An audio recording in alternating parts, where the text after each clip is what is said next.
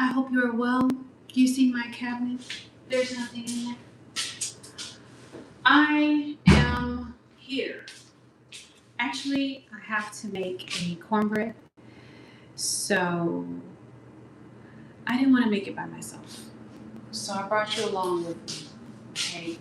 Now, this cornbread is going to be kind of tricky. It's tricky because I don't have like a lot of. I don't have like big bowls anymore. I never really had big bowls, so I'm gonna have to like mix it up in this pan. Actually, I know it's so crazy, so unorthodox, but that's what I gotta do. I don't have my anklet on. I feel naked. No anklet. Matter of fact, I gotta go put my anklet on. Hey, Leanne, how are you? Well, welcome. My elbows are ashy. I gotta go get my anklet. I know it's random. And I gotta go put some lotion on my elbows. Hold on. Oh. Okay, anklet. Oh my God, where is it? Where is it? Oh my gosh. Oh, here it is. Okay. Anklet lotion. Coming. Okay. I got the lotion. Lotion. And the anklet. Where the trolls at? I don't even know. Maybe they took a day off finally. Right? Let's see if I can get my leg up there. Oh yeah. I've been doing my yoga so I can get my leg up there. This one is it's like a coconut lotion. Hold on, let me get this anklet on. You know, it's hard to like do two things at once. Oh my goodness. Oh my God. Yeah. Okay, I got it on. What you say? You've been out? You've been out of phone minutes? Oh, get out of here. So you haven't been on the, okay, I haven't been live. Okay, you've been, really? I love being barefoot. So you guys, welcome. My gut is going down. Look at that. Look at that. Huh? I got coffee on my dress. Don't, just ignore that. Look at that. Gut's going down. I've been doing a nightly routine just to tighten things up around here. Make sure I'm not missing anything. But yeah, how you been? Oh, thank you, Lan. Yeah, did you notice my gut's gone down? Hey, boss dog, how are you? How are you guys? It's been a minute. I know it's been a minute. Oh my gosh. The elbow that needed the lotion, I did not put any lotion on. But yeah, I got cute for you all. I have my hair dye here. I'm gonna dye my hair later. Story for another day, but that's what I'm gonna do. Oh, your girl. Okay. So originally girl dad, but change your name. Is that right? Here's my hair dye. I'm gonna use this tonight. Don't judge me. Hey Raphael, how are you? Welcome. It's so good to see you all. I'm so grateful to you. Girl, for real, like, it's time to dye the hair. I'm doing well. Oh, she's 8 pounds and 9 ounces. Oh, congratulations. Oh, nice. Oh, wow, that's wonderful. How do you feel? Oh my gosh. Yeah, I don't even know why I'm so gray. But I like my gray hair, but it's definitely time. Oh, hey, 798. Oh, you're happy. Okay, good. I'm glad you both are happy. Nice to see you all. Welcome, you guys. Oh, you like my hair the way it is? For real? Oh, you're so sweet. Yeah, it's like I have seasons where it's like, okay, let's keep it gray. This is what I got in there. Some lint. I do not sleep with a bonnet, so do not do not come for me. I haven't seen a bonnet in years. Hey Antonio, how are you? And I really do need to sleep with something on my head, but no. No, we just want to be a wild woman. But anyway, here's the thing about my hair. So of course, every time I dye it, which I only dye it like once a year, it just goes right back to being gray. So don't worry, it'll be back. But this is the color that we're going to use, a natural black. Thank you, Antonio, a natural black. Hey, JS, how are you? How are you guys? It's been a minute. It's been a minute. So good to see you. Today I went to the dentist. Hey, 9635. Hey, cutie. I went to the dentist. It was, you know how you go there, they just, oh, is it Aria? Is it Aria? Hey, Slicker. Yeah, I went to the dentist today. So, you know, after you come out of the dentist, you just be smiling for no reason because, you know, they scrape your teeth up. Thank you. My teeth are far from perfect. I never had braces. So, you know, they're just, I am a substitute teacher. That's so crazy that you said that. I'm giving substitute teacher vibes. Oh, nice, Leanne. You got your nose pierced? Oh my goodness, you're so sweet. Hey, Leo, how are you? But yeah, so my teeth are far from perfect. Yeah, these are my natural teeth, and they're not perfect.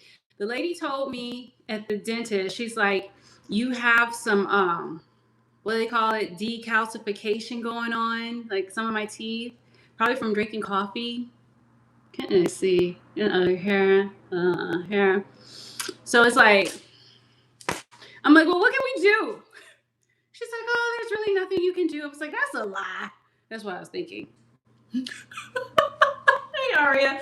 And then I went and I Googled it. Come to find out, there's stuff that you can do.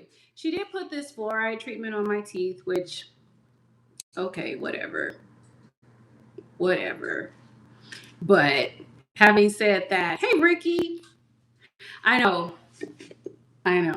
So I got to drink my coffee. And I thought to myself, maybe I should just drink less coffee. But then I was like, what is that? Like, it's so sad. So I'm just going to have to like brush my teeth like extra hard after I drink coffee.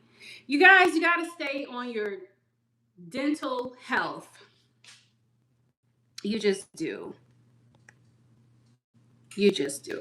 Especially if you drink coffee. So, you know, thank you. The key is to brush twice a day. Gotta brush twice a day.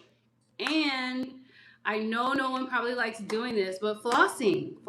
And if you can, try to go to the dentist every 6 months, because the dentist is going to be able to just really get in there. Because every time I go to the dentist, baby, they go to work on my teeth.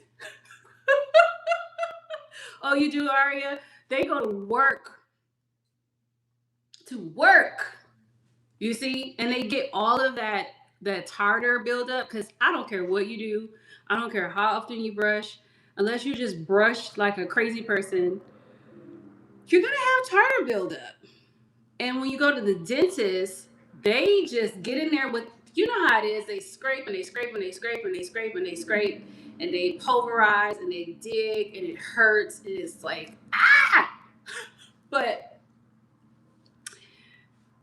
it's crazy. But you got to take care of your teeth, especially if your teeth are hurting. You know, ask yourself why. Like sometimes I have sensitivity in this tooth back here because of sweet things. Yeah, when we go to the dentist, sometimes they make our teeth hurt, don't they? Okay, So let me catch up in the chat. I gotta make cornbread, you guys. That's why I came on here, so I can make some cornbread with you all. Yeah, flossing is such a chore, isn't it? And my teeth are really stuck together, so it's like they're close. You see how my teeth are? They're super close. So it's like I really gotta get in there. But yeah, my teeth are not perfect, and that's okay. That's okay. Yeah, less coffee, more soda. Yeah, I drink soda too, so I'm guilty of that too. Thank you. Thank you. These are prescription contacts. Help me see you better. That is my pork steak. Would you rather bring any one of your ancestors to present or let your future generation? Hold on, that's a good question. Okay. Would you rather bring any one of your ancestors to present or let your future generation take you to future? Uh, hmm. If I could bring Dr. Jampa, who was I say was, but it's hard for me to say was, so is my Tibetan Buddha mentor who grew up in the same neighborhood as the Dalai Lama. If I could bring him to this present day, I absolutely would. I absolutely would. I absolutely would. I think about him regularly because he was just such a sweet man, such a kind man, such a loving man, such a gentle man, and just a beautiful spiritual being. When he used to sit outside and pray and do his chants and whatnot, people would just they would actually bow to this man. That was his energy. His energy was of peace and love. And I know, I wouldn't want to disturb wherever he is on his journey, wherever his energy is. Yeah, exactly. He's a legend for real. How do you pronounce your name? Yeah, he's a legend for real. So he's still with me. He's still with me. As a matter of fact, when he transitioned on, I went to his house, and he used to have this Tibetan store where he sold all of these different pieces, different types of Buddhas and stuff like that. But anyway, they put his prayer clothes on me. Like they gave me his prayer garments. So I still have them in my storage shed. So yeah, I'd bring him back and I'd have a cup of tea with him. Good question. Yeah. What do I think about what kind of virus? I didn't know about there's a new virus out. Oh my gosh. How often do I retwist my locks? As you can see, not often enough. My locks are interlocked, so they are a wild mess. But I say that in a loving way. Like my hair is just naturally wild, even after I get it redone. My hair be like, who? What you mean? It does not stay neat like ever. I say maybe for maybe the first week, it might maybe perhaps look like, but yeah, my hair is super long now. Super long. I've been growing it out for years. So, but I want to get it to where it's maybe mid thigh length. I lost a little bit of my gut and holding my stomach in, but I did lose a little bit of my gut, you guys. I did. There's coffee on my desk. You know how you spill coffee on your dress? It happens. But yeah. Thank you. I've been working out. I've been working out, boo, every night. So every night, I kid you not, for 3 minutes, I do, what do you call those? Like bicycle crunches. Then for 3 minutes, I do squats. Then for 3 minutes, I do the lunges. And then I walk in place. But really, I'm just doing the merengue. But I move my feet, I lift my feet up and I just walk. and I do that for 3 minutes. And then I do my yin yoga and I do a few stretches. Oh yeah, I gotta make my workout fun. Then I do my yin yoga. Are you guys familiar with yin yoga? My favorite pose would be the Shavasana, which is funny because that's like the last pose. And then I like the child's pose. Oh, it shows I've only been working out for a few days. You guys know that I just turned 46.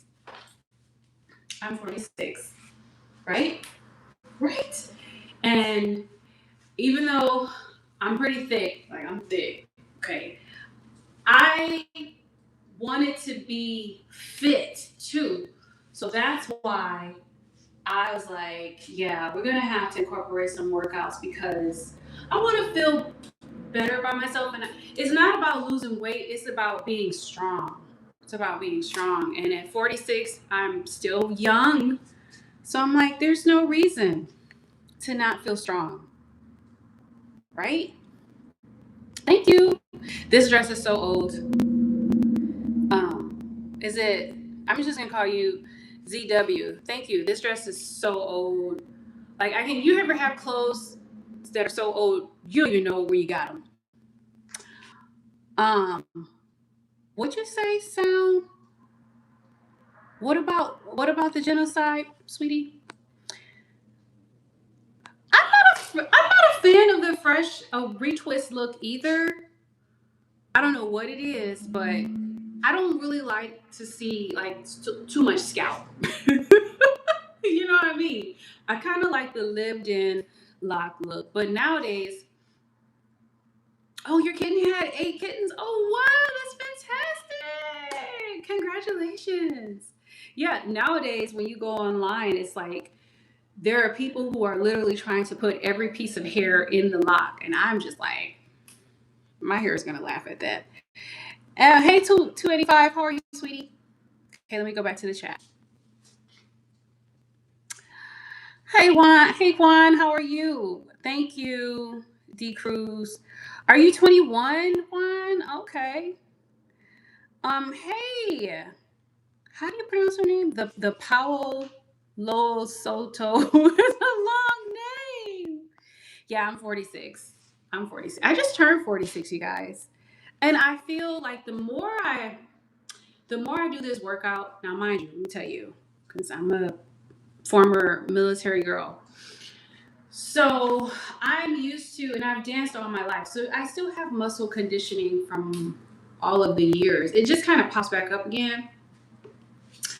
But the more I do this, just 3 minutes here, 3 minutes there, the stronger I feel. Like I used to do really intense workouts. I used to lead like workout classes, be like, give me 100 more. I was that lady. Yeah. You know, all my life I've had abs, like 6-pack, 8-pack. Now it's just like, there'll be none of that right now. You know, I realize that different stages of your life require different movement. You know what I mean? So I don't really have anything to prove to anyone. Right. I don't need long. Just give me 10 minutes. Let's go. Let's go. I promise you. I get tired. I promise you. I promise you my heart rate goes up. Oh, hey, 7695. Mm-hmm. You got wild hair too, Leanne? Nice. Dawn from X-Men. Yeah, I've heard that a few times. I'm thinking I should probably be her for Halloween, huh? Hey, Barry. How are ya? So, yeah, you guys, I'm on here so that I can make cornbread with you all. I was just saying how... Oh, hey, 307. Hey, 4028. Yeah, I was just saying how I didn't have a big bowl to like mix my cornbread mix in, so I'm literally gonna have to use a pan. Don't judge me. Do not act like you haven't sat up here and used what you had in life. Let me get some water in a minute. Oh, my water, man. Okay, let's see where we at. What's the best advice I've ever received in life. Ooh, that's a great question. I feel like I'm always receiving advice, actually. And I'm not sure if I would say like there's one piece of advice that's been the best advice, because it seems like wherever I am in my life journey, when somebody gives me advice, it's good for that moment in time. Like it's good for wherever I am in the journey. Like today, I spoke to my friend and she sung this beautiful song to me that was, oh, let me see if I can play it. Hold on. Hold on. I'm gonna play it for you guys. Hopefully I don't get like, a ban or whatever. Let's see. Is this it? I wanted her to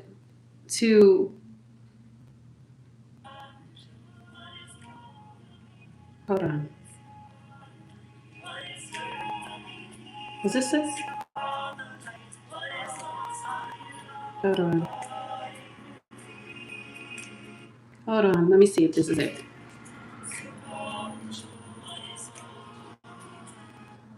Oh yeah. Hold on. She said, "Sing upon joy, sing upon peace."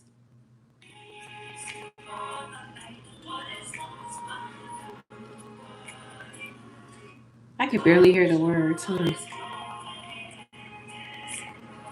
Sing upon joy, sing upon grief. I know it sounds crazy. Sing upon the life that's within you and me, or something like that. Anyway, I'm gonna have to ask her to sing it to me in her own voice. Hold on. I love that rendition of it, but can you please sing it with your beautiful voice and send it to me? Love you.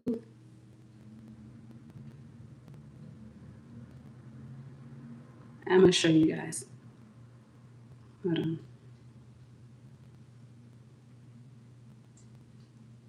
Sing it. I want you to hear my friend's voice.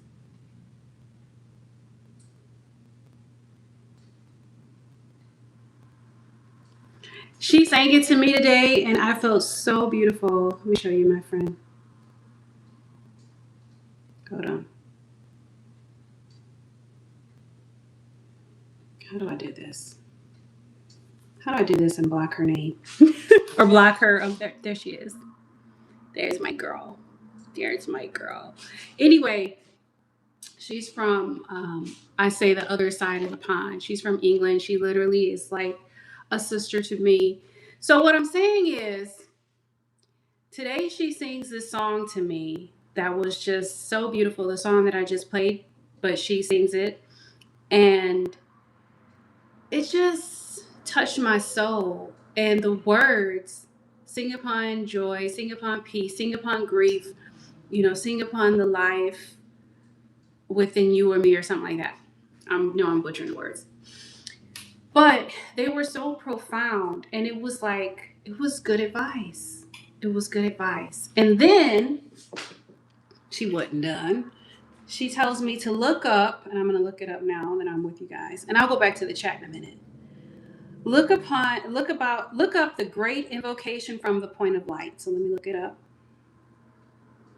Yeah, I'm going to need her to send me her voice and stop playing. Hold on. And then I'll get back to the chat. And then we have to make this cornbread so we can eat. Hold on. So, point of lights. Yeah. So here it is. Okay. So she says this to me. She says, from the point of light within the mind of God, let light stream forth into the minds of men. Let light descend on earth. From the point of love within the heart of God, let light stream forth into the hearts of men. May Christ what we mean be Christ consciousness, return to earth. From the center where the will of God is known, let purpose guide the little wills of men, the purpose which the masters know and serve, and on and on and on and on. But anyway, when she spoke the words to me, again, it was like I felt nourished and I felt fed and I felt loved. So it was advice that I needed in that time. The song was what I needed to hear at that time. Her stories were what I needed to hear at that time. They nurtured my soul. They nurtured my soul. The advice, even though she wasn't trying to give me advice, but it was like advice, it nurtured my soul. Then, when I go and I volunteer for hospice, there's a lady that I sit with. Thank you. And she's an elder. And I ask her certain questions like, is there anything you would change? What advice would you give to people? Blah, blah, blah. And she's like, love God, because she's a religious woman. It's good advice. When I had a Tibetan Buddhist teacher and I would sit with him, he had this saying that was like, right. I'm always getting to the point where I can carry my hair. That's cool. Anyway, he had this quote that was like behind him, and it says something like, life is easy, but human beings are not so easy with life. And that was like advice to me. So this is why it's hard for me to pick one piece of advice, because I feel like wherever I am in my life movie, when I get something, when I receive something, it's perfect for that time. It's perfect for that time. And I'm so grateful. Just like when you have a friend that sings to you, what more do you need? Okay, let me go back to the chat because I know I missed a lot.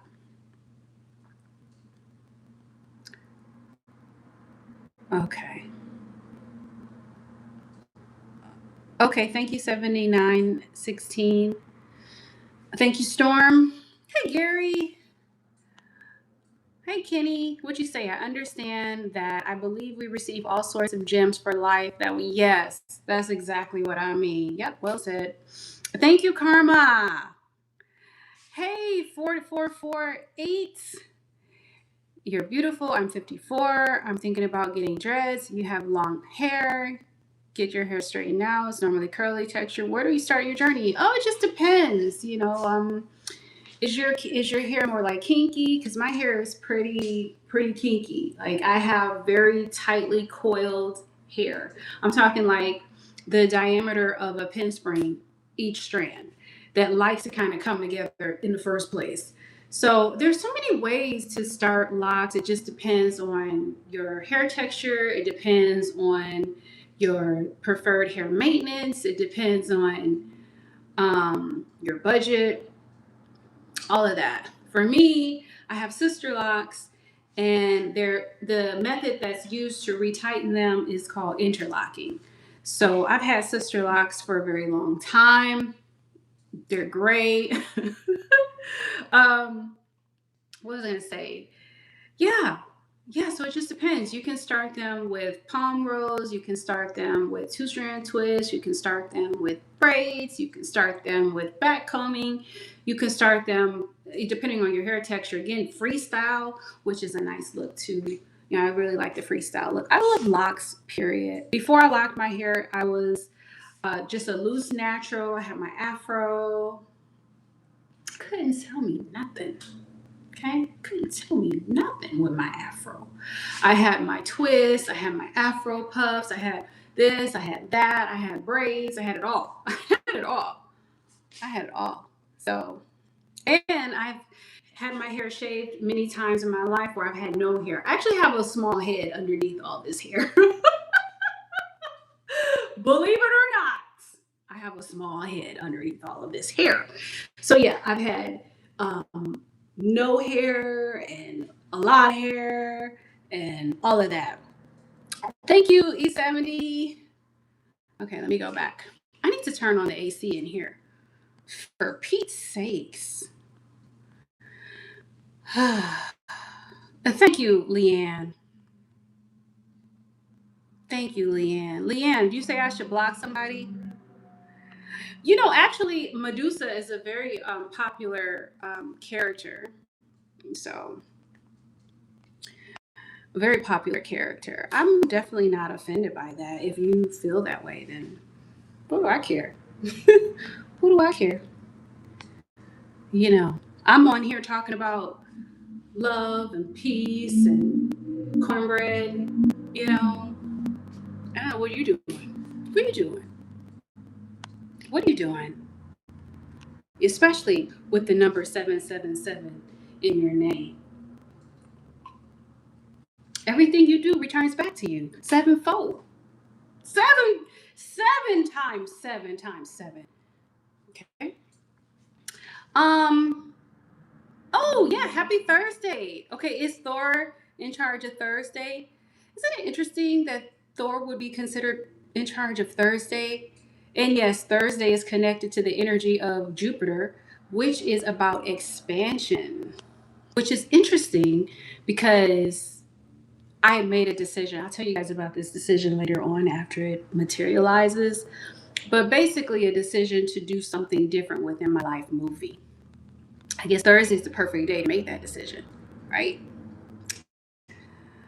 Um. Okay. Some of these questions I gotta ignore because they're just silly. What you mean, Cletus? Thank you, 7916. Hey again, E70. Hey, is it Andre? Andre? I'm probably butchering that. I'm so sorry. I'll just call you Smith. Yeah, I'm glad to be here. Thank you for being here. Hey, 8284. Yeah, hospice. Would you say hospice is mind work to be there when people are on the way? Yeah. So I volunteer for hospice. Matter of fact, I got my water cup that they just gave me. My hospice boss just gave me. And it's sitting with people on their way out, you know. Uh, and it's beautiful work. It's beautiful work. It's beautiful work.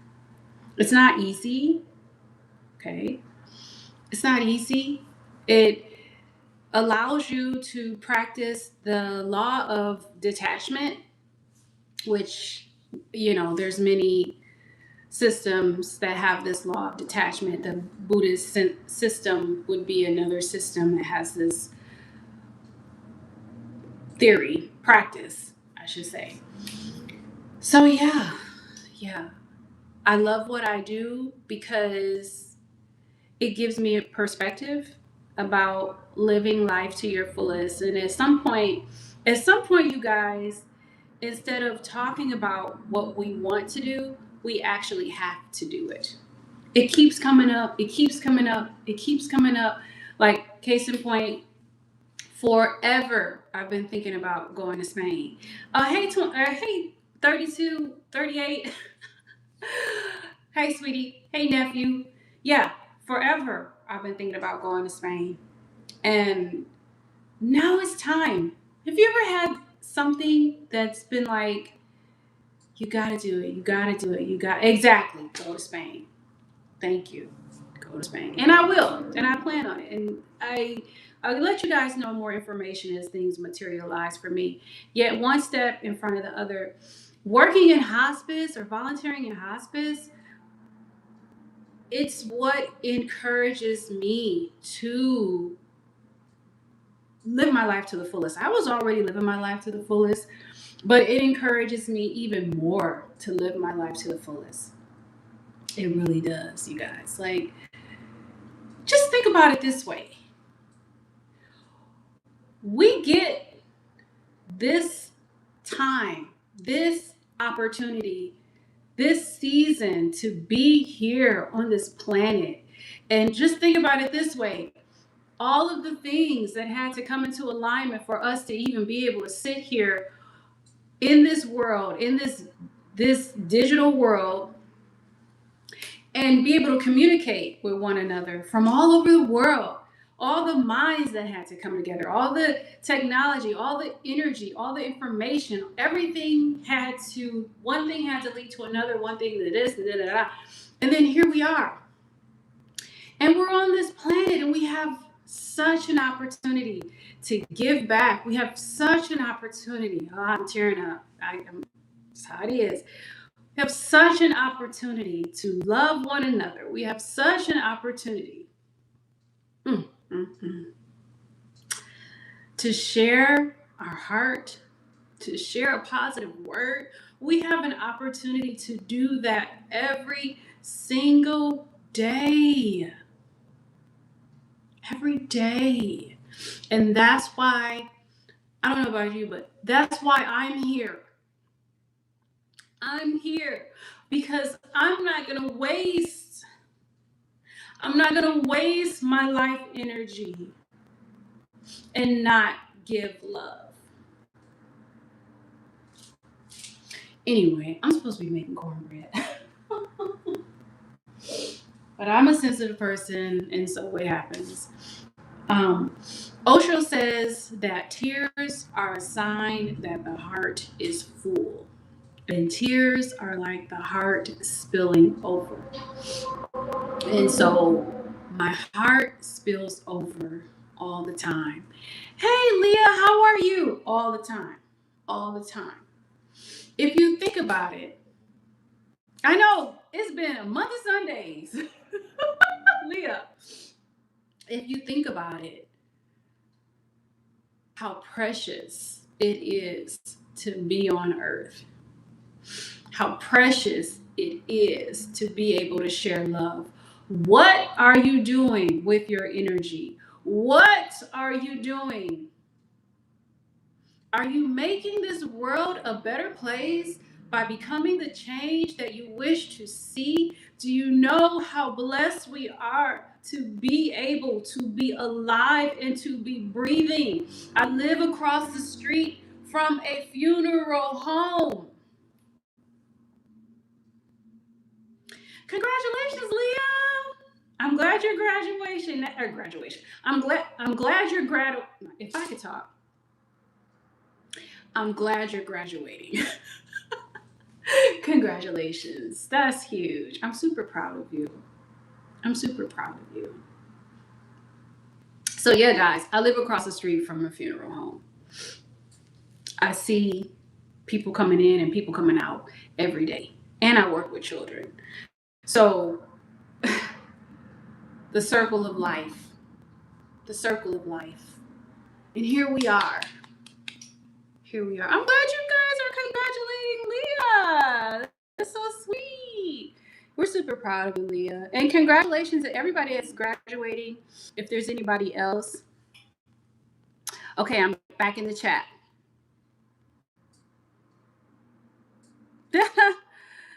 Yeah. Thank you, E70. What you say, Mister? There are times when you forget. Oh, thank you. I appreciate that. I really do. Would you say, E70, when you're caring for someone who's on the way out and you still have time, yeah, it puts life into perspective. Because the reality of the situation is we're all on our way out. We were on our way out when we came here. The difference is the people who are on hospice, they tend to know how long they have, and we don't. That's the difference. So it's very humbling and it's very sweet. And what's also interesting about it is, and I know every person is different, who's on hospice, but the person that I see, I can't give you any information other than it's a beautiful visit. It's lots of laughter, lots of joking, lots of love, lots of repeating stories. And, it's like sitting with your elder, and of course anyone could be in hospice, yet I tend to see the elders. And so it's just, you guys, I'm gonna tell you this. For me, and I'm not on a soapbox or anything. I'm nobody special. I'm gonna tell you that right now. I'm just like you. Yet I will tell you from my own personal experience that volunteering, that's where it's at. That's where it's at. Taking your time is your most precious commodity. And taking your time and giving it to someone or something that means something to you, where it's appreciated,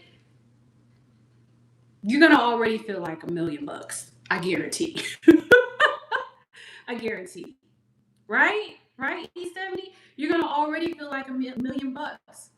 You never have to post it online. I'm gonna tell you, because when you go volunteer, you're gonna feel so fulfilled, so rich, so blessed to even be able to share your time with somebody that can receive your time and looks forward to your visit.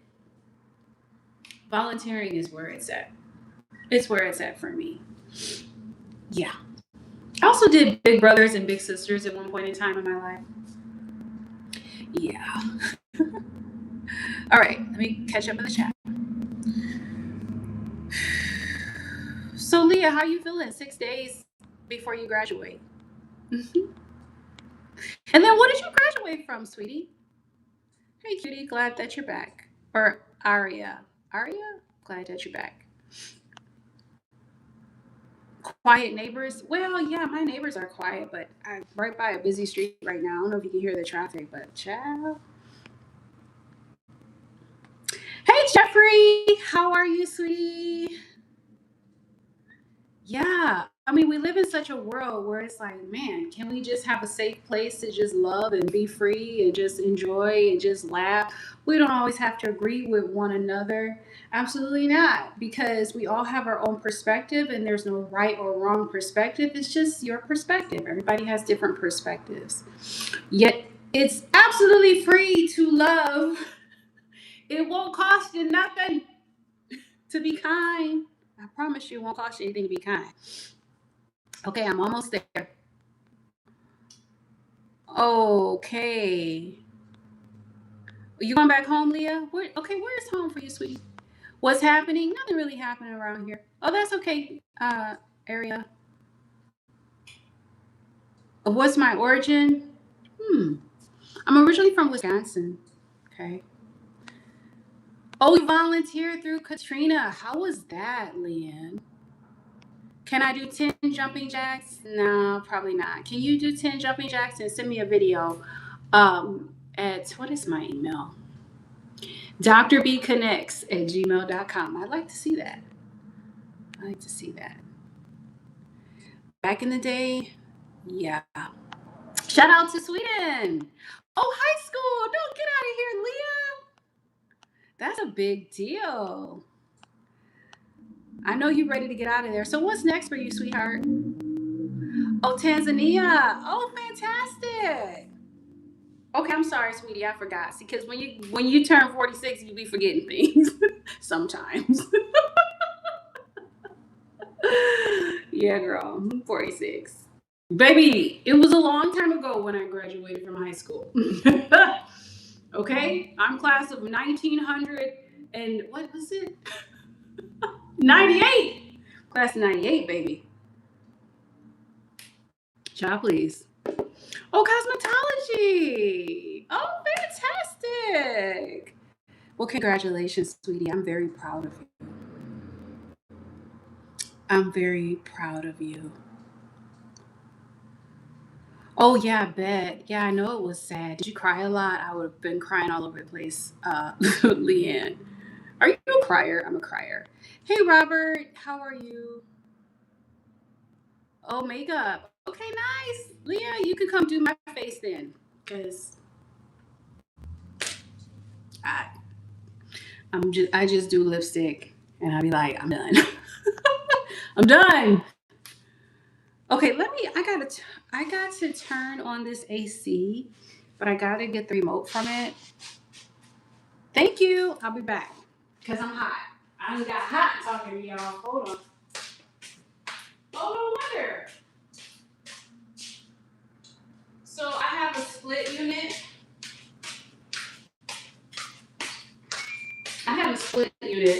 And no AC is on in this house. I have a split unit in the kitchen and then the bedroom. That's why I'm hot. It's like, why am I so hot? Oh my God. I was about to turn on the oven too. I better get some water too because it's hot out. Makeup, hair, and nails. Nice.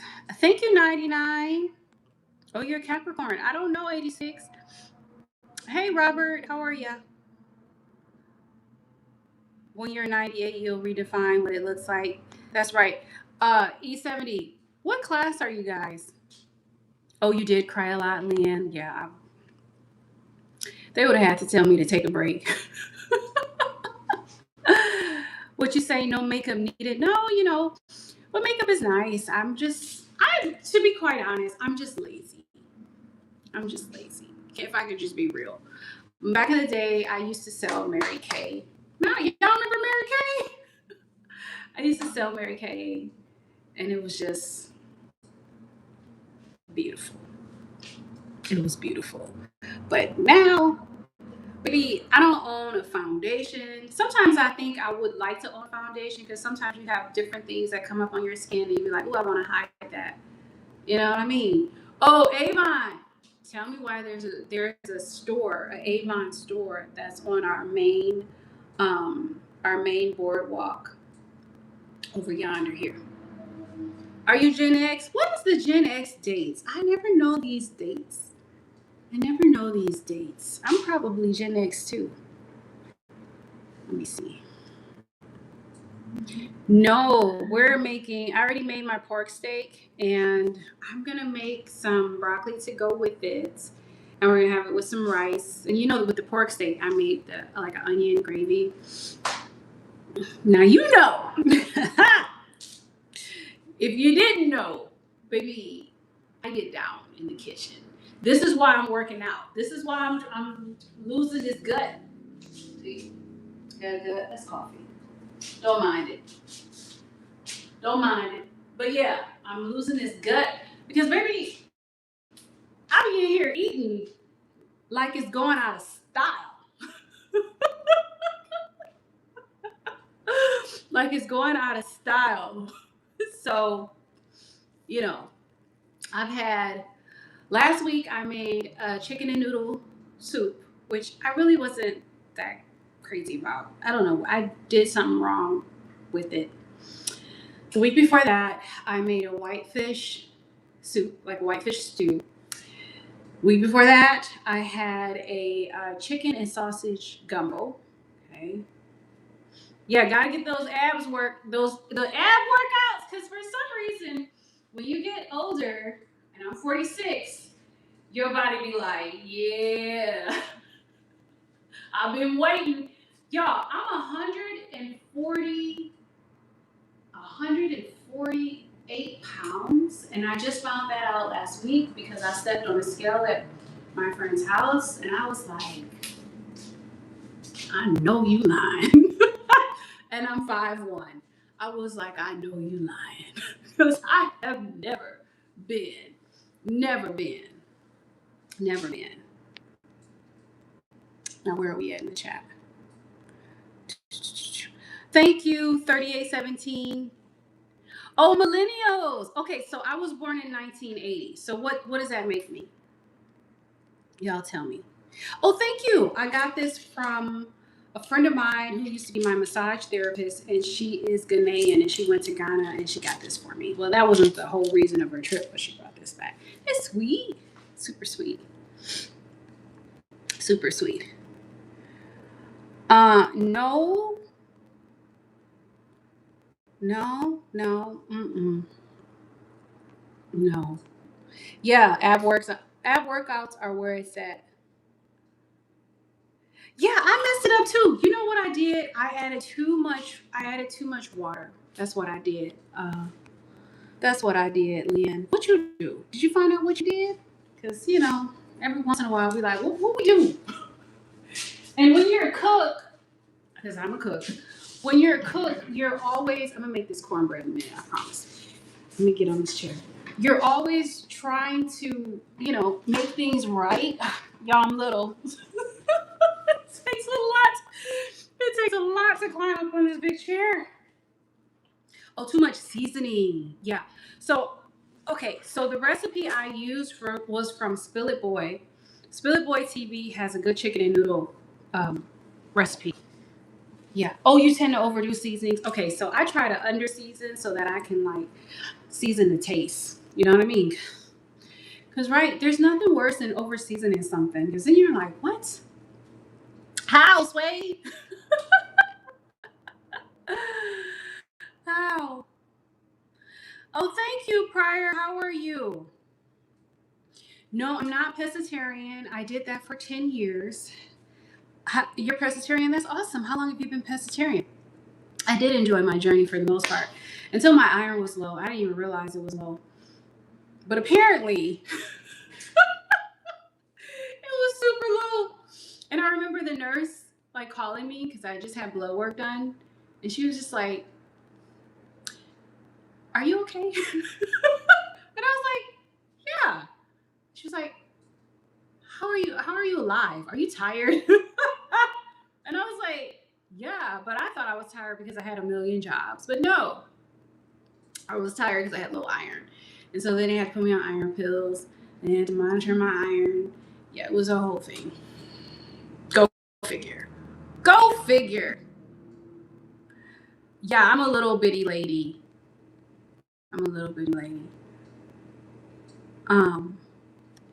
Yeah, Leanne, some people just they can't help it. They have to be mean because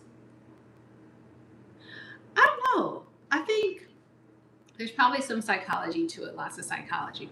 On one hand, they need attention. And they don't care if it's negative or positive attention. They just need attention. So that says a lot. Because if you need attention, negative or positive, especially negative, then boy, you got to ask yourself, why am I willing to even accept negative attention? What is missing in my life movie where I want to come on a stranger's YouTube live and just be mean-spirited? You gotta ask yourself. And what's crazy about it is that when the live shuts off, Leanne, they gotta sit with themselves. And they're stuck with themselves. And I feel sorry for them. Because you could get attention and it could be positive attention. And to me, that has a higher vibration than negative attention. And it could all be so simple. And then, another thing I think about, Lynn, right, people project their insecurities. Exactly, 70. Another thing I think about, too, is the world is already shitty in a lot of ways. You turn on the news, all you see primarily are negative stories. You know what I mean? Why would you want to add to the pain and the suffering by being a mean person? What do you gain? What do you really gain? What do you really gain? If anything, it removes from your cup. You're stealing from yourself. You're stealing happiness from yourself. Because at the end of the day, I'm still going to be by the ocean, going to be by the mountain, going to be by the lake, going to learn new languages, going to be with friends who love me, who support me, who sing me songs on the telephone. what are you going to be doing? At the end of the day, I still will sit with elders and hug children and laugh with strangers. What are you going to be doing?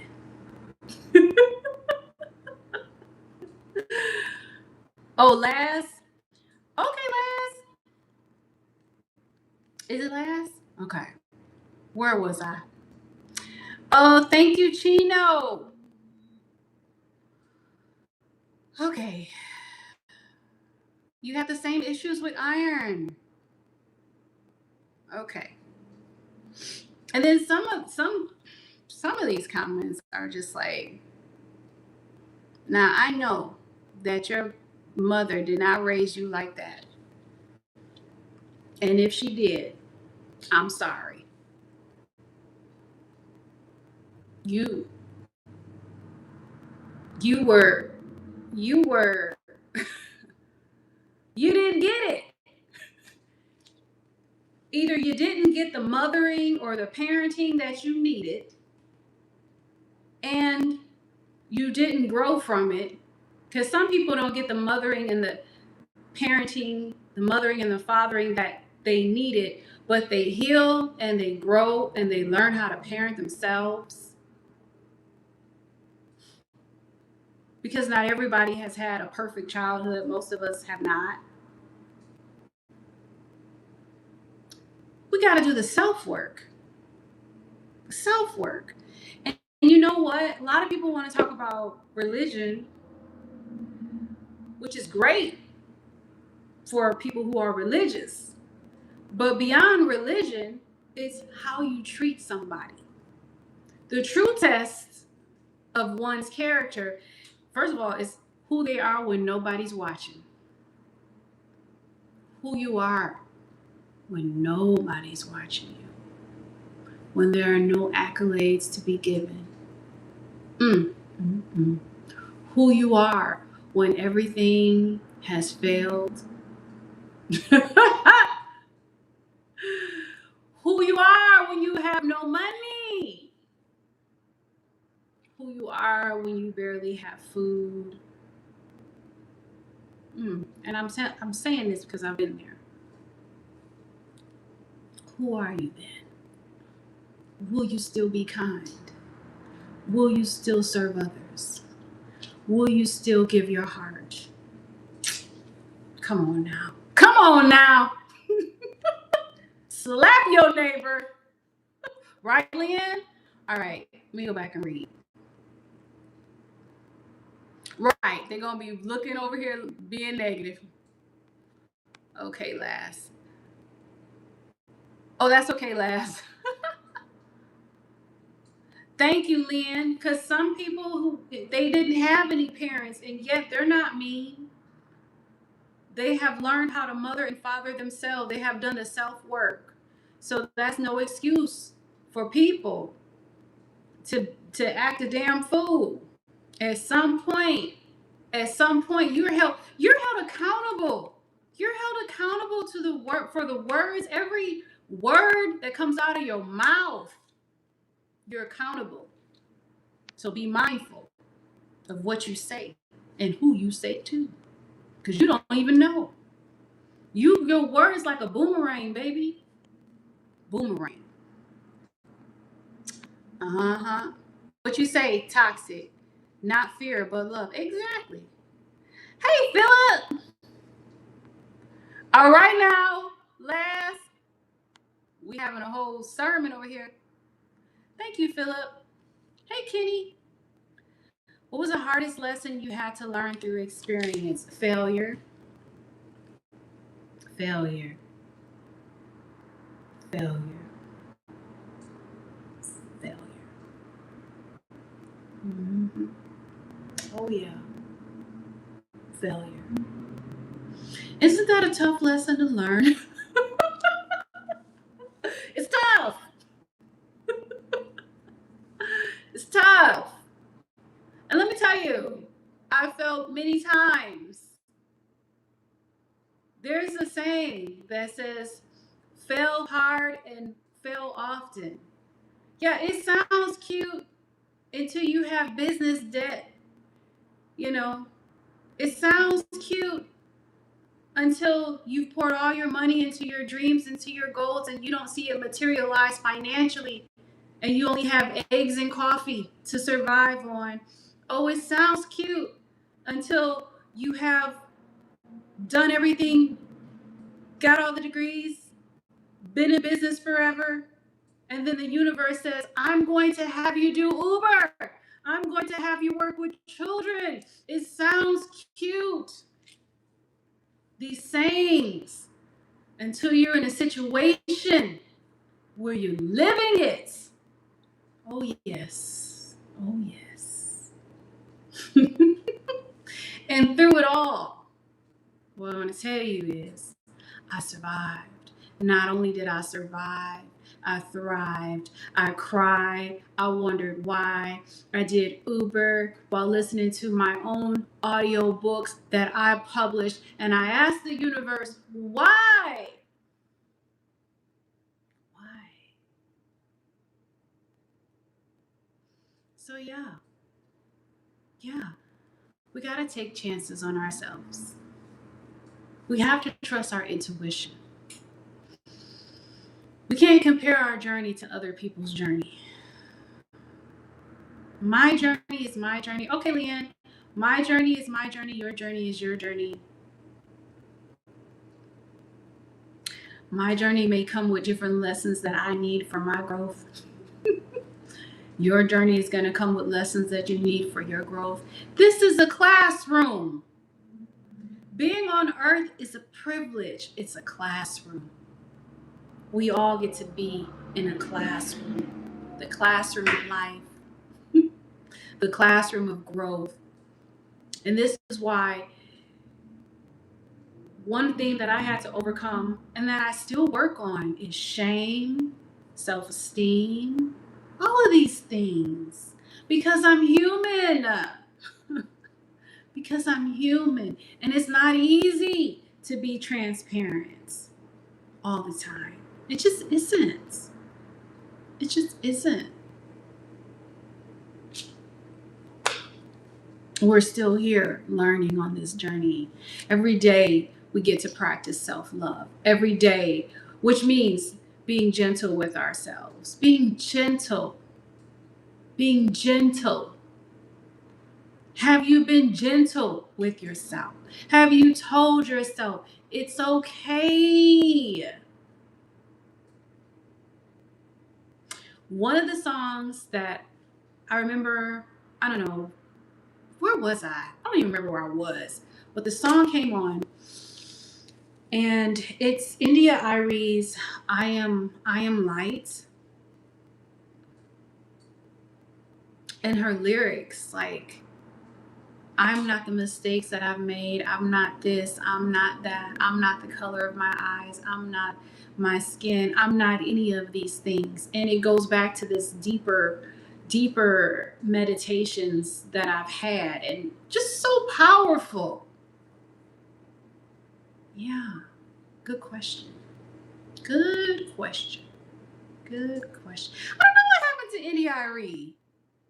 I think she just got tired of all of us.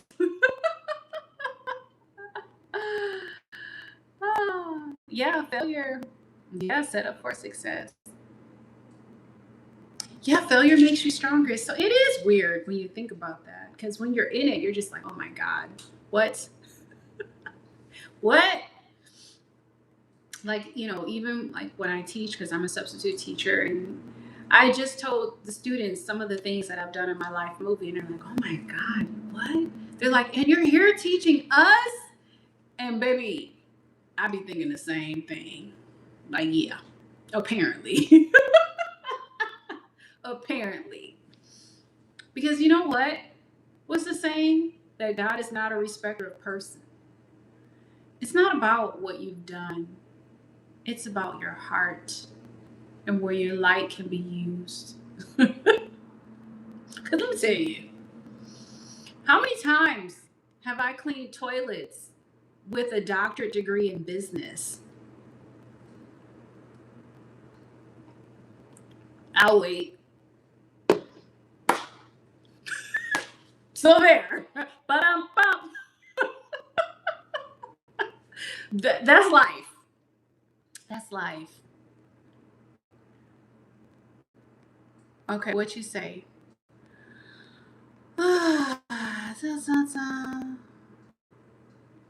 Yeah, yeah. Until you experience it. Yeah. 307, absolutely. The only way to fail in life is to never have taken it. Yep, gotta take chances. It's meant for me to take risks. I already know. It's in my life movie. I have to do it. I have to do it. I'll be like, oh, that sounds crazy. Let me do it. That's how I end up moving from one thing to the next.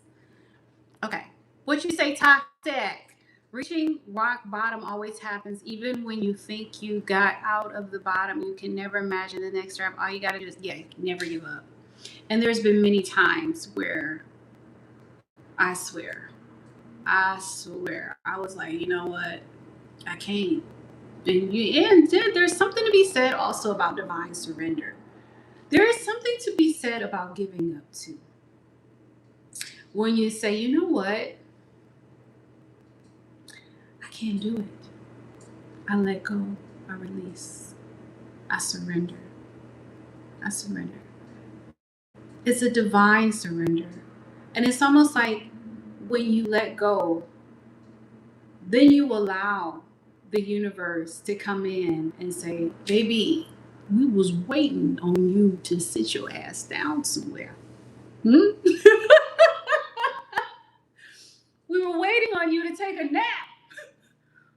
We were waiting on you. Just rest. Just rest. And I'm telling you, hey, Julio, I'm telling you, I've had situations where, my mother would be like, I had a dream about you, and, what do you need? And just pouring into my cup that way. My dad, when I look back over my life, you know how it goes, and you think things over. Come on now. Come on now. Come on now. Okay. Y'all know I'm silly. I'm silly. Please understand. I know you guys are always like, I love your eyes. I love your eyes. I love your eyes. Yeah, thank you. They're contacts and they're prescription, and they help me see you. Because if I did not have them on, I would not be able to see you. They're brown. My eyes are brown. So there's that. Okay. Okay, Leanne. Okay. What you say, because the wilderness moment is not about your success biblically, it's God's glory. Yeah, it's very interesting, that wilderness thing.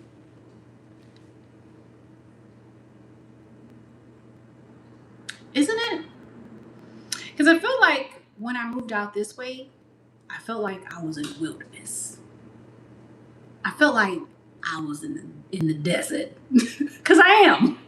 I felt like I was here for 40 days and 40 nights. In a place, in a period of isolation, just the mountains and the lake and limitations. First friend I ever made, like truly made, was in hospice. Like truly. Yeah. And I don't separate my success from God's glory. I feel like my success is God's glory. And my failure too is God's glory. Because at the end of the day, it's about how I respond to failure. Will I still be loving? And the answer is yes. How do I know? Well, because I've failed many times. And I come to the conclusion, now I'm not religious, but there's a saying that I always use. And I say, this is how you know you saved for real. I'm going to leave that at that. Because, baby, let me tell you, I've had all kinds of things happen to me on my life journey that most people would have probably went clean off about. And I did. But I went off with the universe. How sometimes you got to have a little talk with the universe or God Be like, hey, nah, that ain't what you told me now. Did you not say? I'm gonna need you to fix this. Fix it. So funny. Yeah, again, I don't know what happened to Annie Reid. Uh, yeah, she's living. Yeah. Failure in the public eye. Yeah, which is a whole conversation in itself because of what we value as human beings. You know, success to us as human beings may look like a mansion, which is nothing wrong with these things. Mansion, millions of dollars, a fancy car, a successful long-term relationship, you know, and there's nothing wrong with any of these things.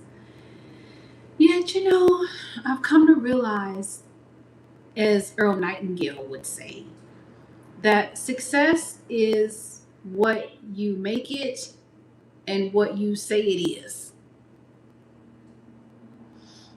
In other words, as I talk about in my book, Expect Effing More, you get to define what success means for you. And success changes different times in your life movement. Right. E70. Like, for example, when I moved here, oh my gosh, I was so afraid. I was like, what? Yeah, Earl Nightingale, absolutely. I'm in your wheelhouse today. I'm in your wheelhouse. I actually interviewed this guy who I think was part of like the Earl Nightingale publications. I interviewed him. Oh, yeah. But yeah, when I moved here, thank you, African. I was afraid. I was like, oh my God, am I gonna see scorpions? Am I gonna see rattlesnakes? What if there's like, I had all kinds of things. Well, this place is just covered in rattlesnakes. You know, um, what's it gonna be like? What if I don't like it? Blah blah blah blah. And I still moved afraid. Now it's time to go, and I'm like, what about this? And what about that? You know, it's funny. But as you get older in life, because, you know, as I said earlier, I'm 46 now. As you get older from a chronological standpoint, you start to see patterns, don't you? And every time you see that one thing led to another, I know it's not just me. One thing led to another. It's like, okay, the universe says, go over here, you go over there. You go over there so that you get this and this, blah, blah, blah. Had you not been over there, then you would have met with this person who told you this and da da da, that led to this and this led to that. You know what I mean? It's just like you might not have the full scope of everything, but you get one breadcrumb. You get one breadcrumb. And you follow that breadcrumb. And that breadcrumb leads to another breadcrumb. It's about trusting your intuition in the first place. You start to see a pattern, and then you realize, you know what? Everywhere I went, and I'm not speaking from a religious standpoint. No, nothing against anybody religious. You guys are still my brothers and my sisters. I love you all till the wheels fall off. Yet, I want to say, everywhere that I've gone, God has provided. God has provided. The way has been opened. Everywhere that I have gone, I kid you not. I kid you not. Hey, Zephyr, like I would leave. I remember I left working for children's gymnastics, which saved me, by the way. It saved me. It saved me because I had to take that job because I had recently fired a client who I felt was trying to pimp me. And the client was paying me buku money. And I had to leave him alone. And then I'm like, oh my God, what am I going to do? I have rent to pay. My rent wasn't cheap. It was $3,695 to be exact. Okay?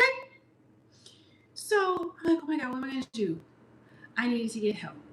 I needed to ask friends. I need to get a job because I'm like, the clients, it's not coming fast enough. And that happens in business. People don't talk about that. Oh, yeah. People don't talk about that because it's too real. It's too real. And then it was April. They had just opened a new gym. I tear up just thinking about it. Y'all, I didn't even know how I was going to make it to the interview, to have enough money to even make it to the interview. Can I just be real?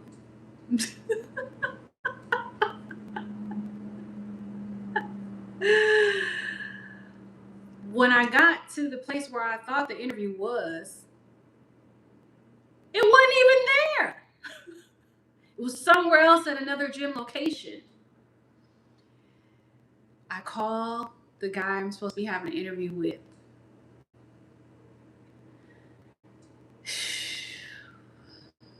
He's like, oh, it's over here. It's at this gym. I said, okay, I'm on my way. He's interviewing me while I'm on the phone. I got the job while I was on the phone. It was the owner of the gym who bought the gym from the original owners, who were from Wisconsin, by the way. This is how you know it's a setup. Oh my goodness. So I want to tell you, whatever it is that you're going through in your life movie that you think is so crazy and makes no sense, it's a setup. It's a setup for your breakthrough. Oh my goodness. And so I got the job. And when I started working the job, I was so embarrassed. In the back of my mind, I thought, boy, I've launched dispensaries, I've launched deliveries, I've helped businesses make millions, I've had clients, I've been on stages, I've been on Times Square, I've been East Coast, I've been West Coast, I've been a lot of places. I've worked with clients that are moving around this world internationally. I wish it was imposter syndrome. Yeah, I've written books, I did all this stuff. But every time I chose myself, and that's what led me there at that gym. And I remember I was sitting outside, it was during my lunch break, and was they saying the color purple? Is it the color purple? I was feeling mighty down. That's something Sophia, I believe she said. And also Natalie Cole on I'm Catching Hell. And I heard the owl, and the owl is my spirit animal. Yeah, I was feeling mighty low. I was feeling mighty low. Okay. Because one of the things I had to do was clean the toilets after the kids. But baby, let me tell you, the kids saved my life. I was promoted to director and blah blah blah, and over the preschool, and I started working with the 9-month-olds. All of a sudden, I was teaching 9-month-olds gymnastics, working with their parents. And mind you, once again, because most of my life movie is the case, I'm the only brown thing out there. I'm the only brown human out there. And I'm working with children, their parents. Okay? Teaching them gymnastics, and the babies are smiling at me and they have no teeth, and my heart is just melting. Then I work with the 2-year-olds and I start teaching them cadences. I am awesome. I don't know what you've been told. I am awesome. I am great. I can do anything. And I'm pouring into them and I'm pouring into them and I'm crying because I'm a sensitive person and the parents are seeing that I'm pouring into their kids and the grandparents and this and that and this and that. It saved my life. I never did gymnastics before. I just came from a dance background, but I had to get trained in all that. So what I'm saying is, it saved me, and then it got me really physically fit because, baby, working with ain't nothing like working with kids that'll snatch you up. Hey, Leanne. So what I'm saying is that led me to where I needed to be in pouring into these children and loving on these kids and loving on their parents. So I want to say this because oftentimes people who are insecure, and we all have it, we all have insecurity. I just spoke about mine earlier today. They come on this channel, they just get here. They don't realize how I even run the channel. And the first thing they'll say is, oh, this person, they're just talking about themselves. Number one, it's my channel. So it kind of makes sense. Number two, I'm talking about my experiences so that it could shed light perhaps to your experiences, so that when you feel like you've reached a place of rock bottom, which is a relatable human experience, by the way, that it is a setup. It is a setup.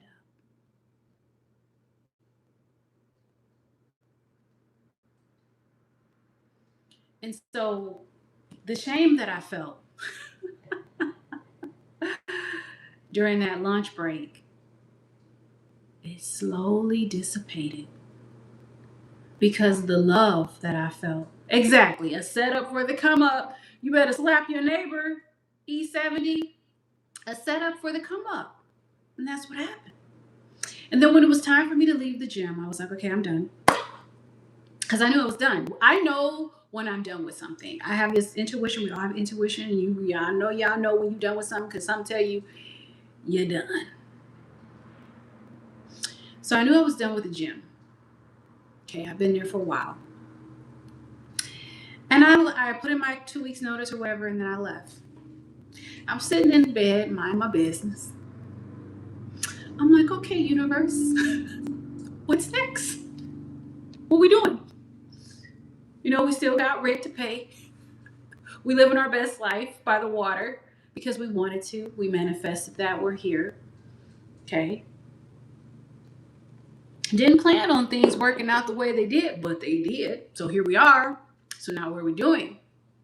We'd already been by the water for over a year, already fulfilled our goal of being there, blah, blah, blah. 300 steps from the beach, beautiful. Could see the ocean from my living room, from my kitchen, while I'm cooking, all of that. And so I'm like, I quit the gym. You know I quit the gym. I felt like it was time for me to quit the gym. So what we doing? Laying in bed, get a call. It's a previous client. Well, she was still a client of mine, but come to find out, on the phone, she's telling me, I need more help with my business. I want to start doing my healing retreats again. Da, da, da, da.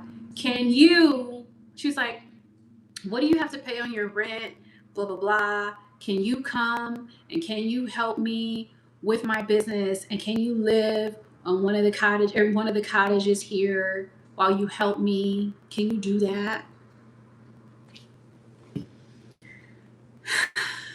And I said, yes, because I knew it was time. I said, yes. Please tell me why. I get off the phone with her. I go outside. My landlord's downstairs. He looks up at me, because I already told the universe, when it's time for me to move here, it needs to be easy. He looks up at me. He's like, do you have anything that needs to go? I'm like, wow. he has this guy that's taking things for charity to Mexico. He doesn't know I'm moving, but he just wants to know if I'm getting rid of stuff. I'm like, yeah. I go downstairs at that point, tell him, yeah, this is going to be my last month here. Da, da, da, da, da. I'm leaving on such a day. Da, da. It's like, oh, okay. Guy comes upstairs, takes my stuff to Mexico. Easy. Easy.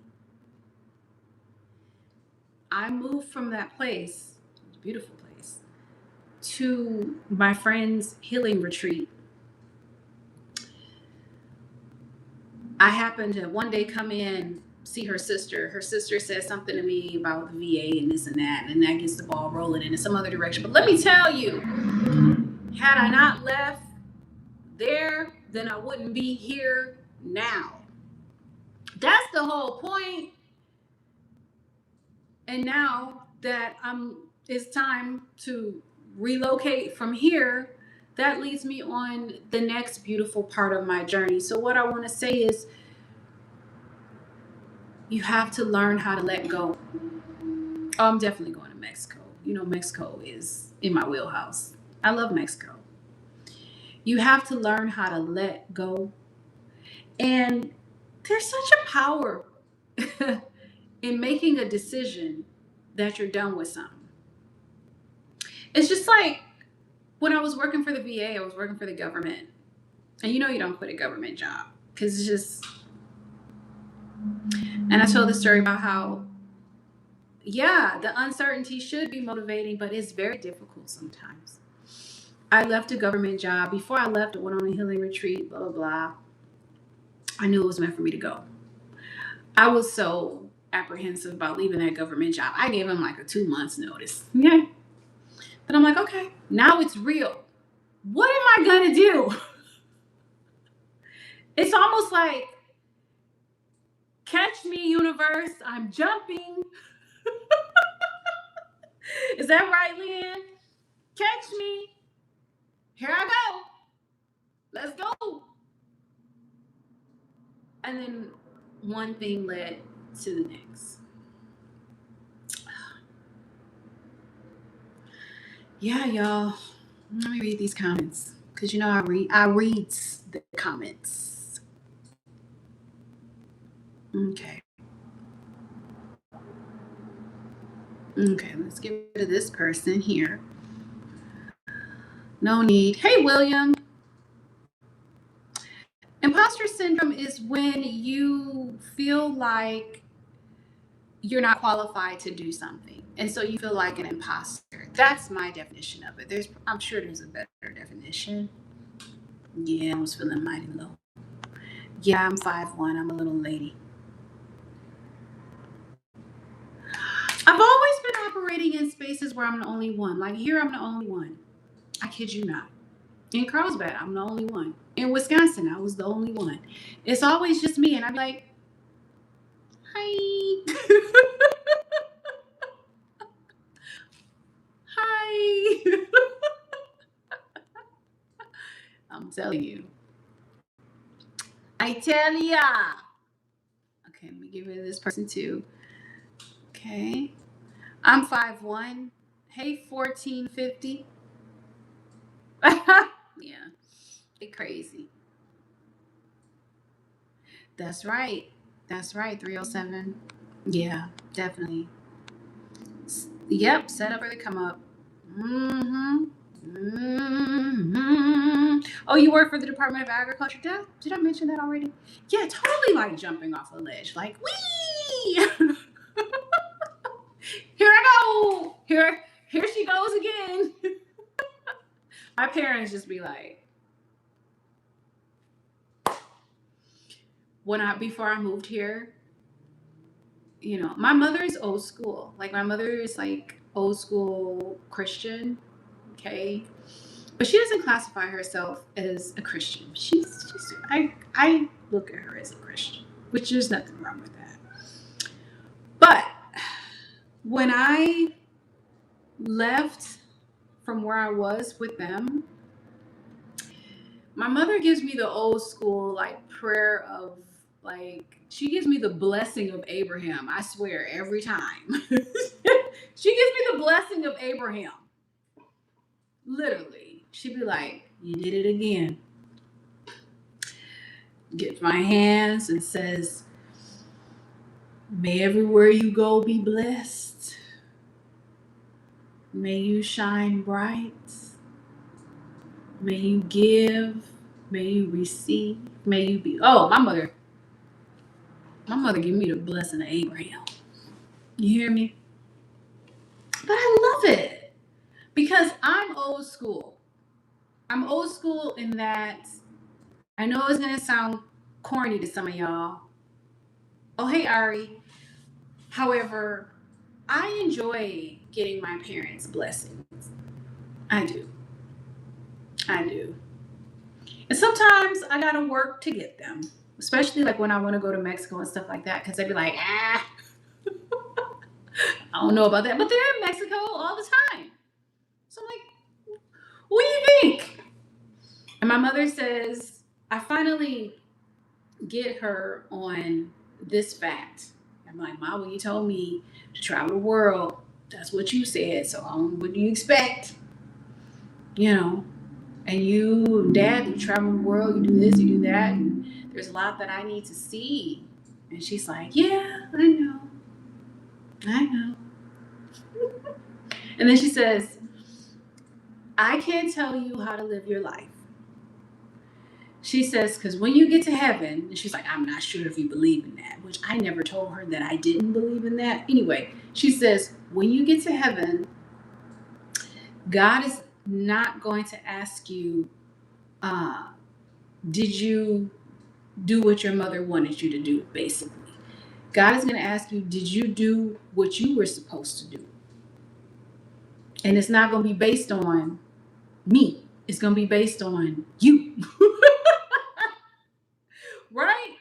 So that's what my mother tells me. And then that's it. And then I guess I'm just free to roam about the cabin. But I am an old school daughter. So it's like, I don't like to do things that I don't like to stress my parents out unnecessarily. And so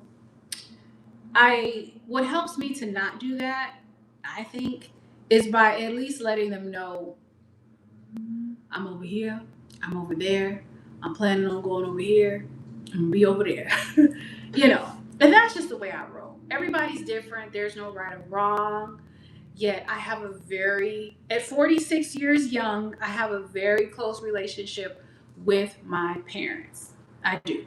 So, you know, for me, it's like a double bonus to get that blessing, even though I know I'm going to do what I want to do anyway, because my parents raised a wild child. They raised me wild. So you can't be surprised. You know, like my father, he was in Vietnam. Like, you can't be surprised. I'm wild. I'm the baby that's running around with no diaper. That's me. That's me. So what do you mean? Are we surprised? Yeah. Mm-hmm. But yeah, you guys, how do you relate to these stories?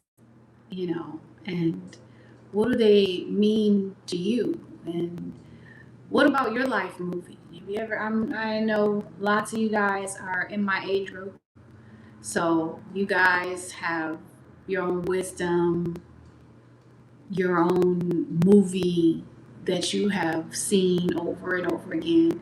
What's something that you feel like you've been learning over and over again in this lifetime? Yeah, it's still being written, most definitely. What you say, 307? Don't worry, some conservatives right under that wilderness. Yeah. Yeah, it's still being written. I mean, we're still here. So, yeah. I always tell people that I'm just getting started. I'm just getting started. For real. For real. And when I look back at all the things that I've done, I'm like, yeah, I'm still here. What you say, 307? I have learned to trust myself as I get older. Yes. Yes. Yes, absolutely. To trust yourself as you get older. Now, what are some of the things that have kind of led you to choose the path of trusting yourself? Any particular situations in your life? And that's a big thing, right? Because it sounds cute, trust yourself, you know. Sometimes you're in situations where you're just like, nah, I thought that you said to bring my ass over here. Please tell me why. And you might not be able to see why in that moment. Like for me to be where I am, and this is a very, very conservative place, and I'm out here sometimes. One of these things is not like the other. One of these things just doesn't belong. So, yeah, trusting yourself is a whole exercise, is it not? I feel like that's definitely written in the life movie script, big time. Big time. I used to have this music teacher who used to be like, big time, back in the day. Hey, hey, 2002. Okay. Okay, where are we? What'd you say? I've been a people pleaser, so I would sacrifice myself for the agenda of others. Yeah, lots of people struggle with that. 307. So, how did you overcome that? That's a very challenging thing to overcome. Yeah, my mother told me she used to be a people pleaser. I used to date a guy that used to be a people pleaser. I've never had that problem. Just one problem or one lesson. I'd be like, hell no. I'd be like, I don't care. No. The answer is no. But no, I can't say that. I would say after I turned 15. After I turned 15, I grew out of that. I found the sacredness of the word no. What you say, Leanne? You're burning your hair follicles. What's going on over there? We need to send help to Leanne. Mm-mm. But people pleasing is it's a real thing. It's a real thing. A lot of people have that struggle, I think, wanting to put others in front of themselves. Ah, Leanne, that's funny. Yeah. But then realizing at some point, like you have to take care of yourself first. If you don't take care of yourself first, then how are you going to take care of somebody else in the first place? You know what I mean?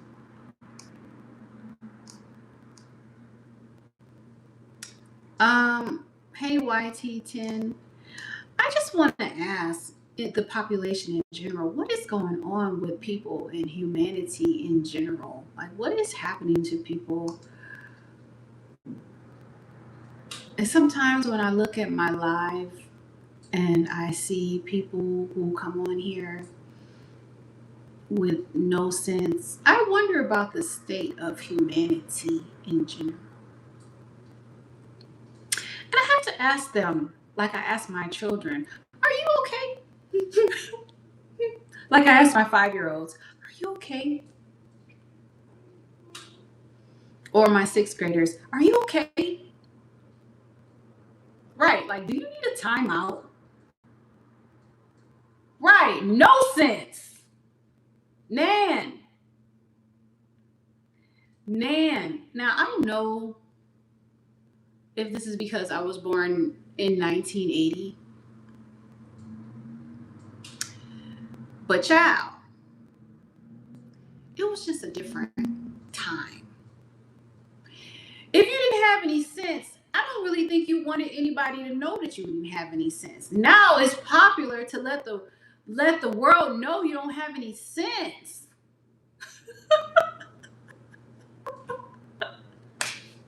How we get to this point? That's crazy. That's a mental illness. If I didn't have any sense, I would want to keep it to myself. Why would I want the world to know. Is that right? 307? And I'm going to go back and read your comment too. Oh my God, yeah. It's crazy. It's almost like people want to be popular however they can be popular. They want to be popular for not having sense. And because I'm a logical thinker, there's a part of me that's very logical. I say, why? Why would you want to be popular for not having sense? It's strange. It's strange. It's an interesting observation. Maybe it's just boredom. It's weird. It's a mental health issue. Would you say 307? I had to understand that there's nothing wrong with it. Yes, selfish. Oh, it's a holy word. I come first. I got that yeah, from religion. Oh yeah. Good point. Good point, 307. Good point. And you're right. Like you are taught that oftentimes in religion, and you're not taught to really care for yourself, love yourself. You're not taught the holiness of being selfish, because selfish actually is a holy word, which simply means to take care of yourself. We need to do that. We need to do that. Child, I don't know what people be thinking about.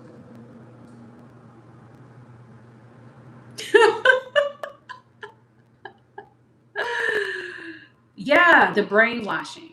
Yeah, there's a lot of brainwashing. There's a lot of brainwashing, you know. And I realize everybody is where they are in their life movie.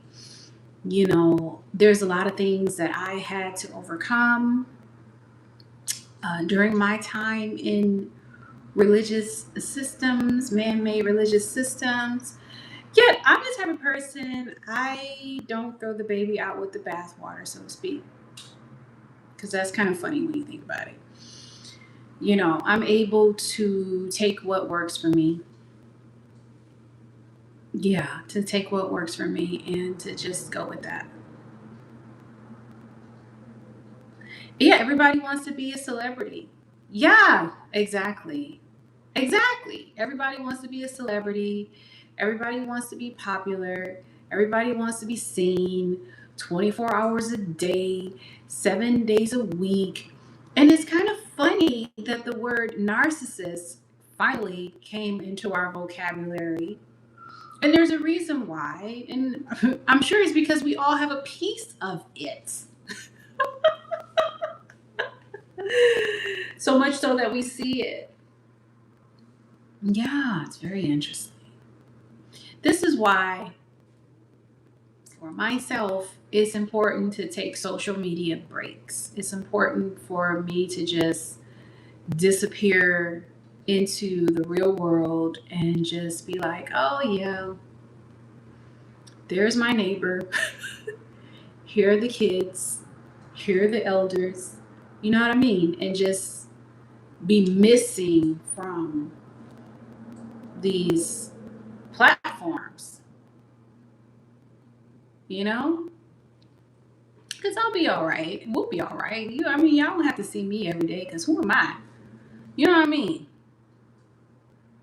For real.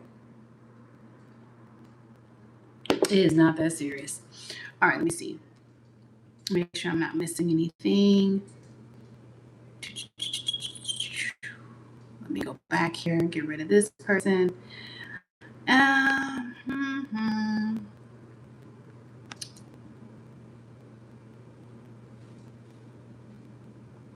Yeah, they're all online, aren't they? 307. What'd you say, Chris? Read your comment. I missed it. If I saw Mystical and a bear, would I help Mystical or help the bear? First of all, what kind of help does a bear need? Is my first question.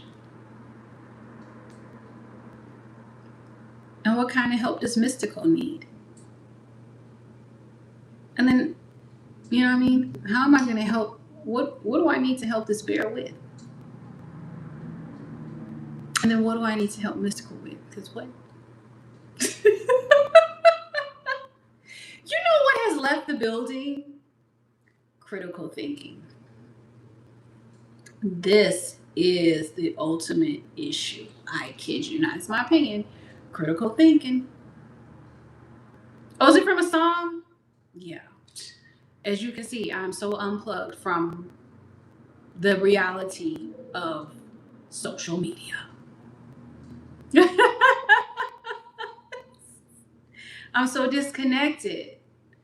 But truth be told, they could get on social media and tell people to drink poison. And next you know, everybody be drinking poison because somebody told them to. They can get on social media and tell you things like, I hate myself, blah, blah, blah, blah. And the next you know, people will be singing it. I saw an advertisement the other day that said, you're stupid or you're dumb or whatever. And they're like, no, I'm just kidding. You're not stupid and you're dumb. What? And they were supposed to be selling you something. I was like, huh? People drink the Kool-Aid and are too, what's the word? Eager. That's how the Southern folks say. You're too eager. You're too eager to drink the Kool-Aid. You don't even realize how programmed your minds are. You repeat what you say. We all do it. It's a matter of realizing it. Yeah, critical thinking. Right, Jonestown. Hello, Jonestown. You know what I mean? Be drinking the Kool-Aid talking about, ooh, it's so good. It's so sweet. Hey, RBW. Ooh, it's so good. It's so sweet. We don't even know. We got Jonestown on social media. It's crazy. It's crazy. They tell you to drink the Kool-Aid. They put it in a song. You be like,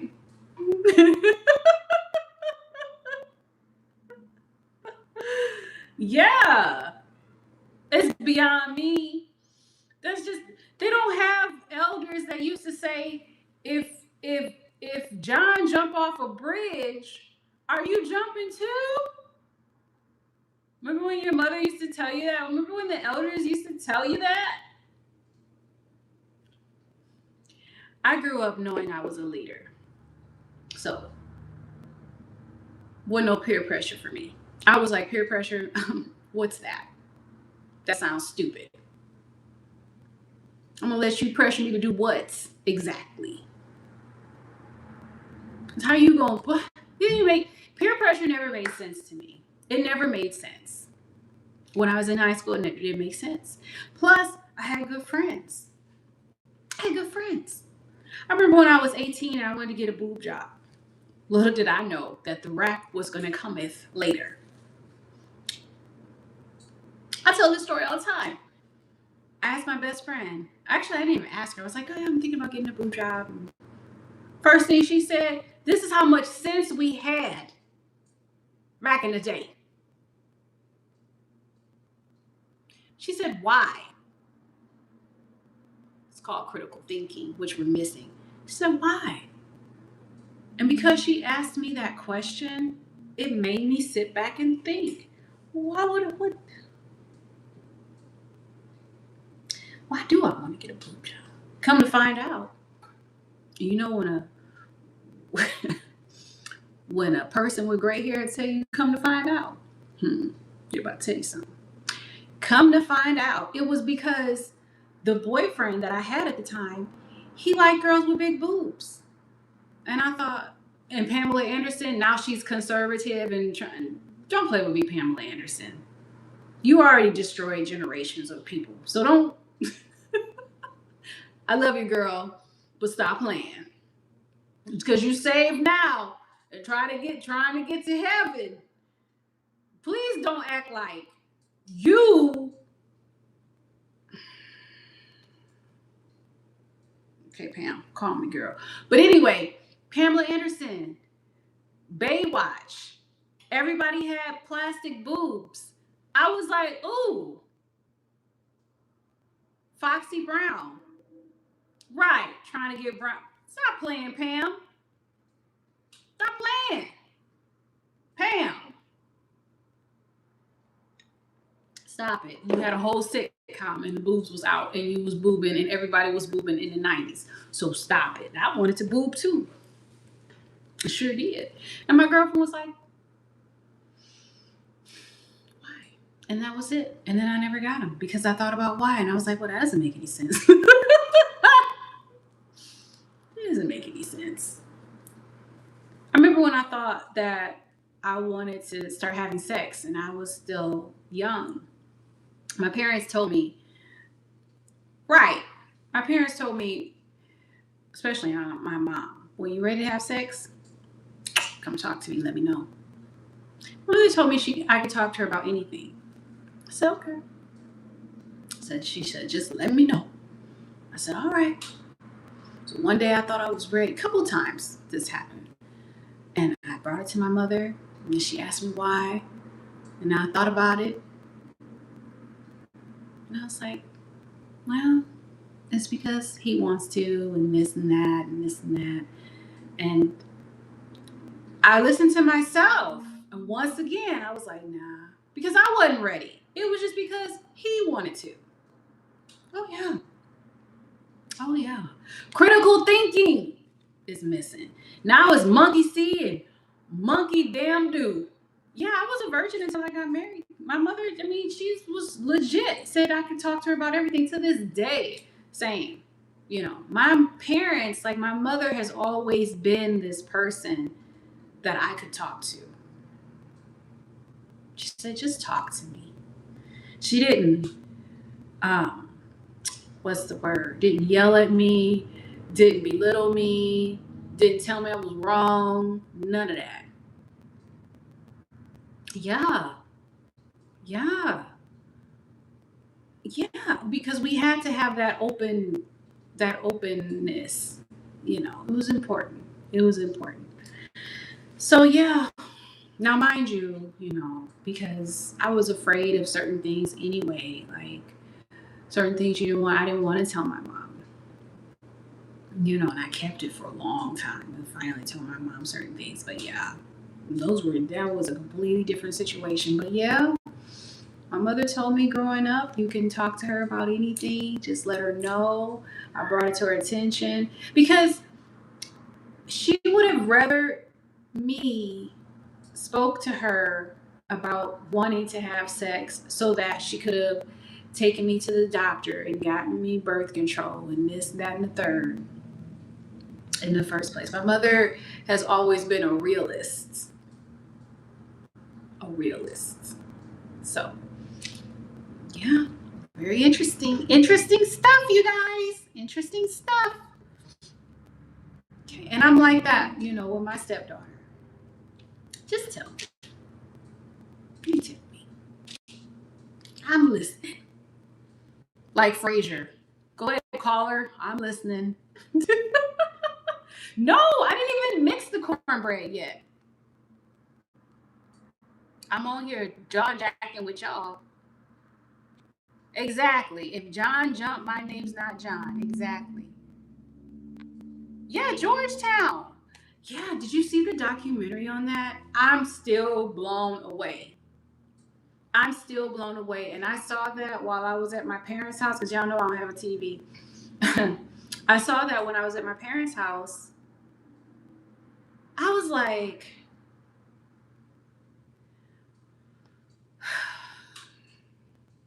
extreme religious fanatics have done a number on the mental health of people, for real.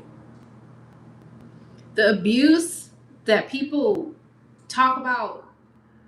Did you see the part?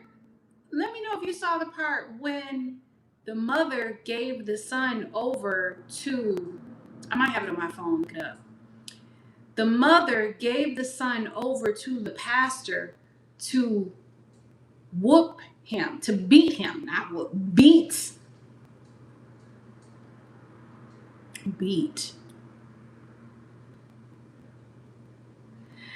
Hey, Ian. It's a sadistic world. Sadistic. Thank you, 307. How you doing, Ian? Hey, boo. Frasier. Love me some Frasier. No, haven't had TV since, I want to say 2012. That's the last TV. And that was in my mother's house. Yeah, 2012. And then, like, I never, oh, well, no. The only TV I ever purchased for myself ever in life was back when I was a police officer. And I had this tiny mini TV that I took on duty with me because I was like, ain't no way I'm going to be out here for 12 hours. I'm at least watch something black and white. And I took this tiny portable TV, which took 1,000,000 batteries at the time. 1,000,000. Remember those tiny portable TVs that took 1,000,000 batteries? And then it would only stay on, I kid you not, for like a few minutes. Yeah, I was 5-0. I was federal. Yeah, you guys, come on. Come on. It was 1,000,000 batteries. Right? E70, and then the thing would only stay on for like 5 minutes. And then you only had a few channels. Baby, I was a federal police officer a long time ago. Yep, crazy. Again, critical thinking.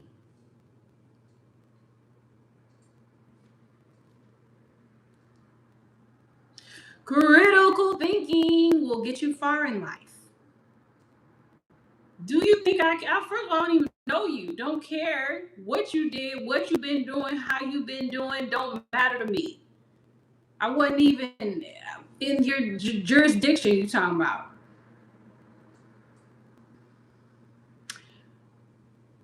Okay, bye. Take care. Toodaloos. Toodaloos. What you said? You're a fugitive. I can't, Chris. You're so funny. Yeah. Some of y'all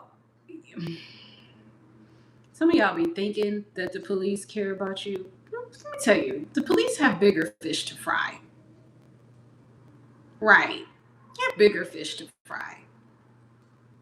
You think somebody who hasn't been a police officer since, 2003, who's opened dispensaries and deliveries, wasn't even in your jurisdiction, a police officer in the Air Force and for another federal agency? Baby, y'all ain't doing nothing but selling weed and ain't even doing that right.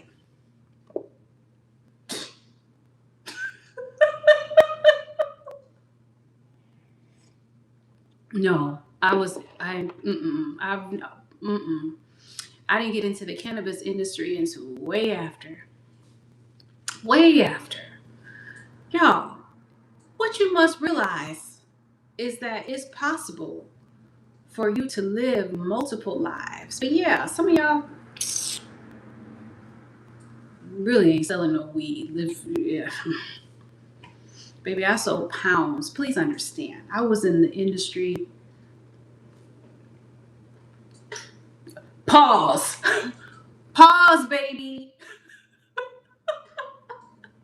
Pause, baby. Y'all crazy. Crazy. Thank you, E70. Yeah, multifaceted. We're multifaceted beings. Multifaceted, not one-dimensional. You don't like it, Chris? Yeah, well, I hear you. Like you said, you grew up around it. So I get it. I get it. I didn't. I grew up in Wisconsin. I got into the industry legally in California. I was the last person you would ever think would get into the cannabis industry. I didn't even smoke cannabis. So please. Because I worked in professions that was like, it just wasn't part of my wheelhouse. It just wasn't. It wasn't. I had cousins that were about that life, but I was never about that life. Thank you. Is it Mallory? Mallory? Thank you. Yeah. But one day somebody asked me, hey, you want to open a dispensary and pretend that it's a surf shop in the front, but it's really going to be a dispensary? And I was like, yeah, that sounds crazy. And like I said earlier, my life movie, that's how it is. Don't be so rigid, is what I learned. Don't be so rigid. Say yes. When I became a police officer, it's because I said yes. I got into the Air Force because I said yes. Went through 2 police academies because I said yes. Went to school for 10 years, became Dr. B, all because I said yes. Is that right, Poppy? Edibles. Boy, those edibles.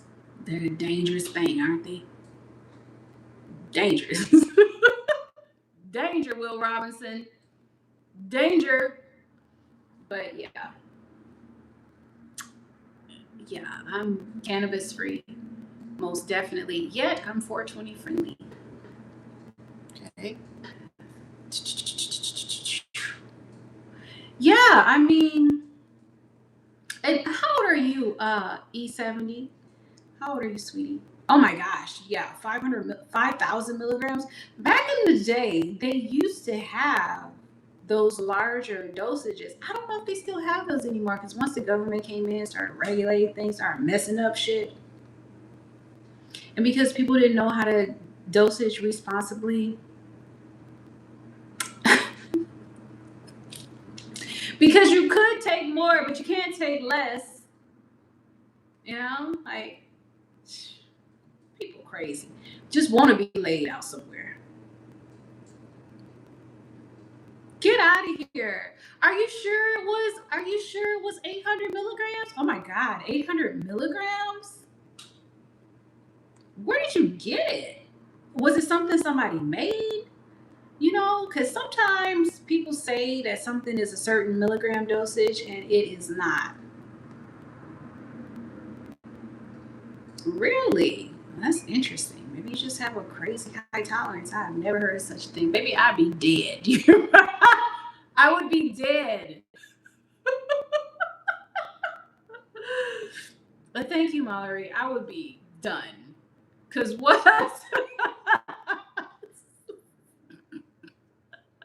What do you mean? What do you mean 800 milligrams did nothing for you? What are you saying? How? Hey, Grant. Thank you. Like, how? What do you mean? What happened? Did you just blink and just roll over and go to sleep? No. I would have opened my eyes and saw Jesus. What do you mean? No. Jesus would be like, you're here too early. We're not expecting you. Come on now, Papa. Yeah. Oh, you said you quit smoking? Or are you trying to quit smoking? Yeah, what's good about cannabis? Well, there's so many good things, but you can't stop. Get out of here, baby. No. Oh, you built up a tolerance. That's what it is. That's why they say you gotta take a break. They call it a tolerance break, you guys. What? And it's true. You know what they say too? That's crazy, Papa. Well, I guess whatever works. They say that women have a higher tolerance than men. Hey, 5247. That's what they say. That's what they say. But yeah, baby, I've been there, done that. Been there, done that.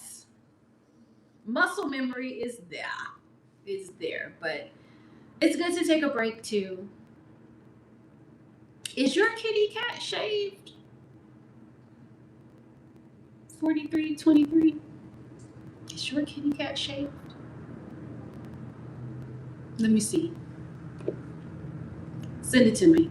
DrBeeConnects@gmail.com.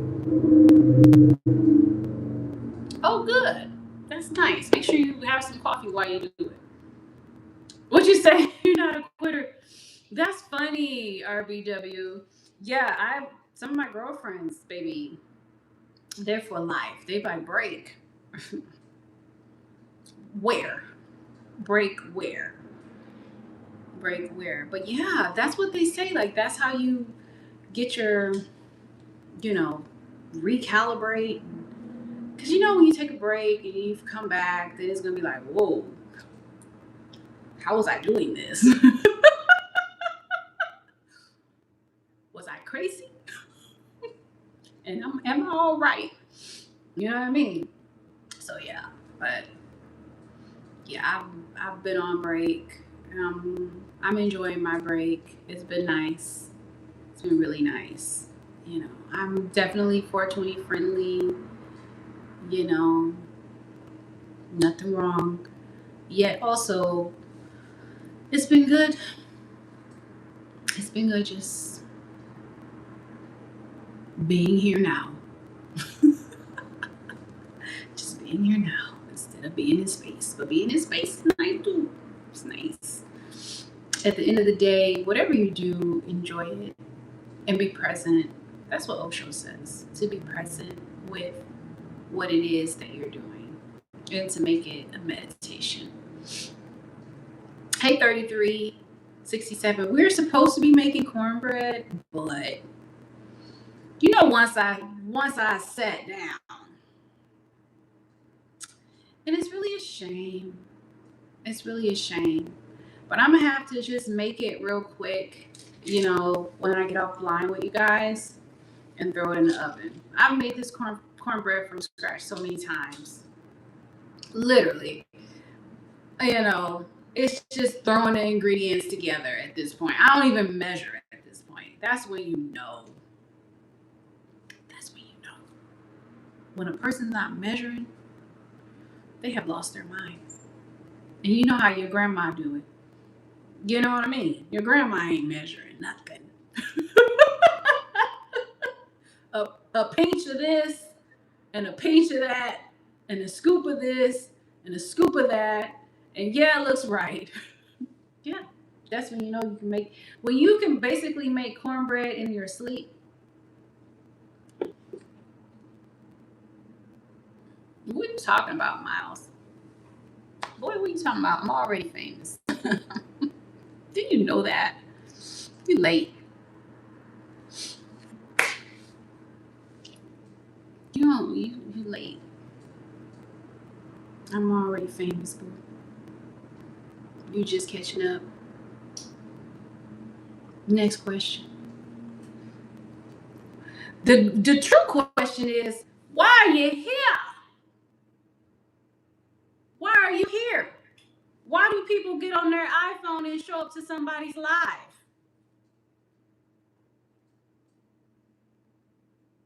Ask yourself. Let me tell you what. Let me show you. Hold on. Get you a mirror. Clean this off. Clean on my booty cheeks. Hey, my hero. Get you a mirror. And you say, hey, why do I pick up my iPhone, go on my YouTube, and go to somebody else's live that didn't ask me to be there? And then tell me what yourself say. That's what you do. Try that. And then let me know how you feel in the morning. Okay, look to the chat. if you ever want to have a challenge in the kitchen. Is that right, Ian? Oh, I don't know. You might beat me. What you make in the kitchen? What's your favorite thing to make?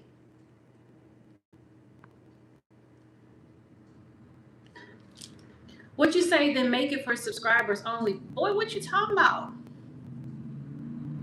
Huh? First of all,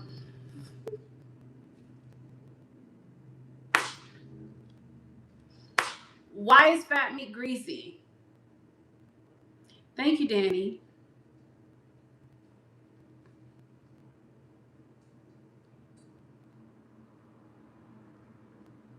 Why is fat meat greasy?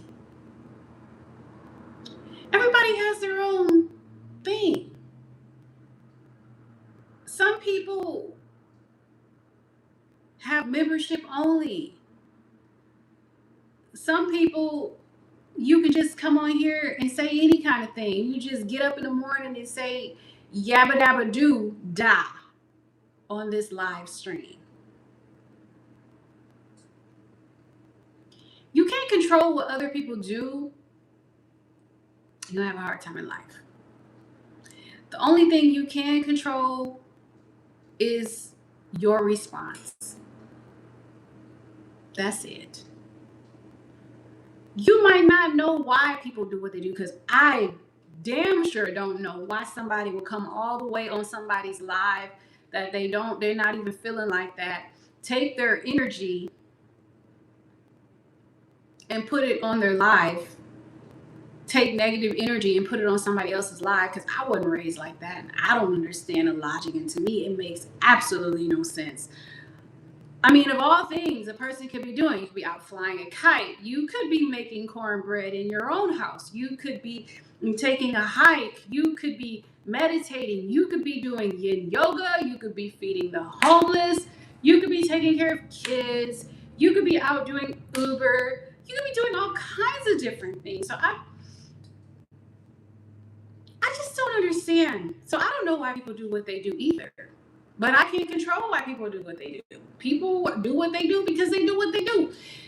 They say if you were to walk a mile in a man's shoes, then you would do exactly as that man does.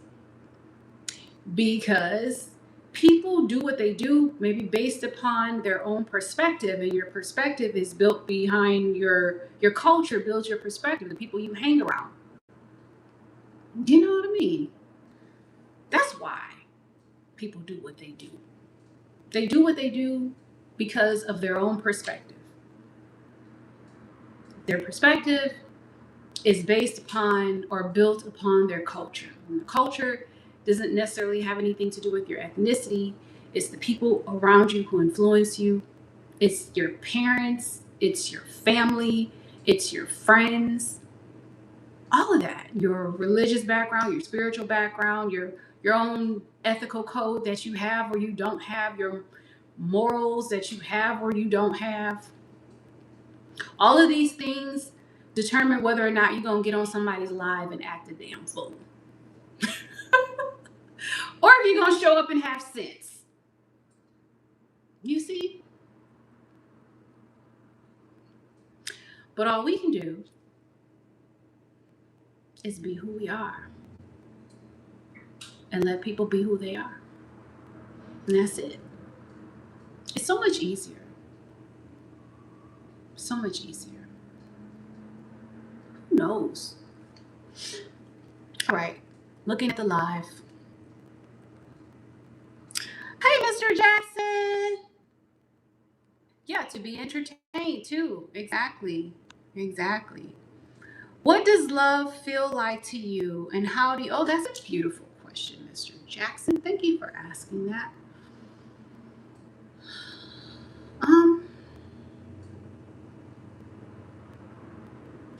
Love for me feels like joy. Joy. And how do I know when I'm in love? First of all, I'm always in love. I'm always in love. because I am love. I'm in love with the mountains. I'm in love with the lake. I'm in love with the birds. I'm in love with you all. I'm in love with myself. There's no separation. Now, how do I know when I'm romantically, like, just feeling a certain type of way about a person, just having those, is when I feel that joy expand. Yeah. When I feel that joy expand.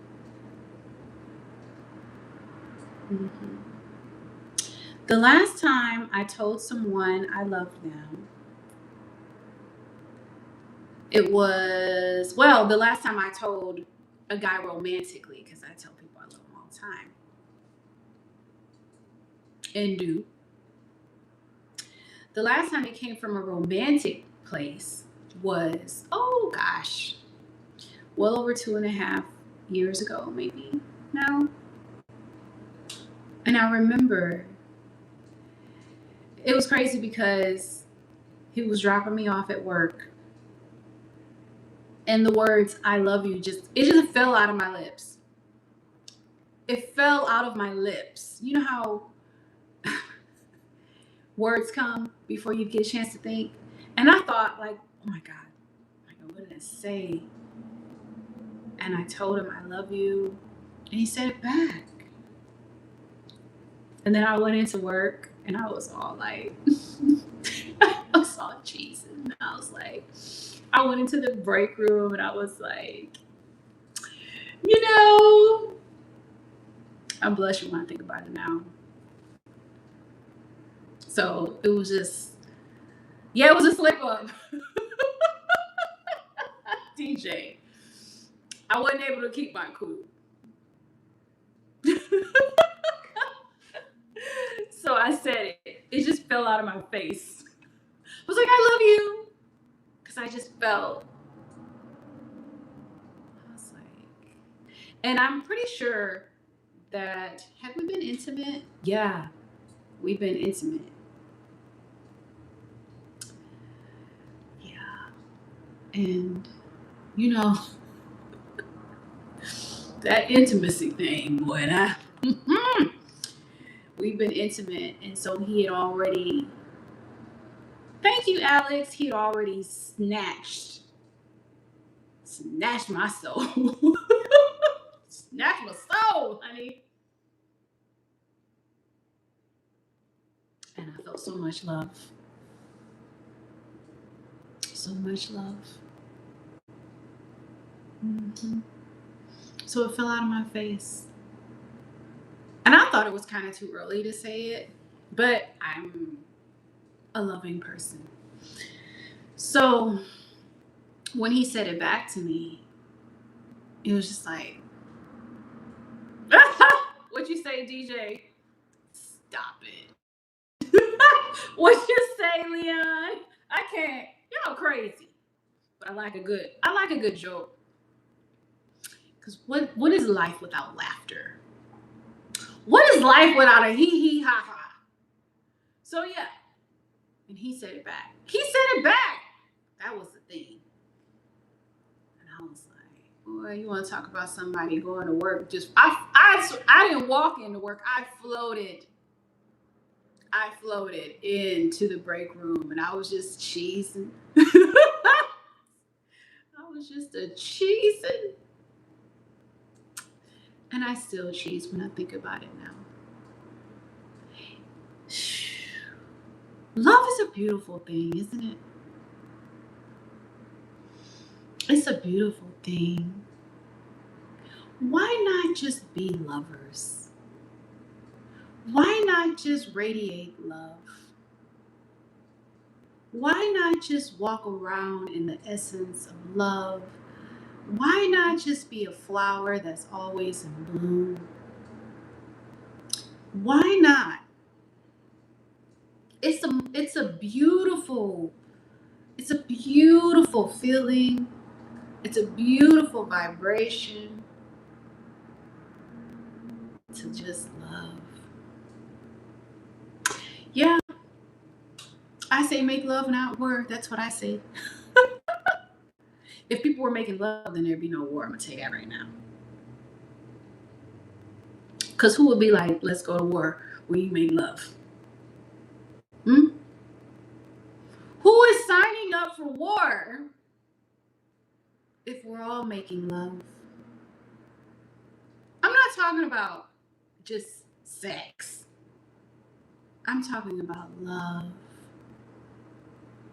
I'm talking about two hearts that are already complete, that already love, coming together, merging, accepting. Mm, powerful. It's powerful, is it not? All right, J Brown, what you talking about, boo?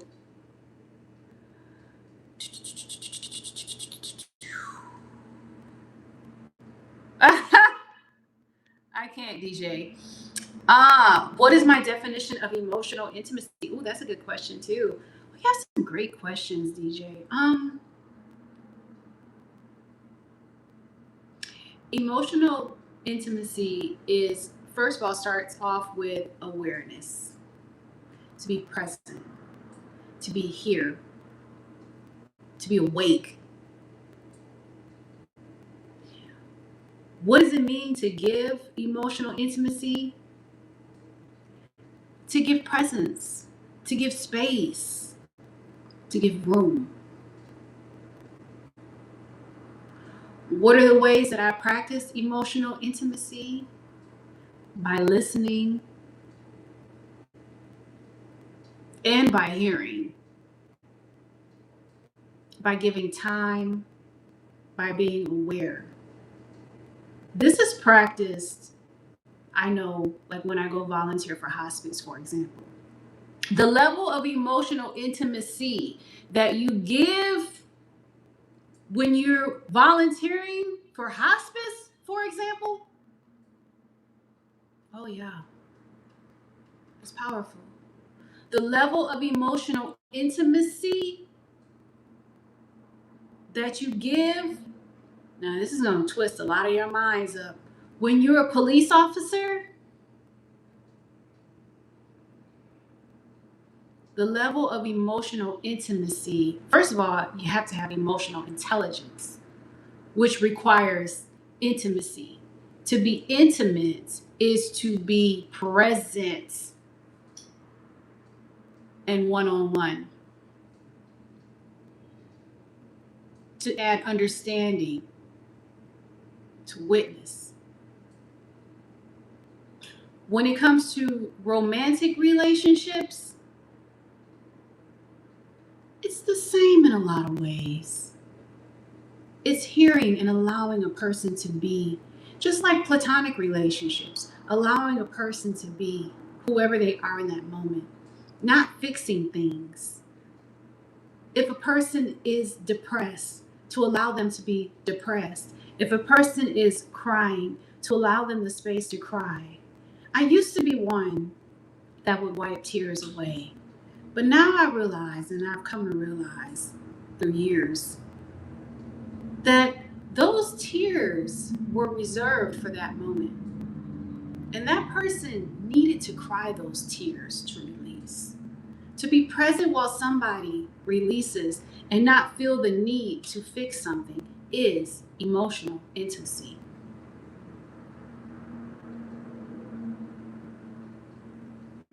To laugh when someone wants to laugh, to hold hands, is powerful. That's what I think of when I think of emotional intimacy. Good question. Back to the chat. Thank you, Leon. Leon, what time you picking me up for work tomorrow?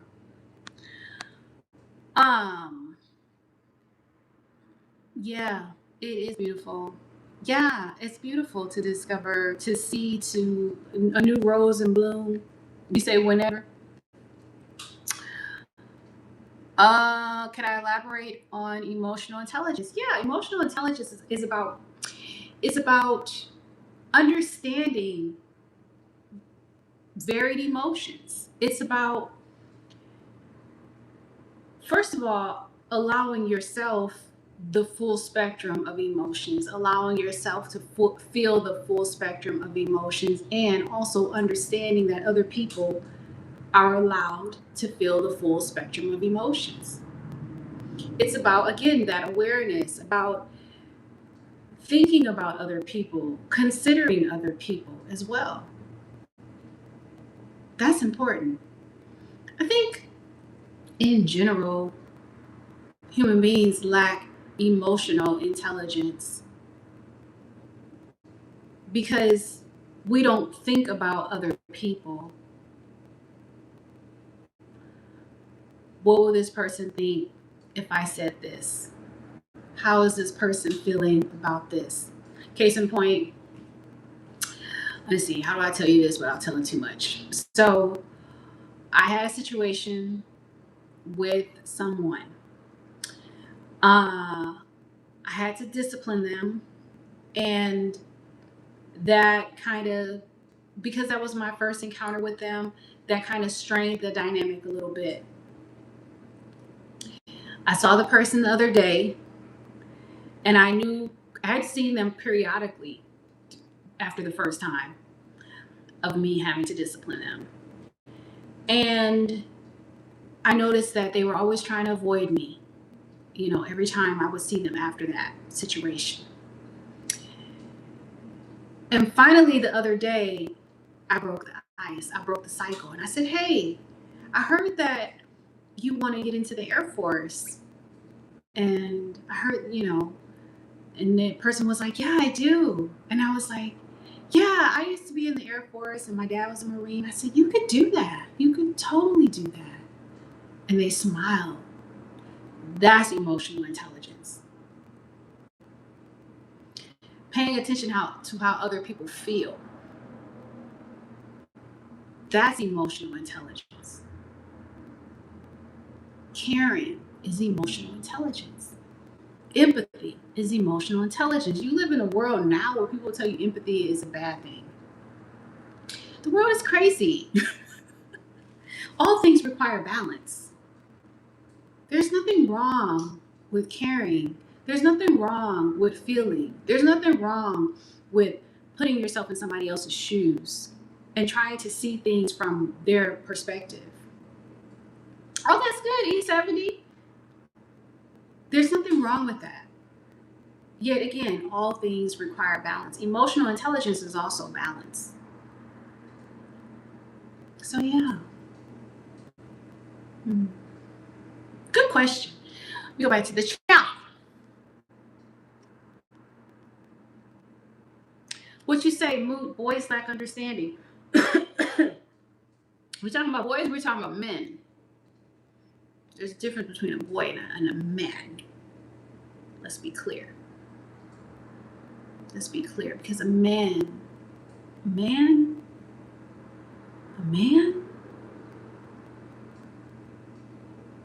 is beyond a boy. A man is one who has understanding, understanding, overstanding. A man is one that's attached to his divine masculine, his divine feminine, and the beyond. Hey, Leanne. A man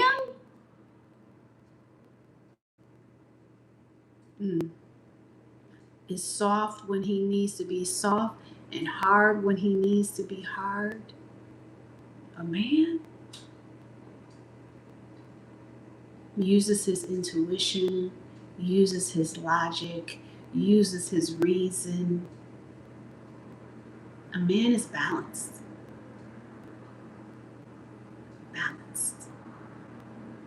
So there's a big difference between a man and a boy.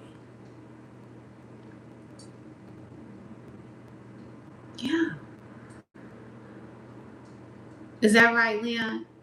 We need to get past this place where we think that all men suck. Because, baby, that's a lie. That's a lie. How do I know? Let me tell you something. Because I've had some great mentors. My dad is amazing. My uncle is top tier. It's top tier. Top tier. Takes care of his kids. Takes care of his wife. Grandkids. Takes care of them. See, I don't know what's going on out in these streets on today, but I'm blessed because I've had some great men in my life, movie, and still do, and met some, and been in relationships with some. What you say, Leanne? I'll read what you said in a minute. So we need to get past. And I'm telling you this: if you're a woman and you think that all men suck, that's just been your reality, but that's not the truth. If you're a man and you think that all women suck, that's just been your reality, but that's not the truth. See what I mean? I had a woman tell me the other day that men don't have intuition. That's a lie. All men have a sixth sense, just like women have a sixth sense. And some men are tapped into that. There are some men whose female part of their brain is working just as well as the masculine part. They're balanced. And they're not any less than. They're complete. They're whole. I know. I have spiritual mentors who have been men. One who mixes up my oils, who is my babalao. Oh, yes. So if you are a man that is lacking, you just need to do the self-work. If you're a woman that's missing, you just need to do the self-work. There's no judgment. This is a classroom. This is a classroom. And if you keep attracting foolishness, we attract foolishness for different reasons, yeah? Maybe you might be a healer. You attract a lot of foolishness. You know? But we also attract good situations in our life. Loving people within our life, movie. This is possible. But don't ever assume or let the world trick you into thinking that everybody sucks. Because that's not true. There's too many people on the planet for that to be true. You see what I'm saying? All right, let me read the comments. Oh, it's still early, you guys. I woke up early today because I had to go to the dentist. I was like, what kind of appointment is at 7:50? I didn't want to open my mouth. It was too early to be scraping tartar off your teeth.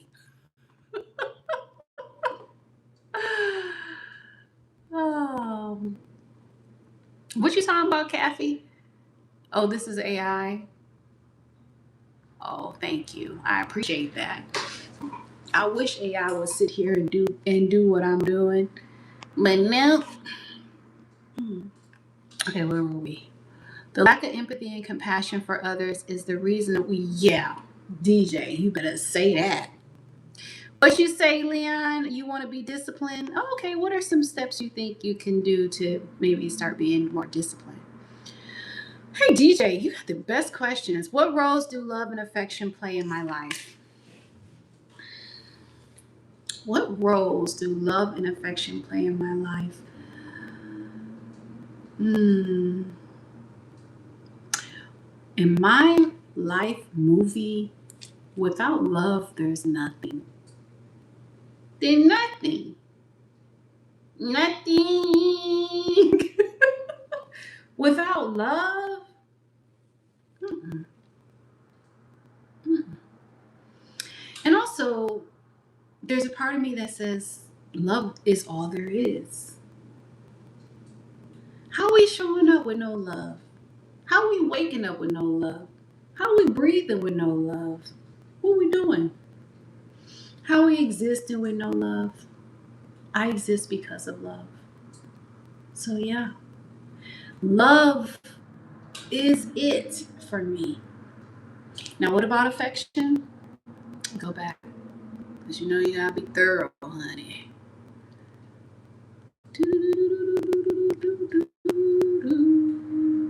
Yeah, discernment is important. Affection. I'm a naturally affectionate person. I love to give, I love to receive, and I love to give. It's just in my nature. It's just in my nature. I show affection in different ways, depending on the situation. Whether it be taking my girlfriend out for breakfast, whether it be being grateful for a gift that someone gave me and showing love back, whether it be giving water to the birds, whether it be showing affection for myself by buying myself really nice bubble bath, because I just got this new soap the other day. I heard somebody mention something about soap in the chat, random. But let me tell you something. Walmart, got a new soap the other day. I said, what you say now? Has melatonin in it. I said, that's different. But anyway, yeah, I show affection by cooking myself a nice meal. I show affection by showing up and listening. I show affection by allowing my love to manifest in physical form. For me, because I am love, it's natural for me to radiate that and for that energy to come out in various ways. So there really isn't a limitation as to how my affection may be physically manifested. May happen in a book, may happen in a course, may happen for myself, may happen for somebody else, may happen in, just letting a child hold my hand. Because that happens as a substitute. Every child wants to hold your hand. I want to hold your hand. I want to hold your hand. You only got two hands. And you say, okay, here, hold my jacket. You hold this part. You hold my cell phone. You hold this. Yeah. So I am a love bug. I'm a love bug. I just am. It makes me feel good. It really does. Like this cornbread that I'm about to make, baby, I'm gonna put so much love into it. You hear me? All right, let me go back. Hey Trinity, you looking at hand movements? All right now. What you say, Leon? This one I've been with for 17 years and I done it all because I like being in charge. Okay, Leon. I hear you. I hear you, Leanne. What you say, E70? What you say, E70? What you say, DJ? The ballpark figure for dysfunctional women nowadays, I'll say 75 or 65. I said 75. 65%. Yeah, I don't know. Has that been your situation? I can't say that's been your experience. Interesting experience, DJ. What you say, Leanne? I'm very easy. Like if they do dishes, I know, right? Baby, somebody doing dishes? Dun, dun, dun, dun, dun, dun, dun. What? What do you mean? What do you mean? Somebody doing dishes, somebody making coffee. That's nice. That's real nice. It don't take much. For real. What'd you say? 75 might be right? That's hilarious. What'd you say, Liam? Butt situations. It started out okay, then he found out I was a masculine one. Is that right? So, Liam, you operate more in your masculinity than your femininity. Is that right? It's interesting, Liam. Okay. He stopped working. Is that right, girl? No. What?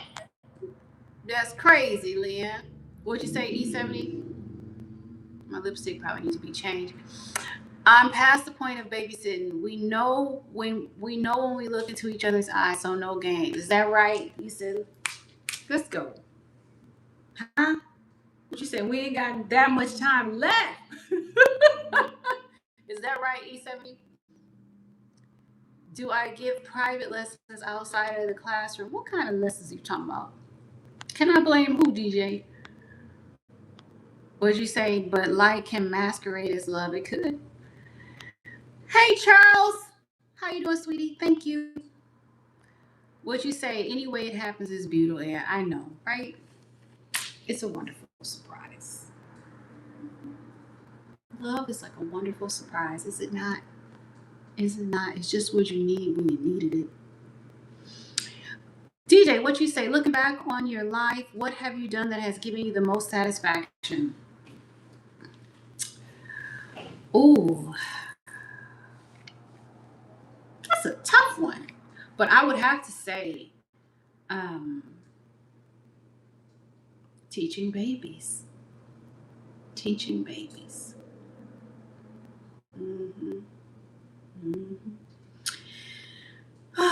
Because, first of all, they don't have any teeth.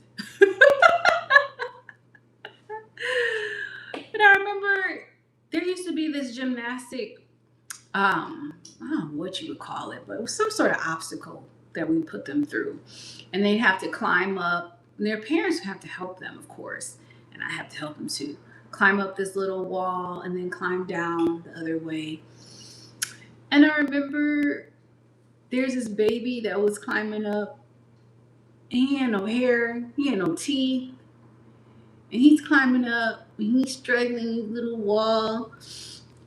And I'm like, you can do it. Look at you. You can do it. And he just looked at me in bewilderment.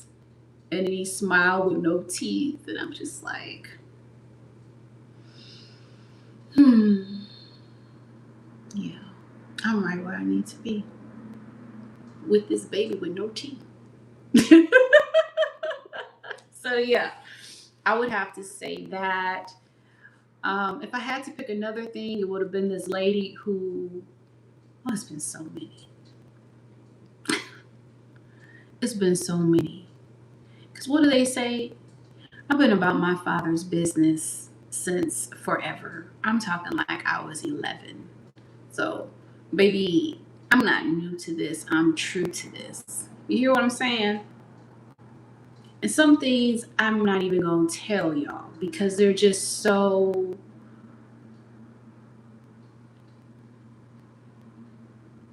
I don't want to brag and I don't want to boast. Let's just say it's been recorded in the records. You know what I mean?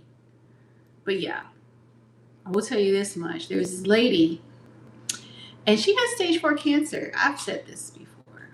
And we used to give out Rick Simpson oil for people who had stage 4 cancer or for people who needed Rick Simpson oil. We used to give it out for free, and that could be pretty pricey, you know? So, yeah. And she would take it, and then she'd come back to the dispensary, you know, and she couldn't speak a whole lot of English, but she'd bring her doctor's records, and she'd be like, I used to have a tumor. It used to be this big. Now it's this big. Like, she'd show how it shrank and this and that, and then she'd bring us food because she couldn't pay. She'd bring us food. Food was bomb. Was the bomb. Okay? we share with the whole dispensary because she bring enough for everybody, and just it gave her more time to live.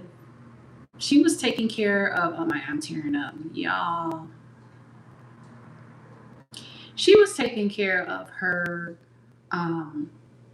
granddaughter who was special needs. So I'm like, wow. Right, Leanne, seriously? So yeah, that's when I had so many times in the cannabis industry where I felt really good. But it was during that time I was like, yeah, once again, I'm right where I need to be, you know. This happens to me all the time. I have made it my business to let my light shine every time I walk out of the door. Before I even walk out of the door, I've made it my business. Am I perfect? Absolutely not. Do I want to curse people out? Yes. Yeah. Yeah, we need a group hug. Do people get on my nerves and make me want to move to the wilderness? Absolutely. Absolutely. Absolutely. But do I love people? Mm-hmm. And do they get on my damn nerves? Show you right. Show you right. Isn't that something? You love people and they get on your damn nerves.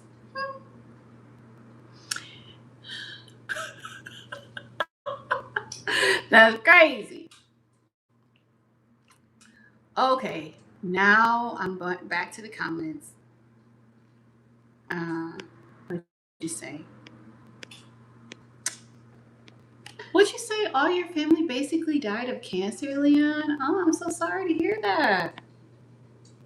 Man. There's Leanne and there's Leon. Yeah, what about you guys? Some things that, TJ asked a great question. We can all certainly answer it. What'd you say, Leanne? Oh my goodness. All of your family, Leanne? Man. So have you kind of maybe realized on this life journey, like have your friends become like family to you? Or are you pretty much just by yourself? Have you had new family members in your friends? That's got to be really tough. Outfit of the day. Oh yeah, let me show you. Thank you, DJ. Okay, so now I gotta get up. Oh, my knee is sore. Child, when you've been sitting a long time and your body gets frozen. Oh, I gotta stretch. Oh man. Okay. You hear that? You hear that? No, you heard that. That's that leg pop. What'd you say? My outstanding family doesn't help and isn't. I don't know what the word is. Okay, so now, because my stomach is getting flat, even though I got a tinkle, so you probably can't tell. Here's the outfit of the day.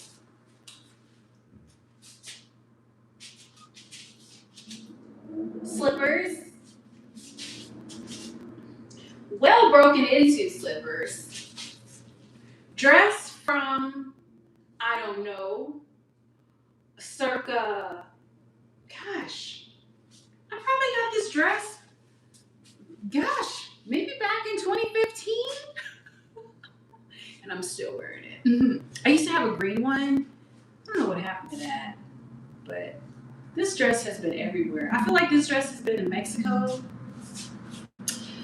Beads, Orisha. The Orishas, the divine Orishas. the gods and the goddesses walk with me.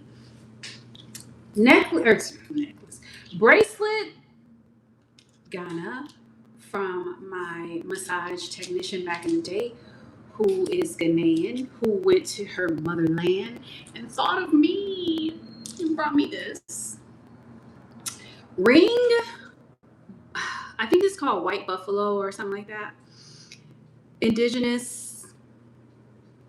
Don't remember what tribe, who, what, but shout out to the tribe. Sorry, I forgot. Earrings, rubies, different gems. Also, these are antique.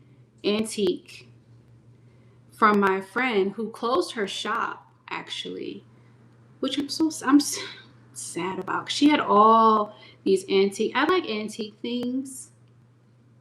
Don't they kind of look like angels to you? Do you have the same earrings? So weird. Yeah. Maybe this design is kind of standard, huh? But yeah, that's what I got. Yeah. Slippers, Amazon. What? Tell me. Tell me. I'm not working. I gotta tinkle. I'll be back, you guys. I can't hold it any longer. I'm sorry. Right back. I'll wash my hands.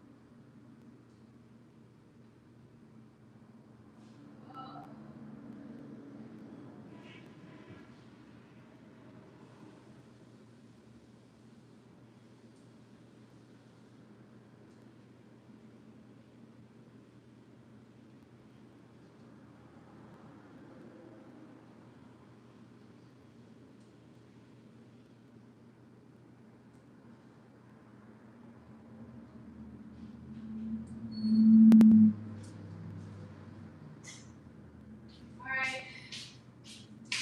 I'm back. Oh, let me get my water. Did I leave it outside?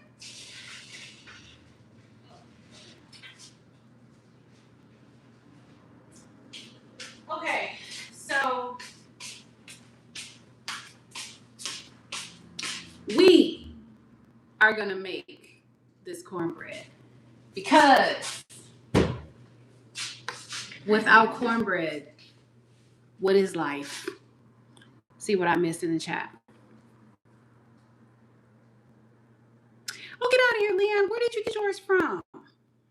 Yeah, everything came out just fine. Thanks for asking. I appreciate your love and concern. All right, so I'm gonna try to adjust my. Here we go. So you won't be able to move my stuff. You won't be able to see all of me, but you'll see a little bit. I gotta clean up. You know how before you cook, you gotta make room. You gotta make room. Oh, Ross or TJ Maxx. Who you wish who was into men? I love men. Huh? Oh, child. Right. Leanne, what? DJ, you got me and Leanne confused. We're confused. If we're confused, something's wrong. Because me and Leanne, we just don't get confused, do we? Okay, hold on. I gotta make the cornbread because I need cornbread. Because I already have the pork steak and I'm having it with rice and gravy. So bear with me. But a girl's gotta make her cornbread. Okay. What you say? He don't want no cornbread. Is that what I heard? Oh man. Hey Leon, I'm from Wisconsin. Right. I'm gonna save you a piece. The cornbread. Alright. Now, you may or may not know this, but I am a minimalist when it comes to a lot of things. Okay? I have only so many dishes, and really, I like it that way because I don't like a bunch of stuff. I just don't. Because when it's time to wash dishes, I'm not trying to wash a bunch of stuff. I'm just not. So, I've learned how to work with less. I'm 5'1". 5'1". I'm a minimalist. 5'1". Well, I won't not an official minimalist, but you know what I mean. Cleaned out my refrigerator the other day. Let's see. Yep, still good. Should be enough. But yeah, I think I got 1 egg left for the cornbread. Yep, 1 egg. 1 egg, you guys. That's all I need. Oh, you're 6'5"? Yeah. I have to climb you like a mountain, but that's all right. I can climb. No, I don't have I have girlfriends, but I don't have a romantic girlfriend. What you talking about? What are you talking about? Cornmeal. You need this when you make cornbread from scratch. Yeah. Okay. Oh, the best recipe is what I'm doing right here. Okay. I'm telling you, not Jiffy, right on out the park. You be like, Jiffy who? But first we're gonna start with some flour. Hold on. I got some other flour that's in the refrigerator.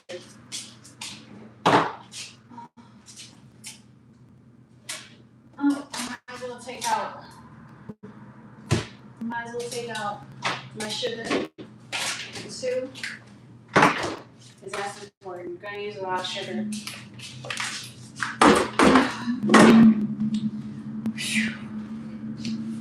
All right, let's see.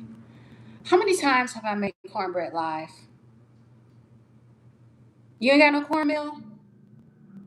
No. You can put a pinch of salt, but you don't need any pepper. Okay. First, we're going to start off with some flour. So, boiling water. This is the flour that we're using. All-purpose flour. Nothing fancy. I'm from Wisconsin. Okay. To those of you who don't have a measuring cup, you don't need one. Do like I do. Pour your coffee out of your coffee cup. Put it to the side. Get your coffee cup. Let that be your measure. Huh? What you say now? This is how you become a minimalist. It will work. We're going to use 1 1/4 cups of flour. Okay? Hold on. I'll show it to you. Oh, I'm making a mess with this flour. Ooh-wee. Hold on. 1 1/4 cups. I mean, and we're not baking the cake, even though, of course, it has to rise. So, 1 1/4 cups. Okay? This is just a cup. But we're going to get the 1/4 cups. You got to do your dry ingredients first, then your wet ingredients. Okay? Uh-oh. And then 1/4 cups.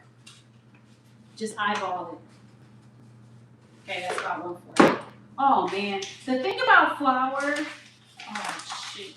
Is sometimes it comes out at the bottom, which sucks. So let me put this to the side because this is, I don't want to do that, but I have to do that because it has gotten everywhere. And I like to keep things neat as I cook. It's about 1/4 in here, okay? Probably could use a little bit more. Hold on. Gotta improvise and adapt. Like my dad always says. My dad is a Marine, so his motto is always overcome, improvise, and adapt. That's the Marine motto. Don't have it, make it work. Now we're going to clean up after ourselves because I cannot. When you're a cook, you learn how to clean as you cook. Because you do not want to mess. You do not. You be mad at yourself. When you be mad at yourself, you get stomachache. Okay, and you don't want that. So I'm just cleaning up this flour that spilled out of the bag. That's why it's good to put flour in like a container of some sort. Otherwise, it will annoy you like it's annoying me. I'm going to come back to the chat, see if you guys have any questions so far. But the only thing we've done so far is just add 1 1/4 of flour. Okay? And we used our cup. Sí. Preguntas? No preguntas. Let's see. Exactly. You improvise. Okay? So now we're going to use a 3/4 of cornmeal. Okay? Let's pour our cornmeal in there. I don't want to get this on the floor because I just mopped and swept yesterday.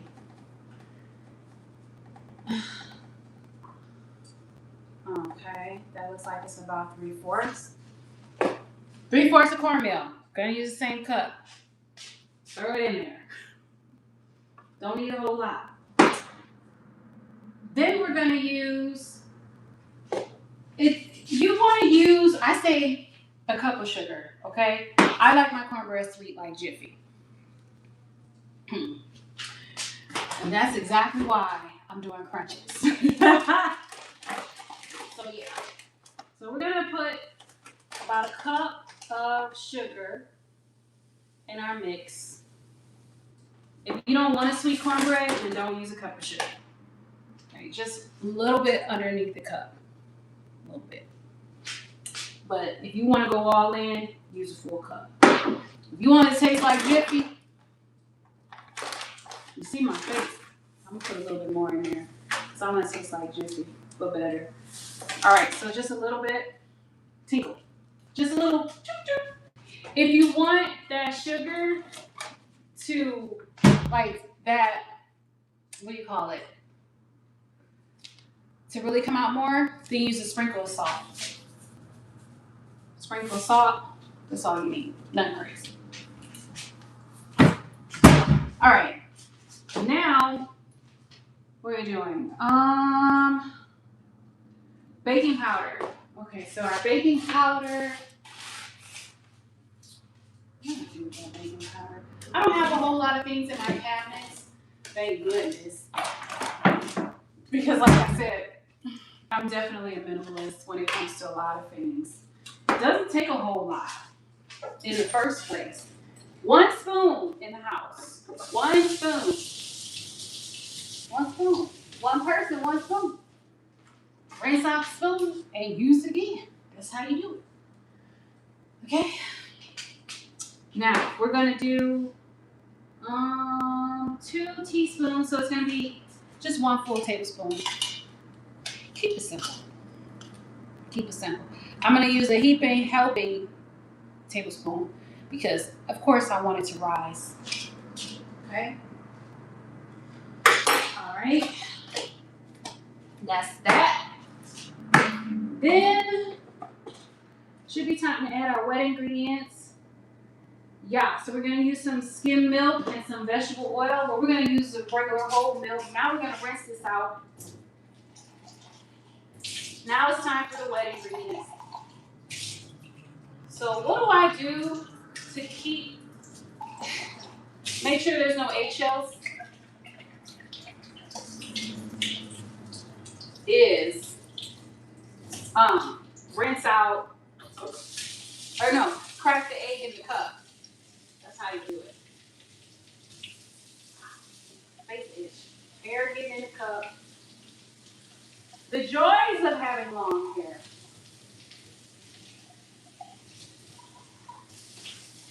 But this meal is just for myself, so no biggie.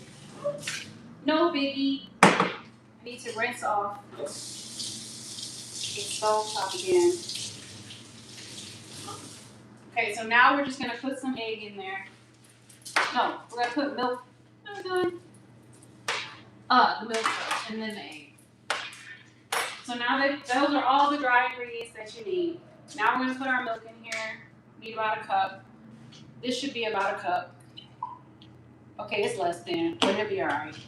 It'll be alright. Because I don't think I'm not gonna use like any heavy whipping cream because that would be crazy. That would be crazy. Yeah. I'm gonna keep with what I have. Just work with what you have. That's how it works. Alright. Now we're going to crack the egg. We got one egg. Let me check the chat. One egg here. Oh, you writing this down? Okay, good. Thanks, DJ. Yeah. One egg. Make sure you write it down and then try it at home and then let me see. But yeah, if you can, don't do like me. Make sure you have a full cup of milk. That's ideal. I had a little bit less than that, but it's still gonna work. I think I'm gonna be the only one that eats this cornbread. The only way that I share cornbread is if it's really slapping. If it's slapping, then I'll share it. All right, so now we're gonna crack the egg. Okay, see, because I got a shell. You don't want that. Go ahead and take that shell out. Sometimes that happens, and that's exactly why I crack it in a cup. Versus, and then I look too. Versus, like cracking it in the cornbread itself. No. Then I'm gonna take out that little white part of the egg. You know what I'm talking about? I don't like that part. I'll take that out. Sometimes you gotta play with that egg yolk a little bit to get to that white part. Just scoop it out of there. It's hard to get, it's slippery. Make sure you got your garbage nearby. Yes, I do. I keep my garbage in a drawer. Okay. For multiple reasons. One, I don't like to see a garbage can. Oh, there it is. There's that white part. On the other side of the egg yolk. Sometimes you gotta get in there, gotta get your hands involved and just pull it out of there. Ugh. Okay. Got that out. Good job. Now just make sure there's a little piece of that white. That one get out. There it is. Sometimes you gotta separate the yolk a little bit to get that out. All right. All right, good. Now you're gonna pour it in there. All right, and now you're mixing it all up like you're crazy. I don't know if I want to use any heavy whipping cream because that sounds like it would just be a little bit too much. But I might have to do that because of the fact that I didn't really have enough milk. But I don't know how that would really taste. You know what I mean? I don't want to be experimenting, but then at the same time, you know, you want your batter to be moist. So I guess I might have to use it. It might be a little sweeter than I would imagine. I'm surprised. I'm really not surprised I didn't have a full thing of milk in there. I'm really not. Oh yes, big difference. Big difference with that heavy whipping cream. Yeah. Hey, you guys, make sure you have enough milk. I may actually have to get some milk because I don't like the way this is looking. Yeah. Okay, hold on. Because you want it to be moist. And I know we don't like that word, but we want it to be moist. Back in the day, you used to be able to like go to your neighbor's house and borrow some milk. But we're gonna use Instacart as our neighbor. And then we're gonna order some milk. Now it's crazy to order some milk, but you gotta do what you gotta do. Because when you're serious about cornbread, and I'm serious about it, now I already added a little bit of heavy whipping cream. I don't want to put more heavy whipping cream in there. I'd rather just have milk. Okay, what do you mean delivered by 5:45? That's crazy. Okay, delivered by 5. That's better. Okay, get some milk. What else do we need from a grocery store? Let's see. Since we're here. Ooh, let's order some incense. Okay. Let's see. Let's order some more coffee. Because you have to order so much to get a free delivery. Now we got a free delivery. Now we're getting ready to go ahead and place our order. Place our order. Go to checkout. Continue to check out. Yeah, because we can't. What we're not about to do is play with our cornbread. We're not. So let's go ahead and order. 1 second here.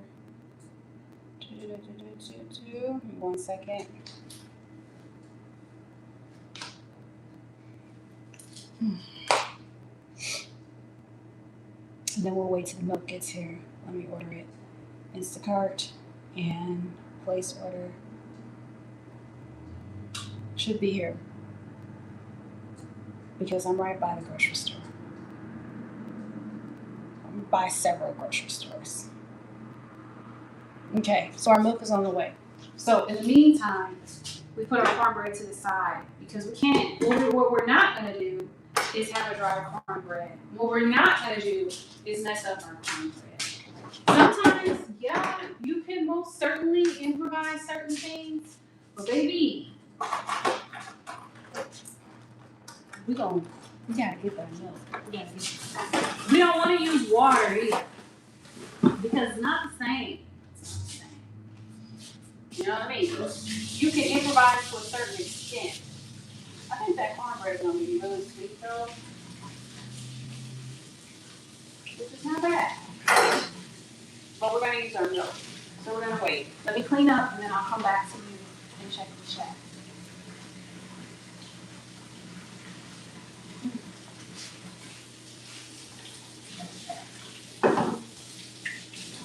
Clean up the sink, clean up my mess, clean up my cup that I was using. The one cup that I have for everything.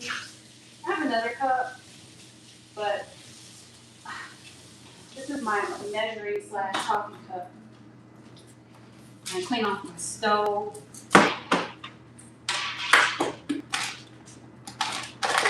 Put my sugar away.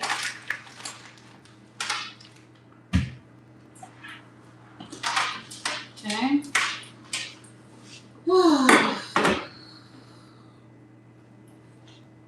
Oh, you know what? I forgot to add some oil, but I'll add that after I get my the rest of my milk.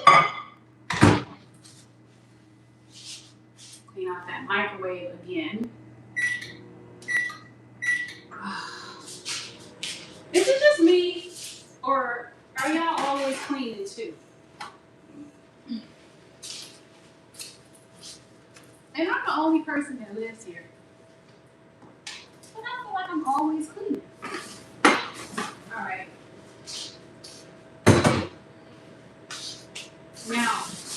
Now, I know it's not just me with these grocery bags.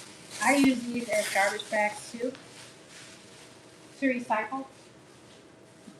I'm going to put my garbage, double bag this bad boy. I got the regular garbage bag too, but these come in handy. They come in handy. I'm gonna have to throw out my garbage. I don't like having a bunch of garbage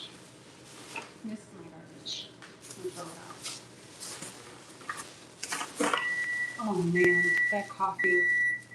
I let it sit for too long in the microwave. It boiled over.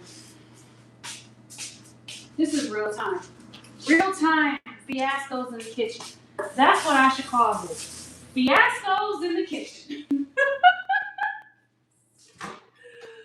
Oh, welcome to real world. Now I gotta clean the microwave.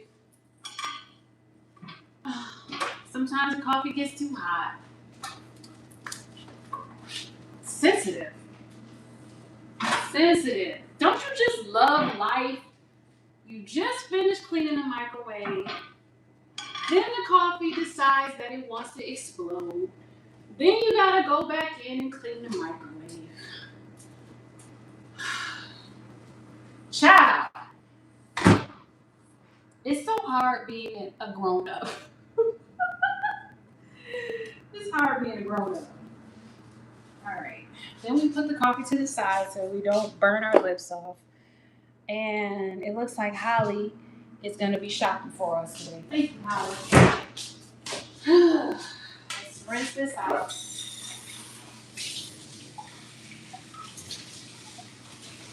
Nothing was in here but coffee. And what was in here? What was in here? I don't think anything was in here. And a spoon. And a knife. And then a cup. Okay. Put our sugar bags. Put this away. That way. This way. See what I mean? Always clean it up. That way. This way. Need some more water in here. Oh, she already got our items. So that means our milk is going to be on its way. And then we can finish making our cornbread and put it in the oven.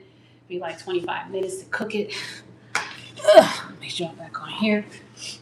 And we're still making good time. Y'all, that was a journey. It was a journey. Was it not? Was it not? Let me see what I missed in the chat. Let's see. Let's see here. They talking about tattoos? What? Is that what they talking about? That's funny. Okay. Let's see. What I got on my face here? What do I have on my face? What is this? Oh. Oh, this is part of my face. It's a pimple. Okay. Let's see. How many tattoos? I have a lot of tattoos. Well, not a lot. I'm gonna get some toe tattoos actually. Let me see. Let me take this. Y'all, sorry. Let me remove that from this so I can better handle you. But yeah, I plan on getting some toe tattoos. And yeah. But I have this. It means elegant. I have a tattoo on my back. A couple tattoos on my back. I have a snake across my belly. I have one toe tattoo. So I have a few. Yeah, you should get one. I just went for this consultation for these toe tattoos. I found a lady here. What kind of foot tattoo you want to get? Yeah. I'm gonna show you. I got.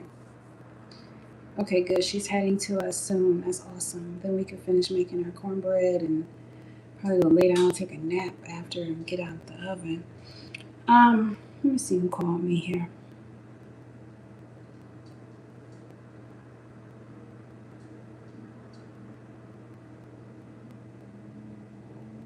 I'm gonna call them in a minute. Cause what?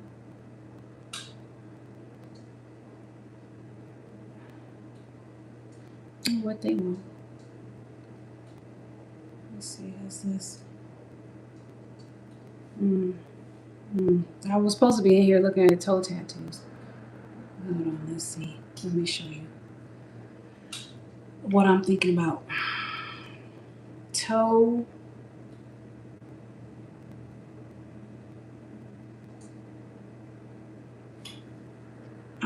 Okay, let's see. Yeah, let's see.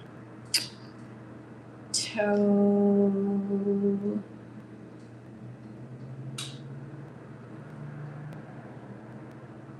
Where are these tattoos at? Toes. Maybe I put toes in here. Toes. Okay, yeah. Here they are. Showing all photos. Something like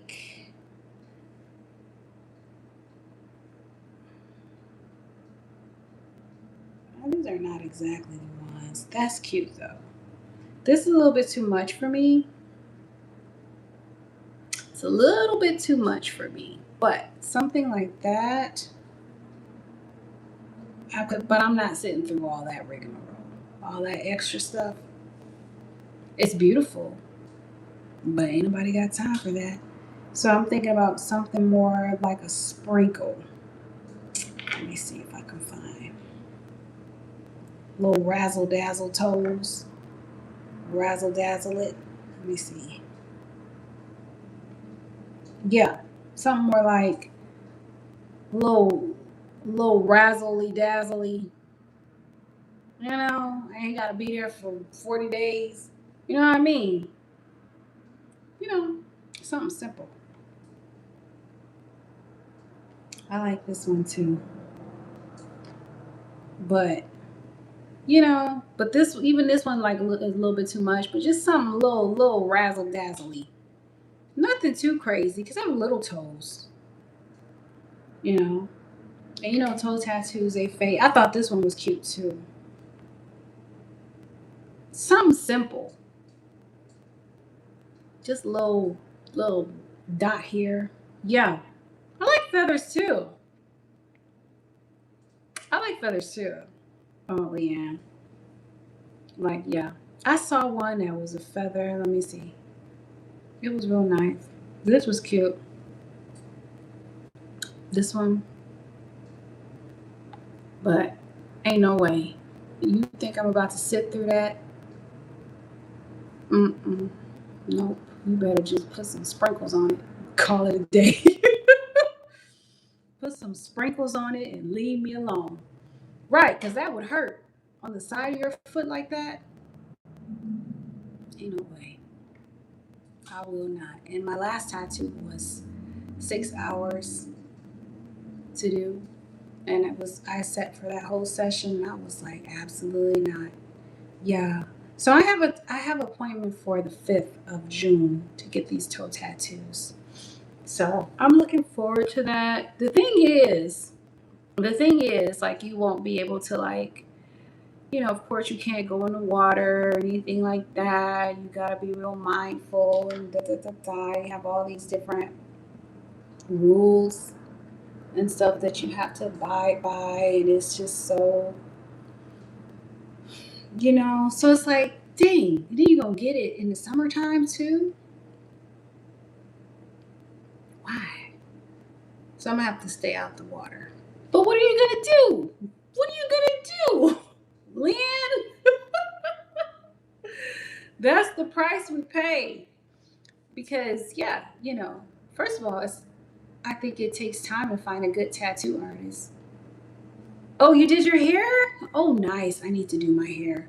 Leanne, there's so much I need to do. I need a facial. I need to do my hair. All of that. All of the things. All of the things. All of the things. I just got my nails done, but you can't tell. What'd you do to your hair? I really need a facial. I need extractions. I need all of that. Waxing, all of that. The joys of being a woman. It's not easy being a woman. I wish people knew that.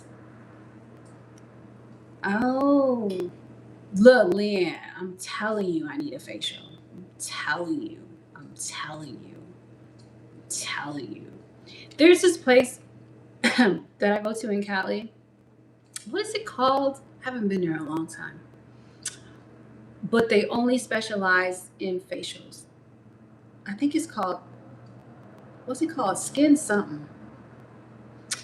Here, I've gotten facials done here, and you know, eh, eh, eh. You know, like the last time I got extractions, there was like, there was some scarring. You gotta be careful with extractions. I mean, I love the lady; she's a nice lady, but so I think I'm gonna have to wait till I get to Cali to like do all my beauty treatments, like do my facial. I mean, I am gonna get a massage here. I'm telling you, Leanne, this camera is lying to all of us. But yeah, I'm telling you, I need some extractions. Some extractions. What you see? You were tanning outside last year? Yeah, I got a lot of moles because I like to spend time in the sun. A lot of moles. I like my moles though. Did you? Okay, so when you put the tannin oil on your face, did it make your, okay, now this is a dumb question, but because I've never used tannin oil before, does it make your face darker? No way. Okay, okay, so do they say don't do that or what? I have no idea. I need to use a sunblock or shea butter or something. Mmm. Okay, so when you put the tanning oil in or on your, do they have the tanning oil that's made for your face? That's a different type of oil? So you was out there cooking, huh?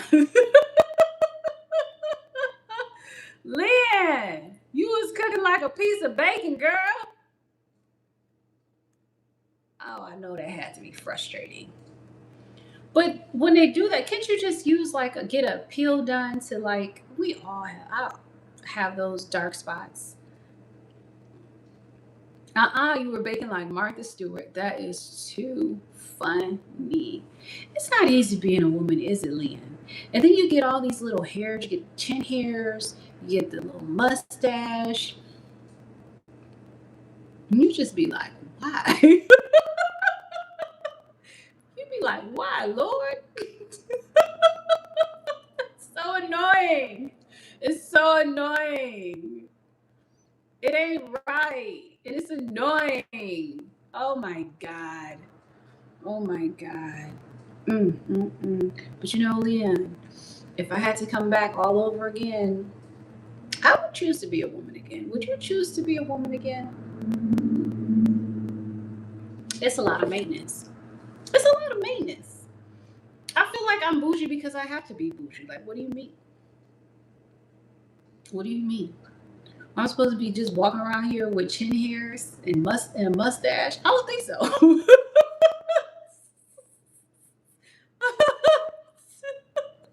What? Exactly, Lynn. You know? Exactly. Oh, let me show you these wax. Speaking of mustaches and chin hairs. So I had gotten this, right? Yeah, I wouldn't recommend it. I mean, it seemed like it's gonna be all right, but I swear I used this, and I think after the hairs grew back out again, baby. No, we need something better. It's gotta be a better way. This is the Nads facial wax strips. Yeah, look, let me show you. Let me show you. I mean, does it remove hair? Yes. Does the hair come back aggressive? Yes.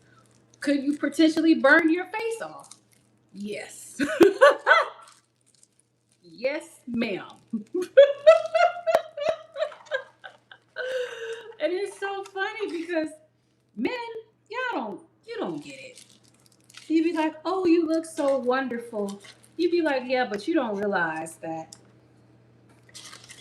a few minutes ago, I burned my face off trying to achieve this beauty. They'd be like, we want a natural woman. You'd be like, no, you don't. Shut up. Shut up. Because if I came out here with a full mustache, no way. No way, Lynn. No way. Wait a minute. Because first, well, how did that happen? This conversation is for my ladies. I'm sorry. You know I'm always talking to the men. But I just want to say it's not easy being a woman. We don't wake up. First of all, we're all beautiful. Let's just start there. All women are beautiful. Period. Period. Period. Okay, so how did you lose the hairs down there? Girl, I wish I can lose mine. Because what? Oh, it's just so annoying. Like, I've done waxing. Waxing is the devil. Let me tell you. Somebody pulling off your coochie hairs.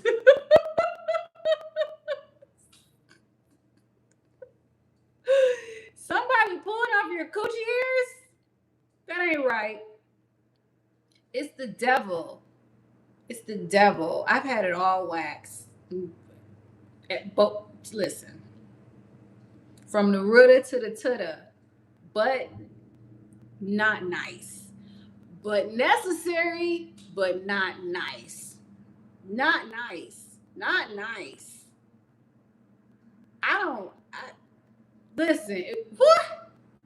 It's funny. Hi. My milk. It's funny, but it's violent. Choosing violence. Hi, thank you.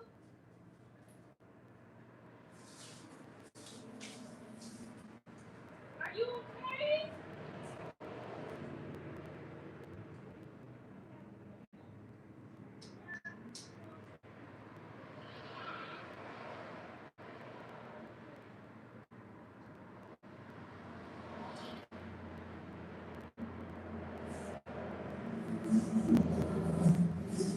That lady fell. She fell. That lady out there delivering my groceries and fell. She fell over yonder. I was trying to say bye to her, and then she didn't say anything. And do you know that lady fell? The lady that delivered the milk that we need for our cornbread. She fell. And when she fell on the... I know. She fell on a pile of rocks. I said, are you okay? Matt Champa. She said she was. She just felt a little shaken up. I felt bad. Girl, isn't that something how quick something can happen like that? And I was just saying bye to her, and I was wondering why she didn't say bye back. And then the next you know, I looked over and she fell. Because I was about to say, well, she could have said bye. And then lo and behold, she fell. Boy, ain't that something? Bless her heart. She gonna hurt. You know how when you fall, your feelings be hurt. I think her feelings were hurt. My feelings were hurt because she didn't say bye or hi. And then she fell. What, Lynn? Okay, now we can finish making our cornbread. Now we back. We back in business. But I'm listening. So yeah, we're gonna take this bag and recycle it. What is this? You mean to tell me that this must have fell off the coffee? Good thing it's still sealed. Anyway. Oh, you got an incense burner? Oh, really? Oh my gosh, if you could see what I use as an incense burner over here, child, you would laugh at me. You would so laugh at me. Okay, so now what we're gonna do is go back to making our cornbread. So now we got our milk. That lady fell. You ever see somebody just fall and they fall crazy? That's what happened. I'm gonna show you in a minute once I get this cornbread in the oven. What I'm using is an incense holder. Okay, now we pour the milk in here. Bless her be. Lady fell down. Maybe if she wasn't such in a rush to get up out of here, bless her heart. Oh, wow. Okay, so now what we're doing is stirring up the cornbread. I don't know, but she told me that she said, I asked her if she was all right. Because really, what am I going to do? I was going to give her some water, but I guess I really didn't have a cup. Really? Why didn't you use that cup? So what can you do? She was in such a hurry to get out of here. She didn't even say hi. That's what I'm saying. And then unfortunately, gravity was like, oh, okay. I guess you're going to have to say something anyway. Okay, don't mean to laugh. Forgive me, universe. I'm wrong. I'm wrong. I'm so wrong. Forgive me. Forgive me. So we're just mixing up our cornbread. Oh, I forgot to add oil. There's some oil. What is it? 1/4 cup of vegetable oil, Leanne, and everybody who's been taking notes here. I just added the milk. And now we're just mixing everything together.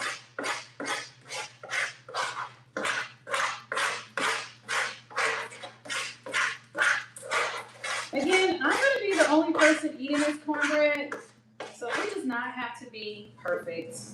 It just has to be good. And that's what we want.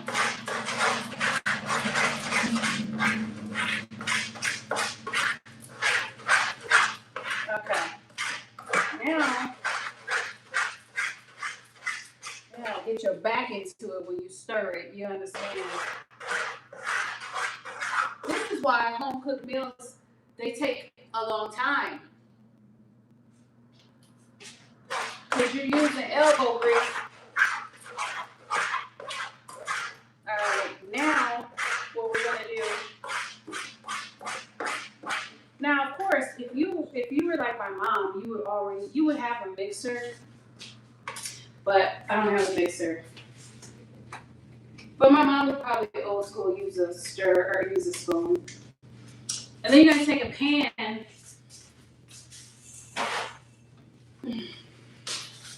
You're gonna take some oil. Get you an old pan that's been used 1,000 times over. Put you some oil in there like this. Just like that. Take a little, you can use a napkin or you could use paper bag. Right, I don't have, baby, we can use what we have over here. This the real cooking channel. This the real cooking channel. You see what I'm saying? This called relatable cooking. Relatable cooking with me. Okay? You're gonna pour that mixture into the pan. I had to use my pan to mix the mixer because I didn't have a bowl. I didn't have a bowl that was big enough for the mix. So, such is life. Gotta use what you got. Gotta use what you got to get where you want, honey. Okay? Don't be ashamed. Shoot. Gotta use what you got. Clean that out. Let that water run. Alright. Alright, so here it is in the pan. And then we're just going to put the oven on 400 degrees. It'll take a minute. Okay. While we're waiting, we're going to clean up after ourselves once again. So we're constantly cleaning. If we had kids, it would be even more. We'd be cleaning nonstop. We already clean nonstop, but then it would be nonstop. Okay? So once this oven heats up, we're gonna bake it for 25 minutes. And when you know, every single time I forget to get toothpicks. Every time. And the toothpicks are nice so that you can poke holes in there at 400 degrees because you're gonna cook it on high for 25 minutes. So poke holes in there to make sure it's done. But because we don't have a toothpick, we'll just have to use a fork. So let's be quiet. All right. I'm going to show you my incense holder that I'm using. My real incense holder is in the bathroom. But I don't have two of them because, I don't know, I guess I don't need two of them. Such is life. But sometimes I do think I need two of them because I end up, sometimes putting holes in things because, when that incense burns down. That happened to me on the patio. I gotta fix that before I leave here. Ooh, it's hot. Woo! Alright. One pan in the whole house. All you need. One pan. And I'm gonna grab one of these. A chobani. Alright, so let me show you my incense holder while my food, or while my oven is heating up.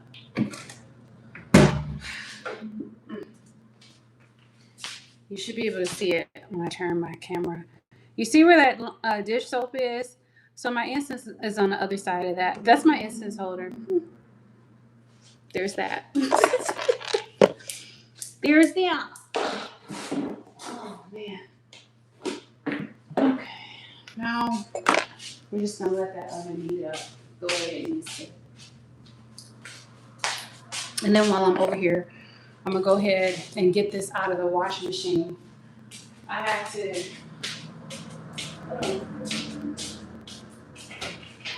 it feels a lot better back here. I had to wash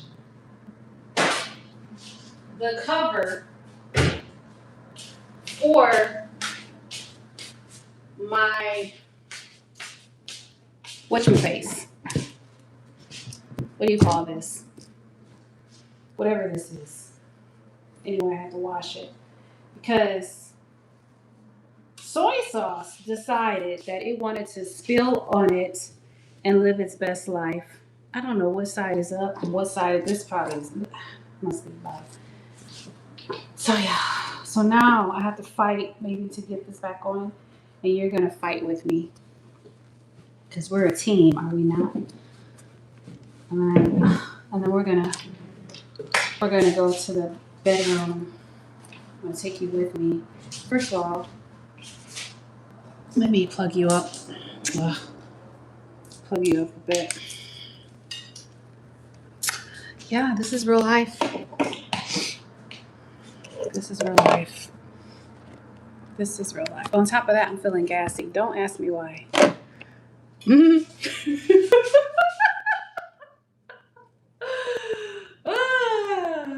I bet that's real cute.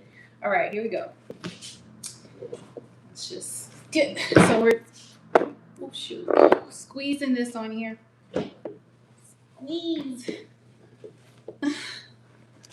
It's a workout in itself. Jesus. Let's take it.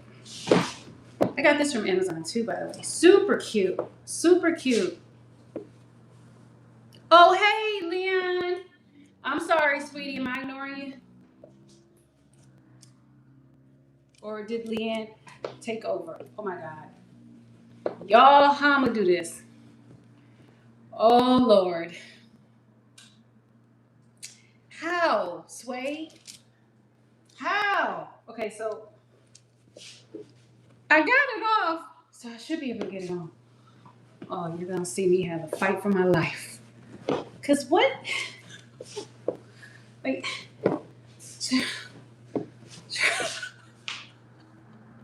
I'm sorry, Leon. I'm sorry. I only saw that she was here. Okay. All right, Leon. I acknowledge you too, and everybody else. I'm just help. Say help is what you can do, Leon. Cause what? Look at this. Look at this. Oh my God. Okay, so that's my chair moving all around. If I could just take it and push it back and just fight.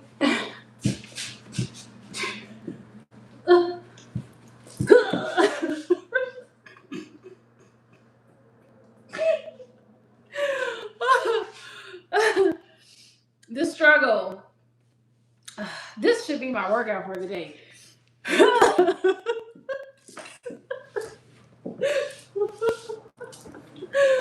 Oh, Lord.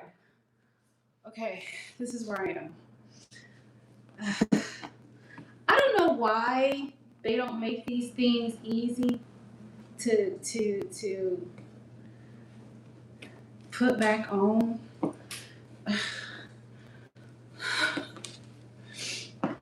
I'm sweating. Well, not really, but I feel like I want to sweat.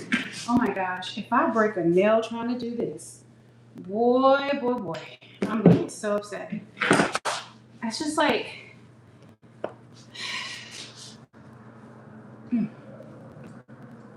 okay, Gage, how are you? I am struggling. I hope you are well. I'm trying to put this back on, and I'm having the time of my life. Time of my life. We just finished making some cornbread. I feel like this chair needs breaks. It needs breaks. Oh yeah.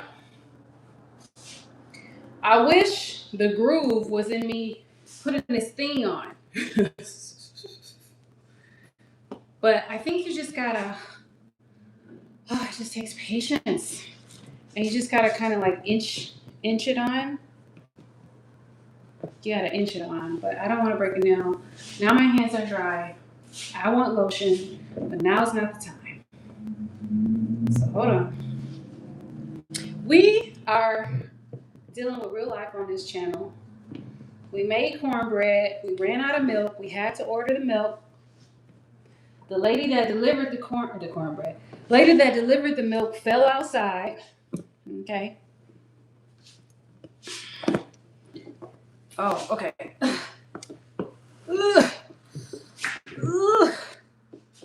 Oh, please don't let me break a nail. This nail is already. Where's my nail file?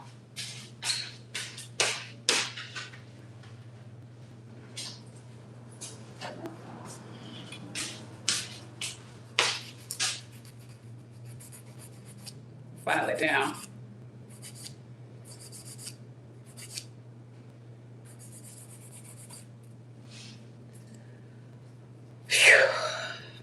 If you're gonna work hard, I guess you could look good while doing it.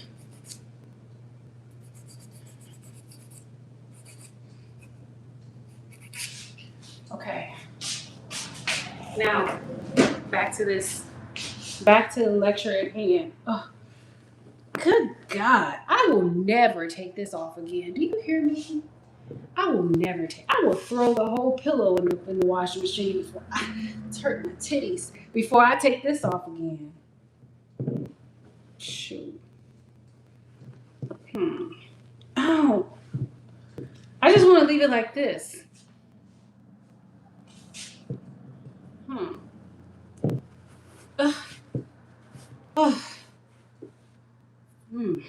Made me all dry. Like what? Made me all dry, hands crackling. Shoot. And now it has this gap. Stop playing with me. I don't even, it's gonna be like this because oh, oh, now this nail wants to break. You know what?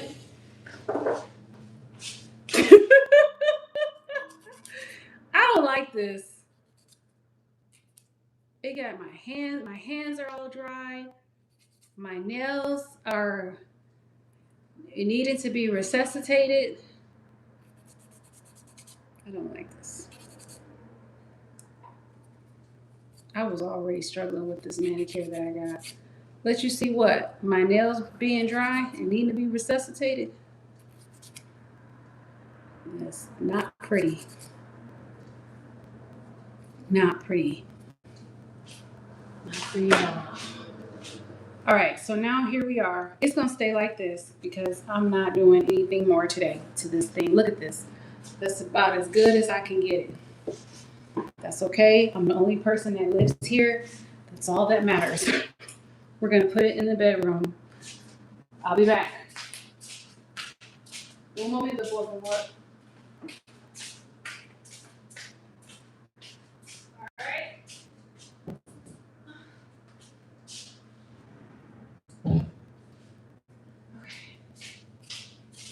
Okay. So now we're gonna go into the bedroom so I can sit down on a more comfortable chair. But I'm gonna be going back and forth for a little bit, so bear with me. Let me take you. Come on, let's go. Let's go. Let's go. Let's go. Okay. Okay. Okay. Okay. Make sure. Oh, that doesn't want that act like you don't want to stand up. You know what? Hold on. So you're not seeing my cookies. So you can't see those. I'm gonna do it like this. And do it like that. Yeah. Muy bien. Okay. And then I have water back here, which is great.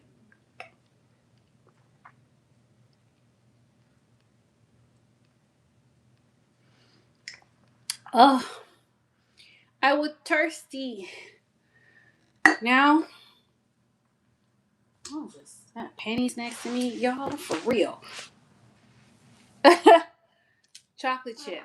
So now, I'm gonna go grab my drink from the kitchen, which was a Chobani yogurt drink. Look at me, I'm all tangled up. I got panties in my hand. Y'all, come on now. Come on. All right.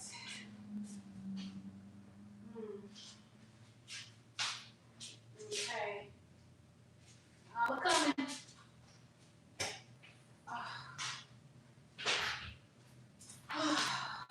Yeah. After that cornbread gets out of the oven, I am definitely going to take a nappy poop. Charger.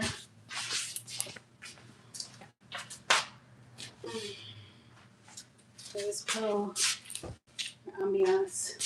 I get some lotion for my hands. My hands feel dry. And I don't know about you, but I'm gonna spray some perfume because I like the way it smells. Lotion on my hands feel dry. I cannot stand having dry hands. And we're back. Just like that. Well, according to 12 signs. Oh, first of all, since you asked, let's see. Let's go into a little bit of astrology. Okay, hold on. Let me go into my notes here.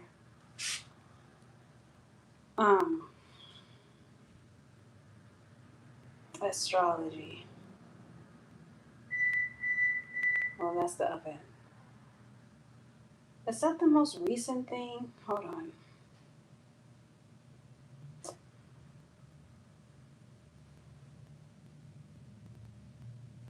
Mm,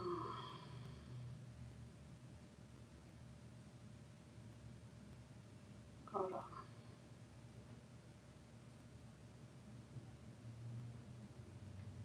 Okay, so it's not just your sun sign, it's your moon sign, your Cancer or your rising sign. Thank you. And your nodes.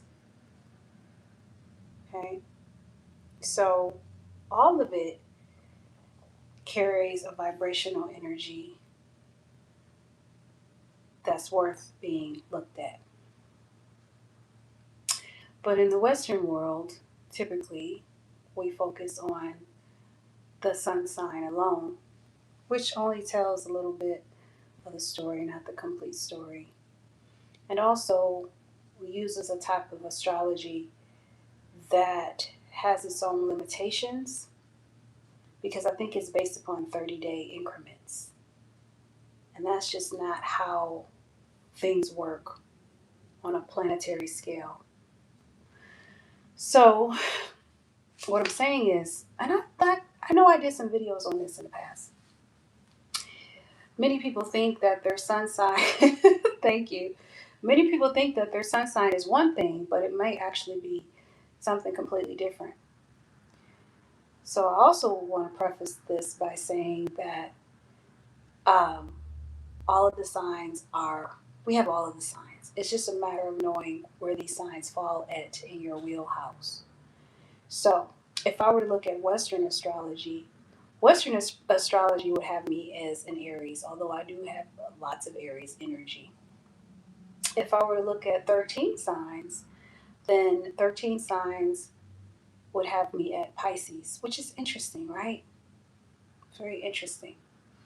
So, you know, it's nice to know your sun sign, your moon sign, your rising sign, your south node sign as well. Mm-hmm. Let me see if I can find some more information. I used to have this book. What's my love language? Are you talking about according to like the uh I think it's like five love languages. Is it five love languages? Hold on, let me finish this. One question at a time, sweetie. So your first, and then it's, with astrology, things are broken up in houses. Okay. Your first house, you want to know what signs are in your first house, second house, and so on and so forth. Your first house is, oh, you do, the ascendant. Okay. All right. So do you know what sign you are in your ascendant in your first house? Is how you show up to the world. Your second house would be your money and your self-worth. Do you know what sign shows up within your second house? Also, what planets show up within that house, that's important too. Because the planets, of course, we know have different energy. It's interesting, huh? Those of you who are into astrology, what I'm saying is probably not new to you. Let me go put this cornbread in the oven. How about that? I'll be right back and then we'll talk about the five love languages. Give me one second. After we continue the houses in astrology.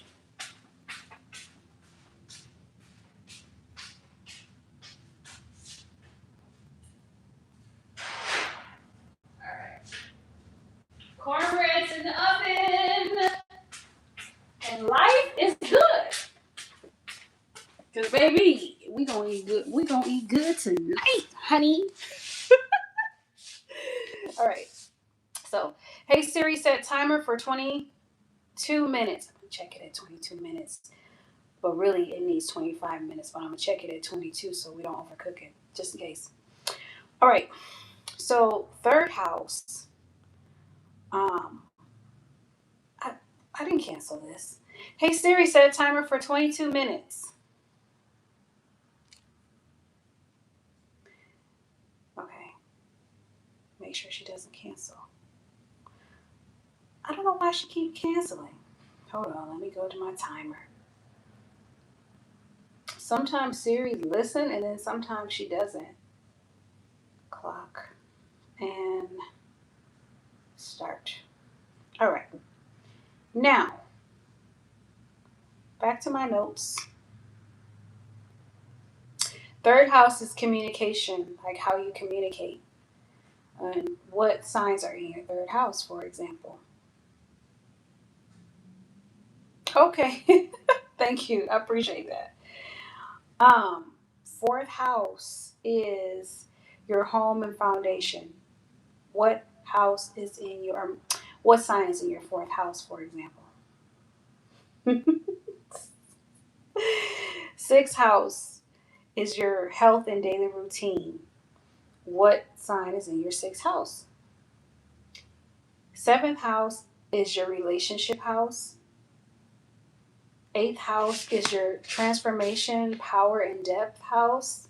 Oh, I need a massage on my toesies. I got a massage scheduled for Sunday. I'm ready. Sidebar. Did I say eighth house? Yeah. Ninth house. Now, in my ninth house, actually, is the sign Aquarius. It's in my ninth house. And that goes back to the ninth house is travel and learning. Okay. The 10th house is where my sun is, according to sidereal astrology. I'm compatible with everybody, um, which goes back to career and public life. What'd you say, 1534? And the 11th house is community and networks. So, what sign is in your 11th house? 12th house is your subconscious inner world. What sign is in your 12th house? Isn't that interesting? Yeah, I'm compatible with everyone. You know what I mean? Jelly bean. All right, now, regarding the love languages. Now, if we're talking about the 5 love languages,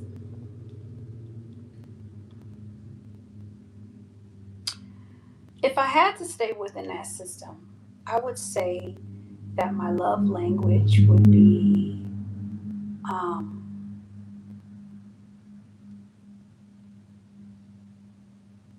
quality time and acts of service. I like them all, really. Because there's only 5, right? Hold on a second. Let me put you over here so you can see that. Let me check something. I just want to make sure that I'm plugged up back here and I don't lose my power and my internet connection and all that fun stuff. Yeah, I'm good. Sometimes when I lean back. Oh, you don't know? Uh-oh.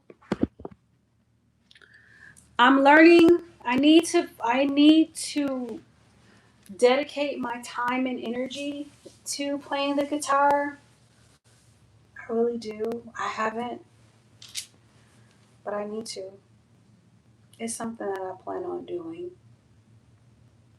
I tried and then I got all frustrated. But I know that it takes practice.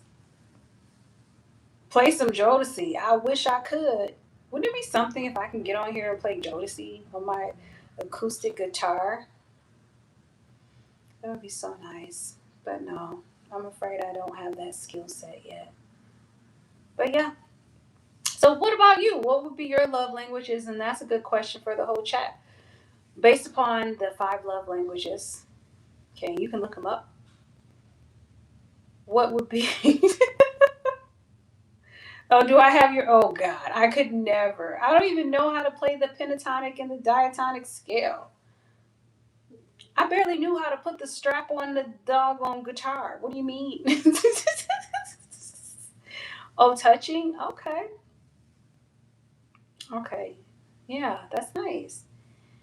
Um, I dated someone whose love language was words of affirmation. She said he just seen Jodeci to you. That's hilarious. Jodeci used to be the group back in the day, didn't they? They were the group. But then I don't know what happened. But beyond the five love languages, my love language would really be compassion. That'd be my love language. Compassion. Mm-hmm. Mm. Mm-hmm. Wait a minute. This is thick as F. It's a yogurt drink. Mm. Mm. Mm.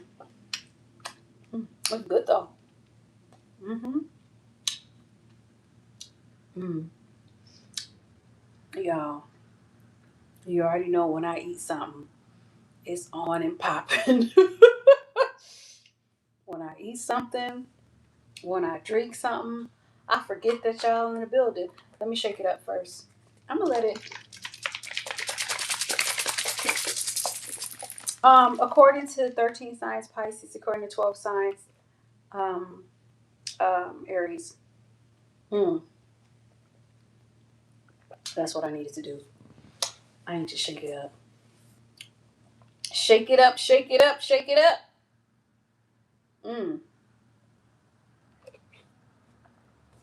Well, because I'm Creole and Cajun, my favorite meals are Creole and Cajun. I like gumbo. I like rice dressing. Um, but I eat all. I mean, I just clearly I eat. You know what I'm saying? I'm working out right now because I done fooled around and I done fooled around and found out. Yeah, I like jerk chicken. Yeah, I've never made it before. I never made it before, but that would be really nice to try some jerk chicken for sure. Like to make it myself. What's your favorite food? I like stir fry. I like ramen. I'm talking like the real ramen. I like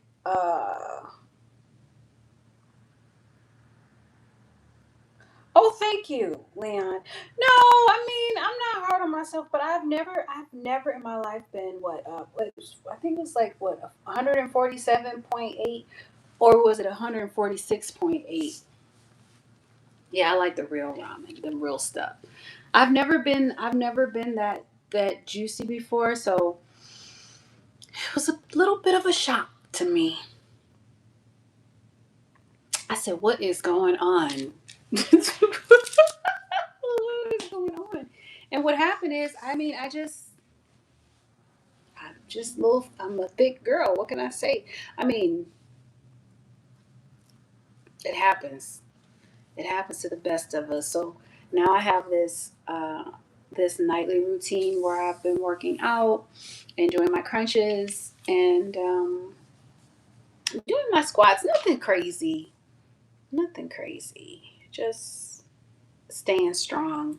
I'm not trying to lose weight per se because ouch, I do like my curves. I just want to make sure that I'm tight where I need to be tight and right where I need to be right and strong overall, you know. Is that right? Oh, you have a nightly workout routine too, Leon? Do you guys do yin yoga? Have you ever heard of yin yoga? Every time I do yin yoga, like I'm ready for sleep. I'm ready for sleep. You know, there's this position called Shavasana at the end of it, and it's just like I just love it. You just lay out. Mm. But yeah, good stuff. So I've been working out every night. There's only a few exercises that I do. Nothing crazy. I don't even break a sweat. What, Shavasana? Basically, you just lay out. Here, I'll show you. I'll show you. Let me see if I can find it. Yeah, I'm flexible. Are you flexible? Are you flexible? Oh, thank you. 9635. It feels, my body feels great, I guess, to be what, 46. So, I guess I really can't complain. Shavasana. Shavasana. Are you not flexible? See if I can show you an image. Oh, no. No, because I have to be. It's basically you just laying down on your back. It's really nothing impressive. Let me show you. I promise you. You wouldn't even want to see me do it. This is what it looks like. That's it. Just laying down on your back. Thank you. It's called Shavasana. And it's what you do like at the end of your yoga session. So it's one of my favorite positions. I also like the child's pose. Let me show you the child's pose. Child's pose.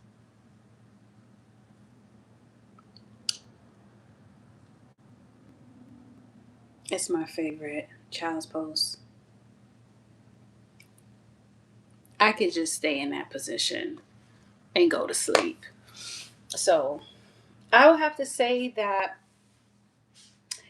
when it comes to flexibility, that's something that for me, it has to be reworked into my body.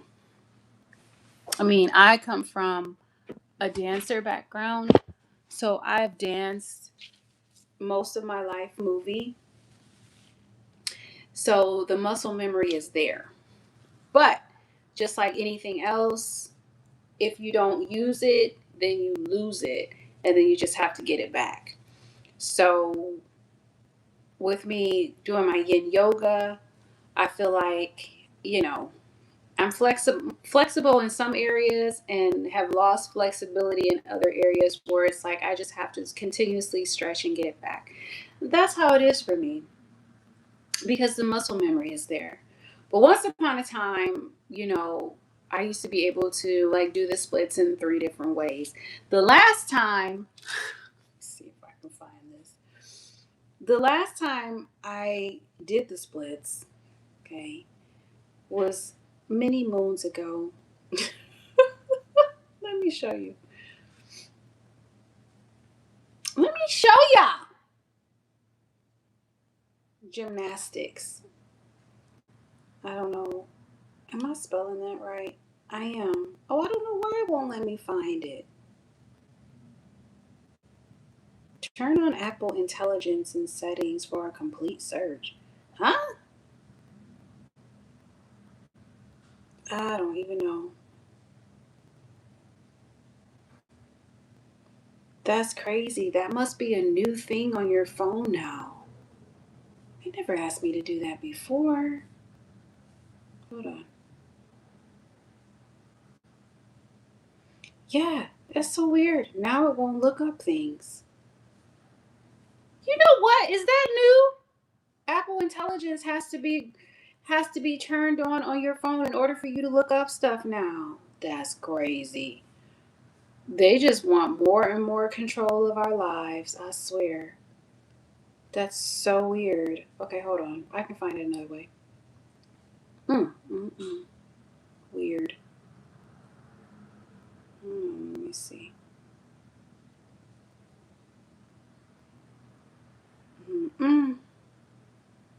What was that? December?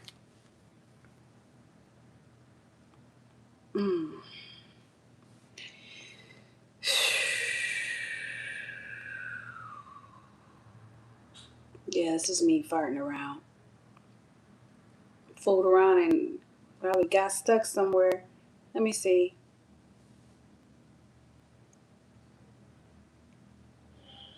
how the slide down is going to be on this one. Look at it. Oh.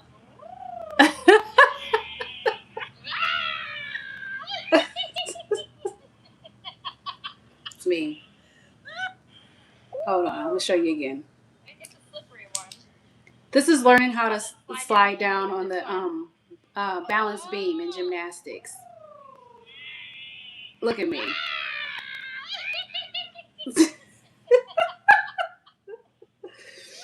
Can't say I didn't try. Cannot say I didn't try. But yeah. Such is life. Such is life. What I've learned about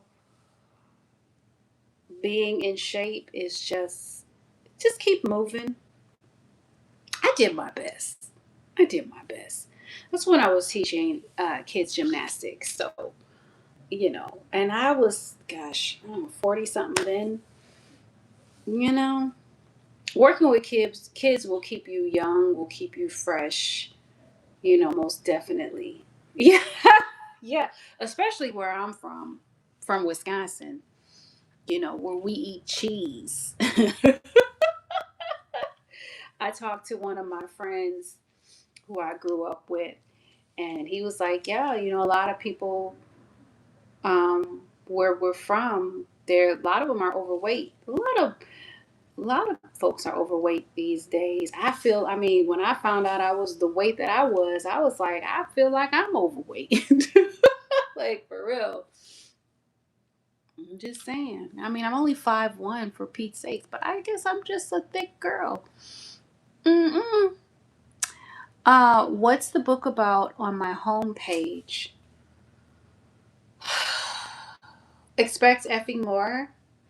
Okay, so that is a business book that I released in 2020, and it is about the success factors of successful business owners.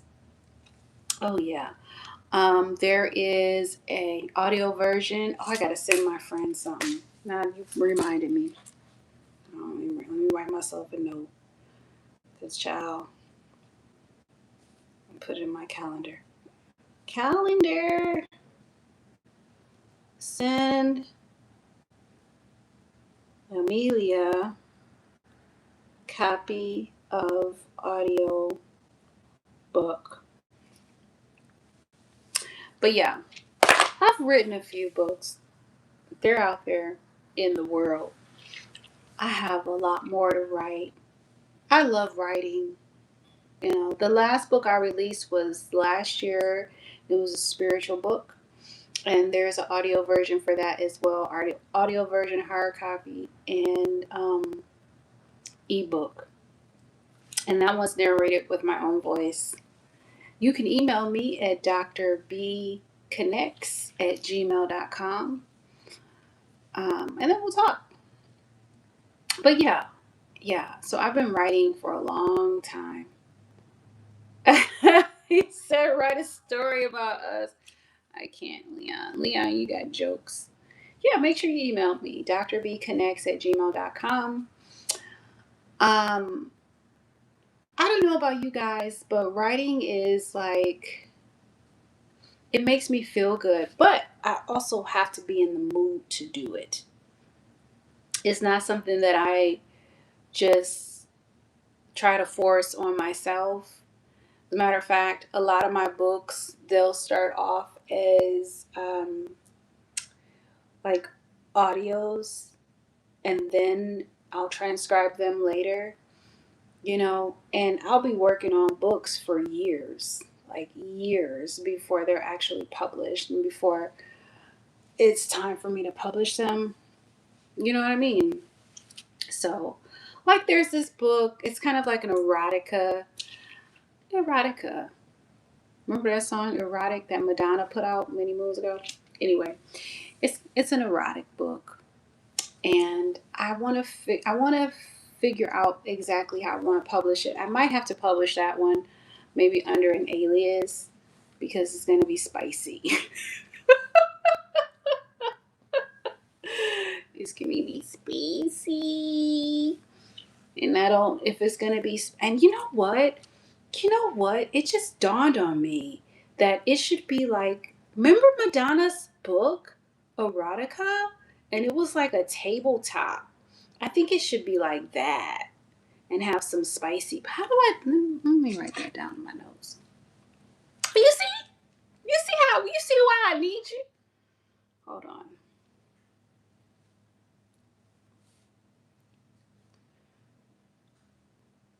Oh, you're only 30? Oh, bless your heart. Erotica. Well, welcome. I'm glad you're here. Welcome. Erotica tabletop book. And yeah, I'll put some spicy pictures in there and then have some spicy stories in there. And then it could be a tabletop book.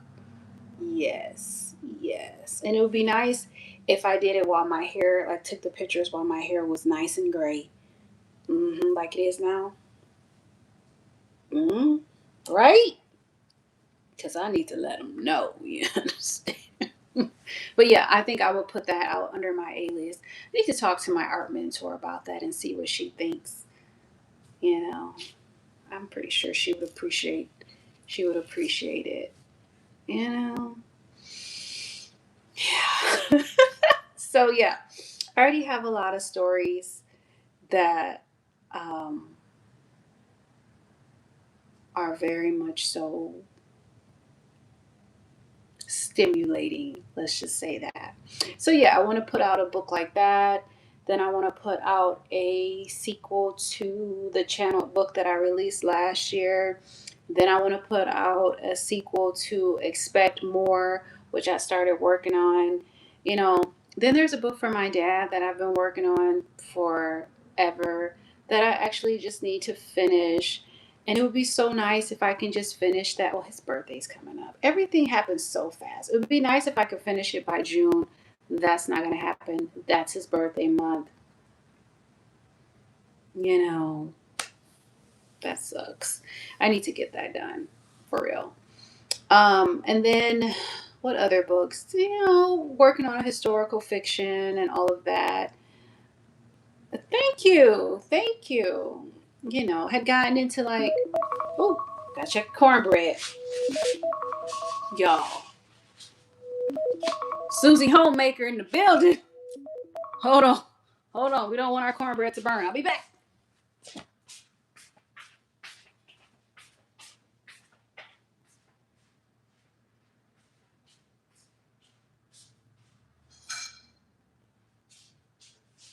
Oh, yeah.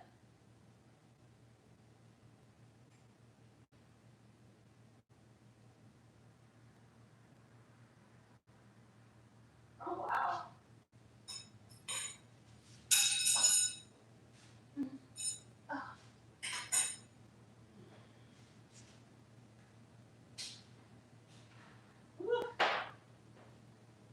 I don't know how that cornbread cooks so fast.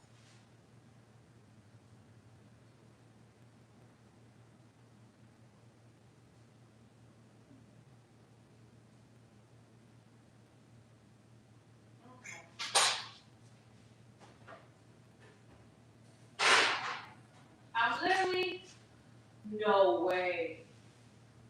Now, I said 400 degrees.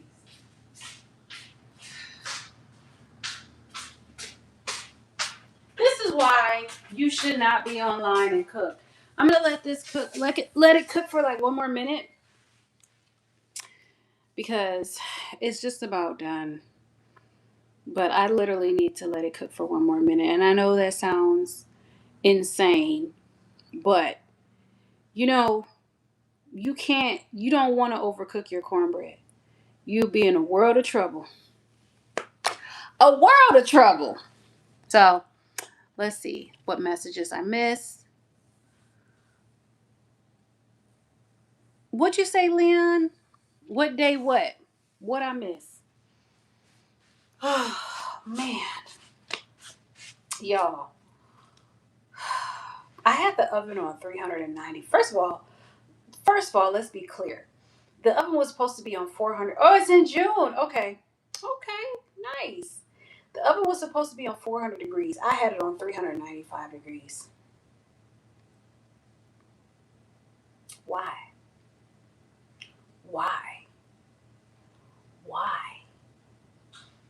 I go check the cornbread. Cornbread's just about done. You know, you stick a fork in it. Stick a fork in me, I'm done. You stick a fork in it to determine if it pulls up with no cornbread mixture on it, then it's done. Give it a few more seconds.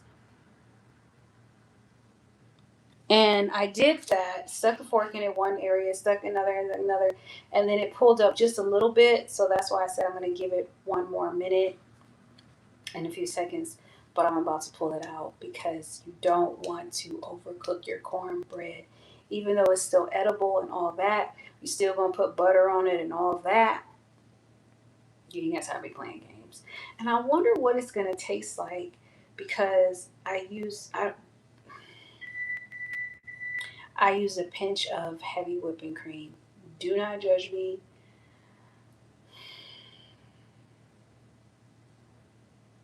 And that was not in the recipe.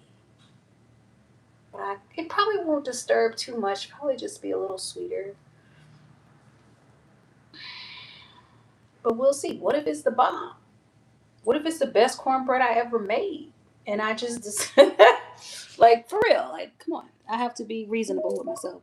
Okay, now I'm going to take it out and slap some butter on it. I'll be back.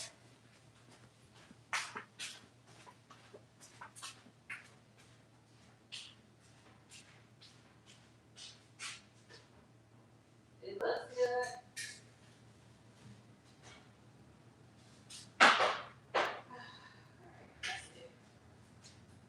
That's it, Charlie. All right. Butter.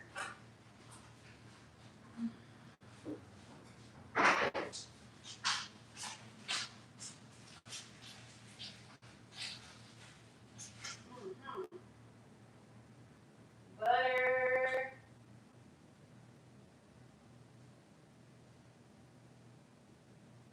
All right.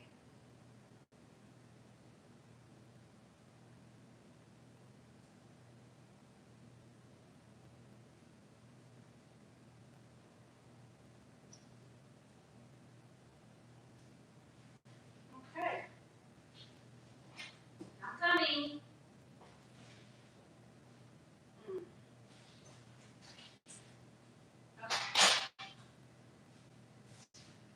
All right. Cornbread looks really good. Cornbread looks great. Cornbread looks bomb. Just so y'all know, for the record. All I gotta do is make some rice and make my broccoli. Oh my gosh, yeah. You know this couch I got from Amazon. And I mean, on a scale from 1 to 10, because, okay, I really enjoy comfort. And I've gotten couches from Amazon before that I would rate higher than this one. This one was just kind of like a couch that could fit in my bedroom, you know, and take up minimal space. My bedroom is pink, by the way. My bed is pink. This little thing that I was fighting with earlier is pink. It's like pink and gray. What you talking about, Gage? What you talking about, boo? And then the tray is pink. But anyway, yeah. I would say on a scale from 1 to 10, I would give this about a 3.5. And the only reason why I say that is because I think it needs like a little footrest. I do have this ottoman. That's what I was thinking, trying to think of the name of the thing that I could put my feet on. But and then I think that sometimes it just gets uncomfortable. It's nice, but it can get uncomfortable after a while. I don't know why that is. Maybe it's just I don't know. Plus, another thing I don't like about it is it doesn't hold me as well as it could. Like I got all this, all of this, and I feel like it could just offer more. It could be a little bit longer, you know, maybe for a little bit longer. But again, I got it because it was small and it fit in this corner of the bedroom, and I was not going to put a TV or anything else here. So yeah, but I just feel like it could do more. It could do more. You know what I mean? So, let's see if I'm missing anything in the chat.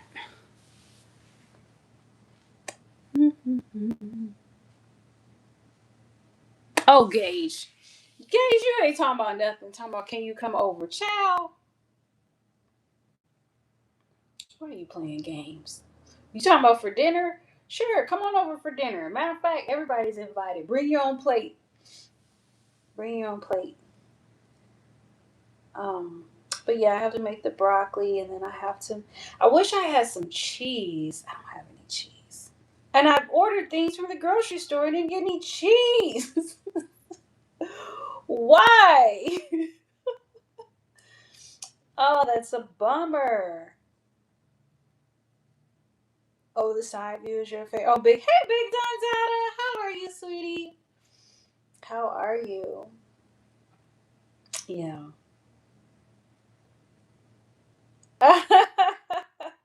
Because I'm not in Wisconsin. If I was in Wisconsin, I would have had some cheese. It's the law. Yeah, I'm not in Wisconsin, you guys. I'm far, far from Wisconsin. I haven't been to Wisconsin in like, gosh, probably about 10 years. And I was just talking to some of my family members the other day, and I need to go visit them. I mean, my parents, they live in Livingston, Texas, so I always go see my parents, but I need to go see like my aunties and my uncles and my cousins, and I'm so far, like far removed, because I've been a traveler and I've been living in all these different places. I'll tell you where I am once I leave this place. But you know, um, I usually just kind of keep my location private, only because not you, but some people are just so insane, you know. And sometimes I have people, one person in particular. I don't like to. I don't. Nope. Nope. Nope. Nope. Yeah, right. It's totally understandable in this day and age. You know what I mean? But I'm living in a beautiful place, and I will tell you, I'm by the mountains and I'm by the lake. When I look out my window, I see mountain ranges, and it's just beautiful. And now it's time for me to move on. And I share so many stories about different journeys that I've had in my life movie so far, and I love sharing these stories with you all because I know they're very relatable. And now here I am at another phase of my life movie where it's time for me to move on.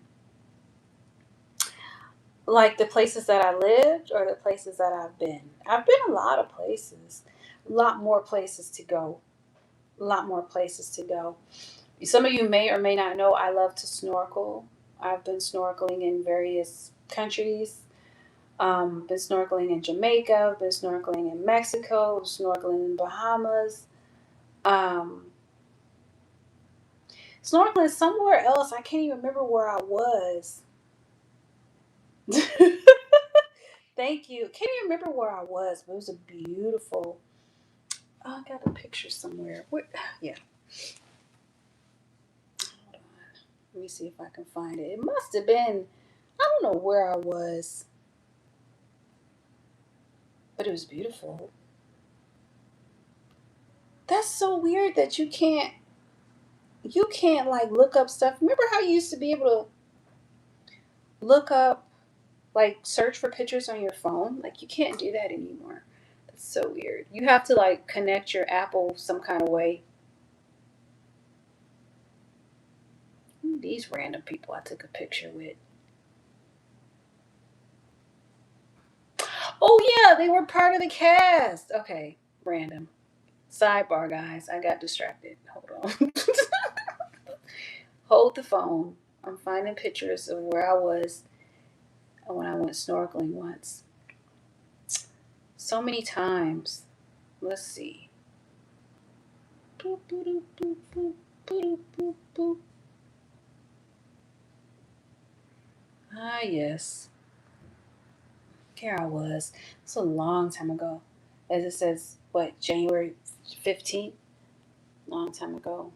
Somewhere out there. Let me see if I can show you a better picture of. Look at this. Look at the beauty. Look at the beauty. Look at the water. And then I went snorkeling somewhere out there in over here. Let me see years.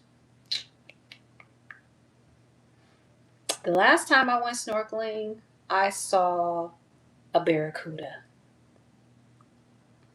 And the barracuda was coming right at us. And I was like, in my mind, I was thinking, oh my God. In my mind, I said, ah! And it was like, the barracuda said, ah! And it went in a whole other direction.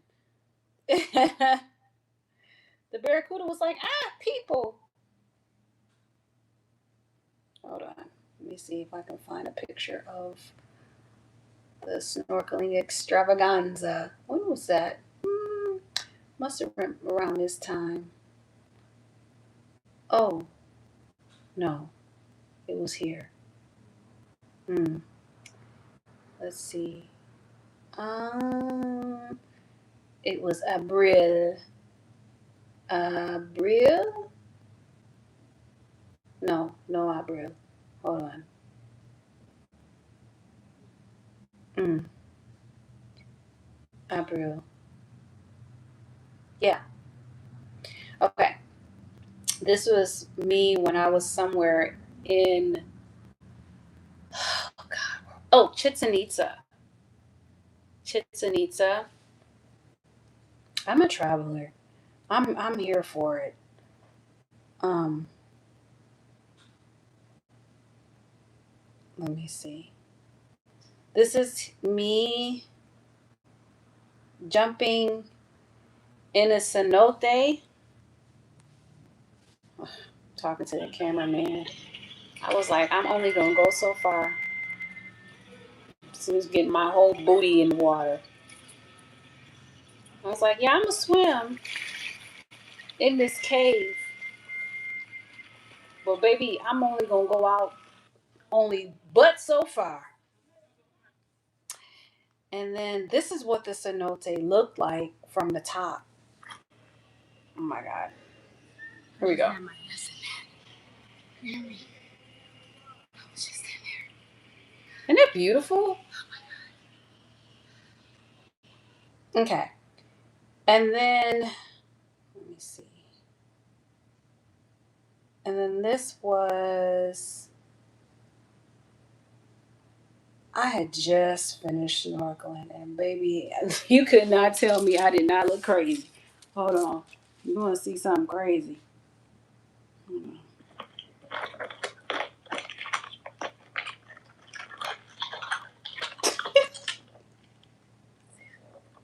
I'm fighting with the camera. Let me see if I can find a better picture.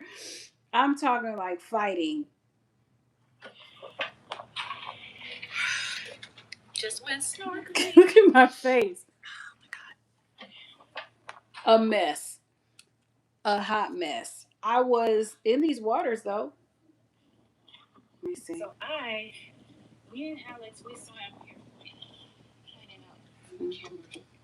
We went all the way over there, and then all the way. We were so far. How deep do you think? Let me see. We have like 3 meters, like 8 or 9 feet. Okay. Yeah, we're about on a reef, 8 or 9 feet deep. You know, the reefs are not deep. They're shallow. So beautiful. But scary. Okay, so let me plug you in. Let me plug you in, homie. We plug you in, and then see if we have any questions. What you say? You're not messing with that type of water. That's not your thing. I am not mad at you because it is crazy, and I 1000% agree with you. Like what? You gotta be a little crazy, I think, to even go up in there.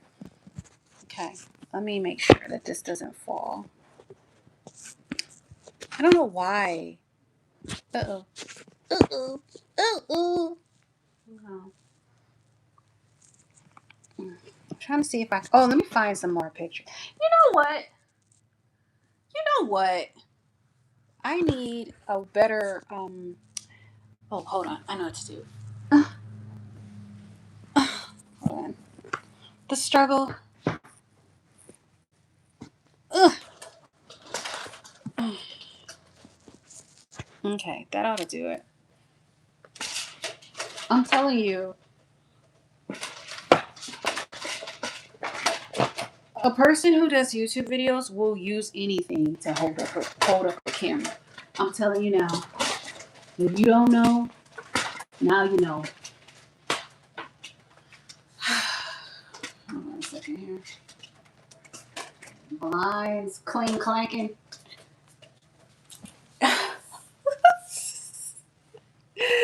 Okay. Okay. But yeah. I'm gonna show you some more pictures from that trip. Yeah. You just gotta be an explorer. I'm like Dora the Explorer. Let me show you.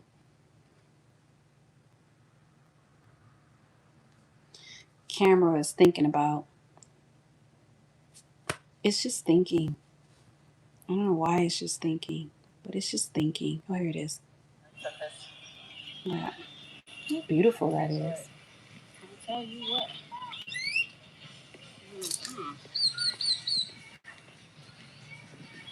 Well, Margarita's Taco House is really good. Take my ass over there. And then go put on my swimsuit and go sit out and let this chocolate melt.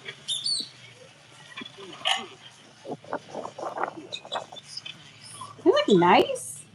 Other parts of this. So yeah. Oh yeah. I'm about that life. But there's so many places that I want to see. You know, isn't it beautiful? And that's Mexico, Big Don Dada. You know, a lot of people have, some people, I don't know about a lot, some people have very negative things to say about Mexico, and I get it. But Mexico's big, it's huge. And it all just depends on where you go. Yeah, it really does. Is that right? Are you on the East Coast? I know, right, celebrity? Right? Yeah, I mean, oh, okay, okay. That's what I'm saying. Like, I just love beauty and I love nature and I love serenity. Oh, you in Atlanta? I've only been to Atlanta once and it was to go to Great America. I got pulled over in Atlanta too because I was speeding like I had lost my mind. That's when I was younger and dumb.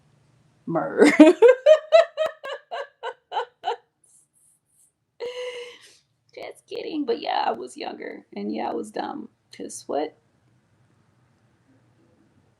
I don't know what I was thinking. I wasn't, clearly.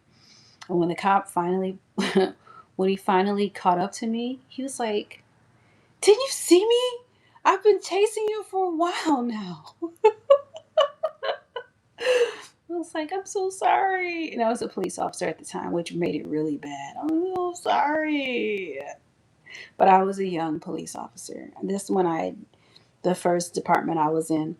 Yeah. I've been to Houston. I love Houston. Shout out to Houston. Shout out. Shout out. I've been to Houston. Mm-hmm. Many times. Many times. When I fly into Texas, I usually fly into Houston. Yeah. My folks, they're about that way. But yeah, I love Houston. Good food, good people, good vibes. Give me a cowboy. What do they say? Save a horse, ride a cowboy. I'm trying to see something over in Houston. Yeah, yeah. Oh, you can believe that? That's funny because sometimes it's either one way or the other. People are like, I can't believe you're a police officer. And then some people are like, oh yeah, I can totally see you're a police officer. And I just be like, what do you all be seeing? What you say, Big Don Dada? It sounds about right. That's right. Save a horse, ride a cowboy. Let me find out. Let me find out. Like Romeo Santos says, let me find out. By the way, I'm going to go see Romeo Santos. He has many concerts um, all over. I don't know if you guys are familiar with Romeo Santos, but he does a lot of bachata music. And bachata originates from the Dominican Republic, which is a place that I need to visit. People ask me that too. Do I still have my handcuffs? Which is so crazy.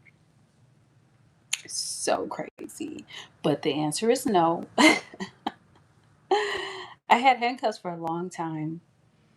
But yeah, I've done things. I mean, I've been in relationships with people,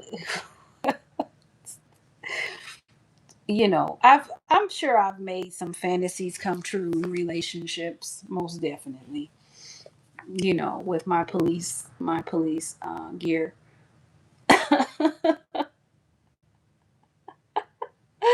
Right, celebrity? Have I ever been handcuffed? Yes. And am I a fan? No. No, because I feel like I'll go upside your head. If I'm telling you I'm done, and that's what I mean. That's what I mean. What are you saying? Trying to take me out of here? I remember I remember one guy I was with, and I'm gonna have to write about this one in the book, but child. First of all, he was a wild one. He was a wild one. You gonna talk about somebody like ripped my stretch pants off my body. I said, wow. Wow. Wow. This what we doing? I didn't even know either my either my stretch pants were just really cheap or he just had superhuman strength or both.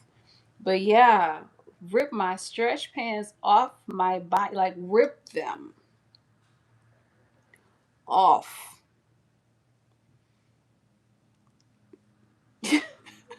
Like a piece of paper. Yeah. Yeah. And I'm saying, I don't know what he asked. Know what he must have got up and ate his Wheaties that day. And I tell you what, I saw my soul leave my body and come back. He tried to finish me off. Most definitely. In some dimension, he probably did. Child. Mm-mm-mm. What? Mm-mm-mm. I think I was in my 30s then. And I think he must have been in his 20s then. Yeah, he tried to hurt me. But one thing led to another. But there's certain things I just wouldn't do with him because I just wasn't trying to do all that. But he did enough. Freakiest thing I've ever done. Oh, and I have to put this in the book too. Freakiest situation I've ever been in that I had no intentions on being in. I was about 18 at the time. And I was invited out to go on this date. And I'm like, okay. Date was at the guy's house. I'm like, okay. Dinner date. I'm like, okay. Again, I'm younger. Didn't know the rules to the game. Because now I say to myself, I would right, Leon, I don't even know how you were guessing. I would never go to somebody's house on a first date because I don't know you. You could be crazy. And come to find out, so I get over there and the dinner is nice. He lives I'm thinking he lives with his cousin, right? Yeah, now I'm an OG. Cause his cousin is there. And I'm like, that's okay, whatever. His cousin's there, must live there. We're having dinner. That's all that matters. Eating dinner, it's nice. We're done with dinner. We sit on the couch. I'm sitting on the couch, minding my business. We sitting together. I must have been stretched out or something. His cousin was like in another seat. This is, baby, let me tell you something. His cousin was sitting in another seat, but it was at the end of the couch. And then the guy that I went on a date with, he was sitting at like by where my feet were.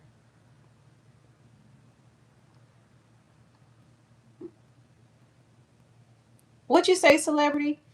So I'm laying down. I'm relaxing. I'm watching TV. I don't remember what was on the TV. Ain't no telling. It was a boy cousin. So I'm just stretched out, naive. Cousins start like touching my hair or something like that. I'm just like,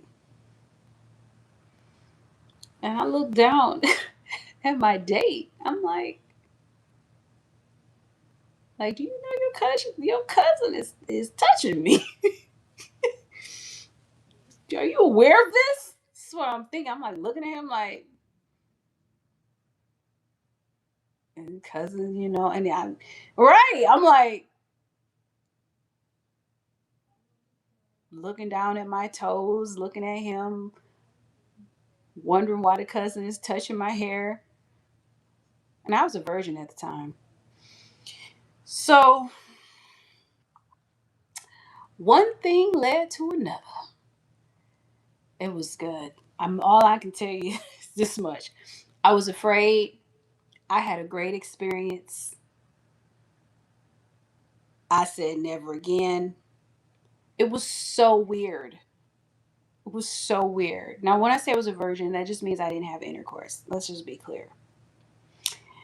I had, it was crazy because part of me was afraid because I was like, what in the entire tarnation? Would you say celebrity? You're sweet, celebrity. What in the entire tarnation? But what was cool was that they both respected the fact that I was a virgin. We still had our fun. I felt like I just wanted to keep my life because I didn't know what to expect. And then after all of it, because it was great, I had a great time. Like looking back now, yeah, it was nice. Was it crazy? Yes. And was I terrified? Yeah. Did I think the man had lost his mind? Absolutely. Did I ever date him again? No. So let me tell you what happened. So after it was all finished and done,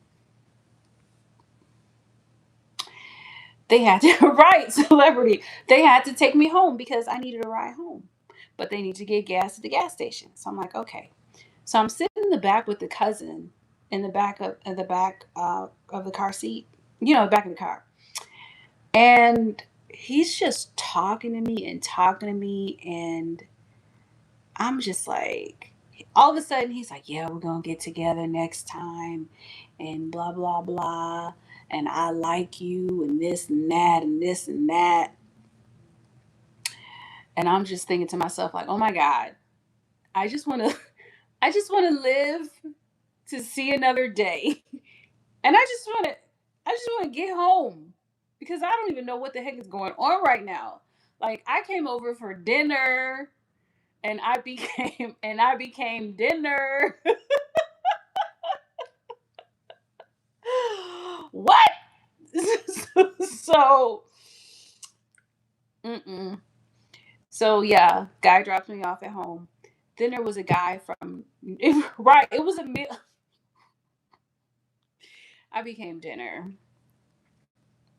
I gave, I received. It was beautiful. I had a good time. I was like, yes, okay, this is nice. This is weird.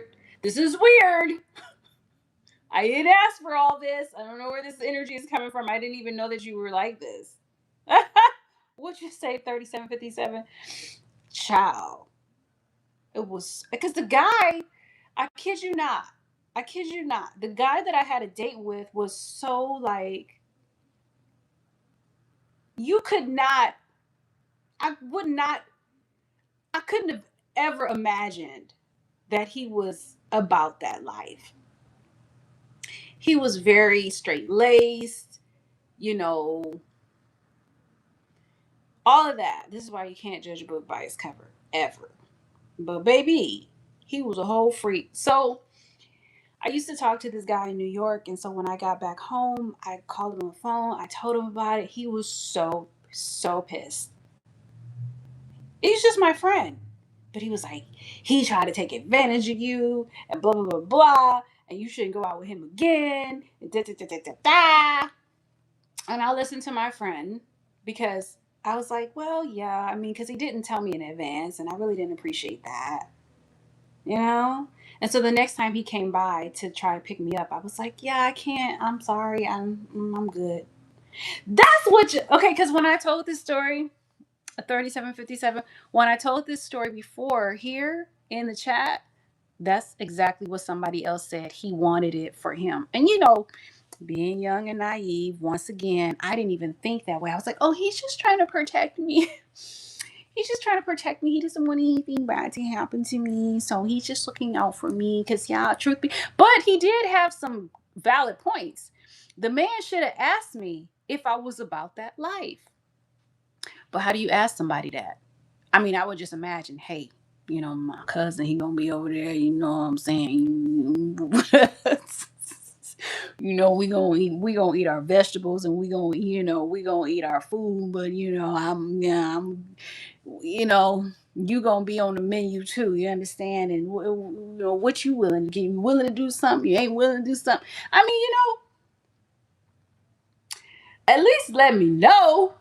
Because at the end, right, Big John Daughter, because at the end of the day, when I'm sitting here watching TV, minding my business, and your cousin start rubbing my hair and whatnot, I'm looking at you like,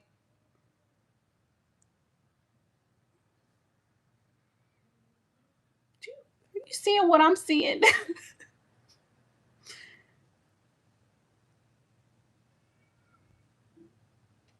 What you say, Gage? That's a whole nother conversation for another day.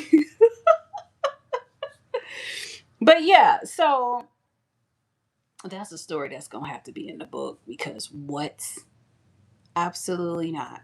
Absolutely not. It was crazy. I've had a few situations in my life where I've done some crazy stuff where I'm just like, wow. And it'll be in the book. It'll be in the book. And I think it's going to have to come under a different name, because it's just too scandalous. It's too scandalous. And for a person that hasn't had a lot of partners, because I haven't, it's been scandalous. Scandalous. You know, like that Prince song? Scandalous. Scandalous. Because some of the stories, ay, ay, ay. I feel like, mm, mm, mm. I feel like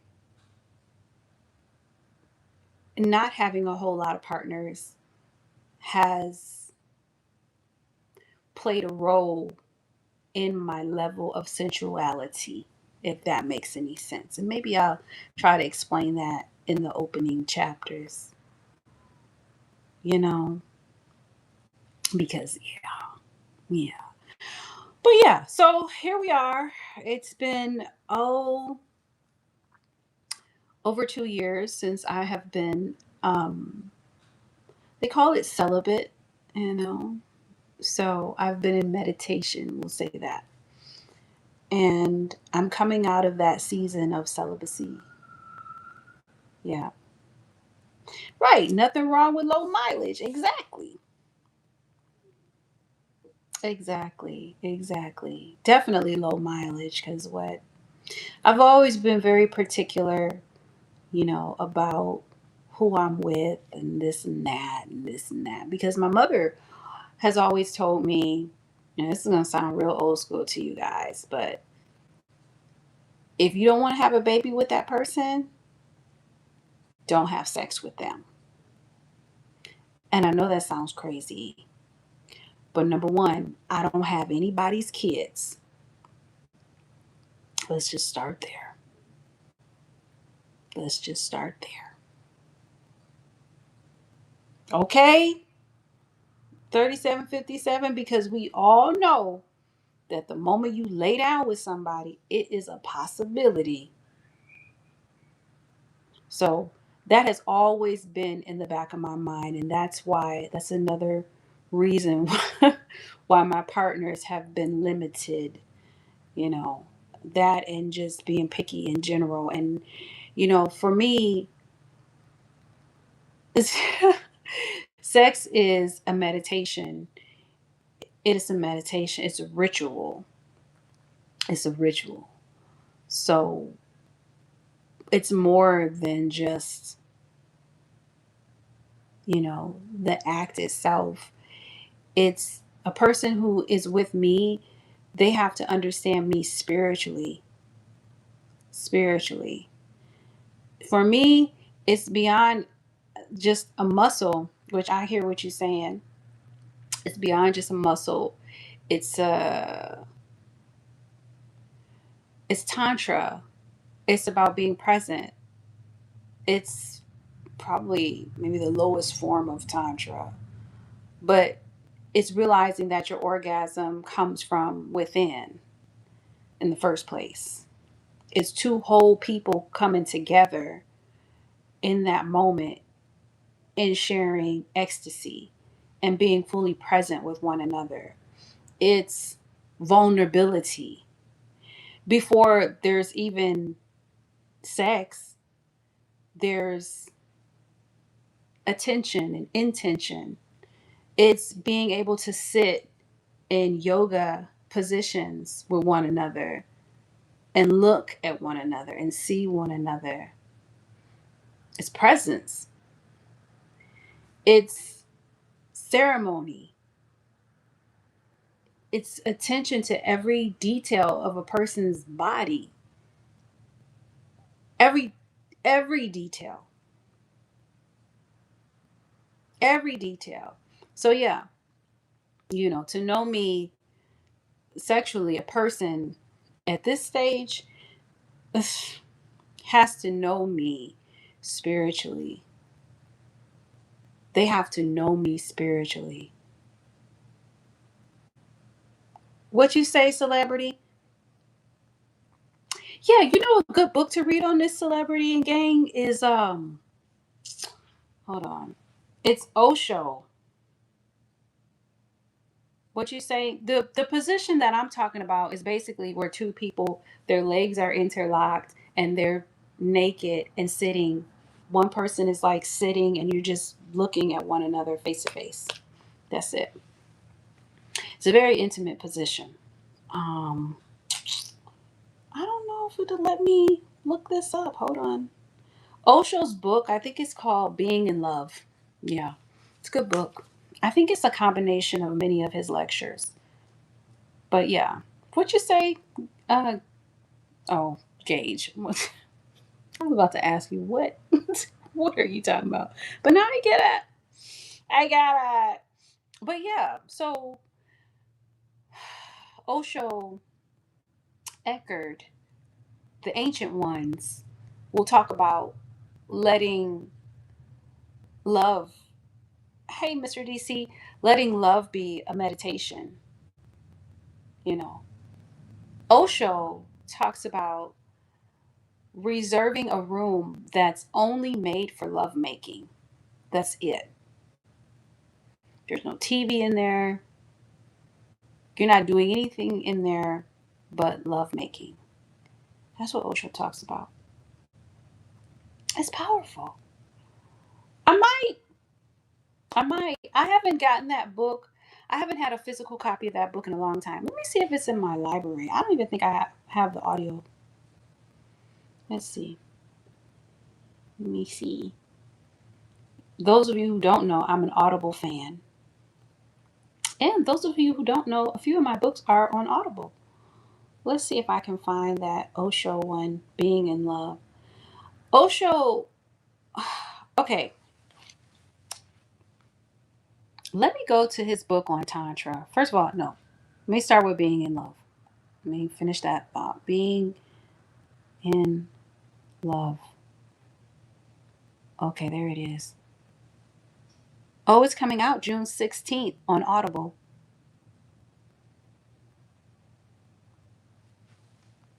But the hard copy of the book is already available. Anyway, as it says here, the book says, How to Love with Awareness and Relate Without Fear audiobook.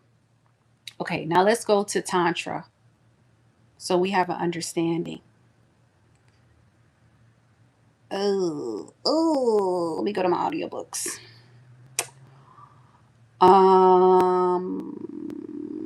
The Tantra Experience. I have listened to this thing 1,000 times over. It's like 5 hours long. Let me see, because I know that I have definitely made some notes in this book. Clips and notes. All right, we're going to listen to a clip and a note. Let me see.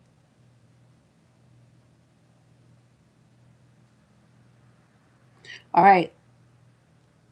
Escuchar. If it'll play. You can go with Sarah very deep into human reality.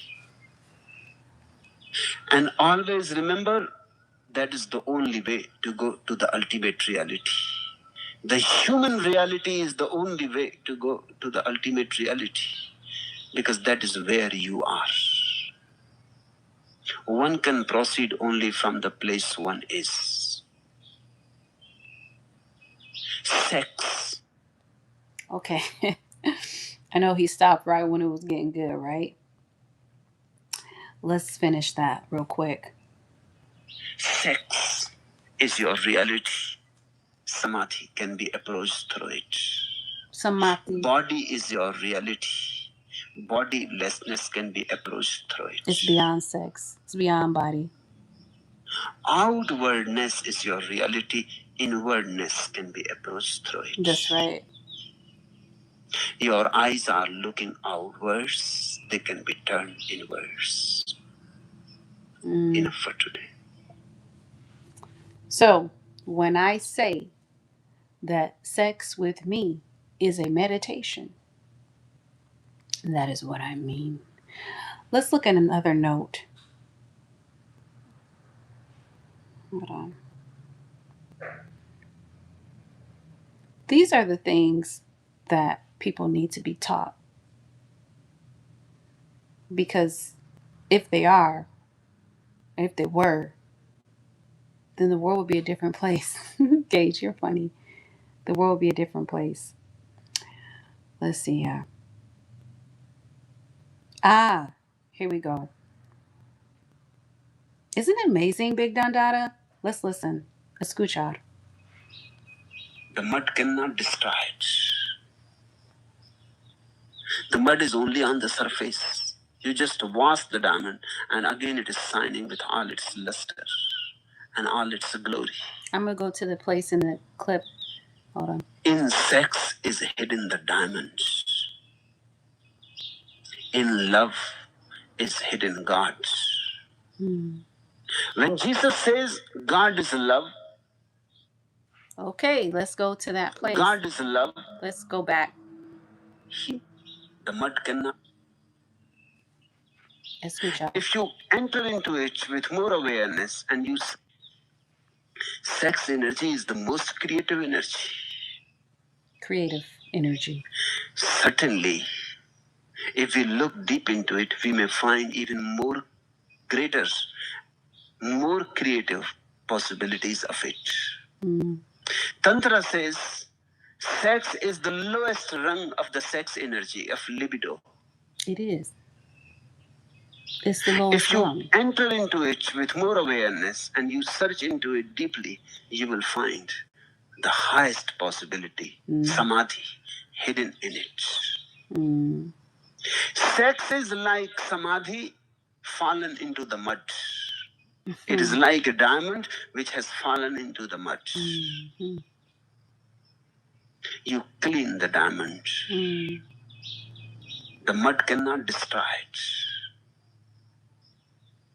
The mud is only on the surface. You just wash the diamond and again it is shining with all its luster and all its glory. In sex is hidden the diamond. In love is hidden God. When Jesus says God is love, he may have got this idea somewhere from Tantra. Tantra. Because the Jewish God is not love at all. Uh-oh. About to step on some It cannot toes. come from the Jewish tradition. Uh-oh. I'm going to stop it right there. So let's listen to one more clip. So yeah. So no, you can't just come to me with your dick in your hand. I mean, that's nice. It's appreciated. But there's more.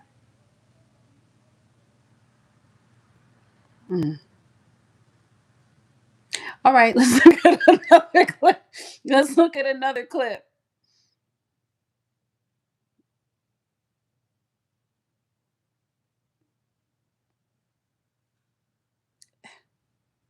Two more, and then we're done. Sarha says ascetics are like frogs. And Tantrika is like a bee. A bee. In the phenomenon of sex, there is hidden the sublime.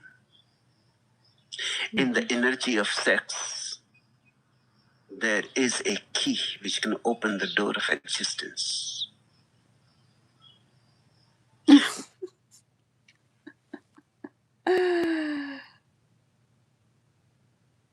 Tantrika is like a bee. Uno más. That they are destroying themselves. Sarha says ascetics are like frogs. Oh, did I play that already? And Tantrika is like a bee. I did. Sorry. Lo siento. In the phenomenon of sex. Aquí. Here we go. Tantrikas have been watching the phenomenon of love very deeply. Because they think, and they are right, that the greatest phenomenon on earth is love. And the greatest experience of humanity is orgasm. So if there is some truth, that truth must be closest in the moment of orgasm than anywhere else. This is simple. Yeah. This is simple logic. One need not be very much logical about it. It is such an obvious thing that this is the man's greatest joy. So this joy must be somehow opening a door to the infinite. He's talking about how one's orgasm is like one's greatest joy. that it opens the door to the infinite. Infinite. It's powerful. It's powerful. When's the last time you heard an orgasm described as such? I'm just saying, like, come on now. I'm just saying, it's interesting. Again, if you're interested in this particular meditation, this is called Big Don Dada. This is called the Tantra Experience by Osho. Please understand that Tantra is only taught really by a woman. Very slightly. Hold on. Let me go back. I have plenty clips here. Ay, ay, ay, ay, ay, ay, ay. I'm one of those people that highlights everything in their book, makes notes everywhere, writes down, doubles back. What you say? What you say, Willis? Okay. Um. Oh. Oh. Let me see. Yeah, Tantra is something that it's deep. It's deep. I actually went to um a tantrika training, and I stayed in a house for 13, no wait, was it, no, it was a week. A week with 13 goddesses. And that was years ago. And we were studying Tantra. Very powerful, powerful initiations that took place, which is why I have the snake across my belly. So yeah, you already know it's gonna be trouble. So what you mean? What you mean, baby? Um, Let me see. Hold on, if I can find something else interesting. Mm, mm. It's all over the place. Like the pictures of a snake in my across my belly. The word tantra means expansion of awareness. For those of you who want to know, in a simple nutshell. Hold on. Hold on. Let me scroll back. Mm. Mm. Mm. Powerful. If you watch a person's purity, you will never see a person's evil. That's deep.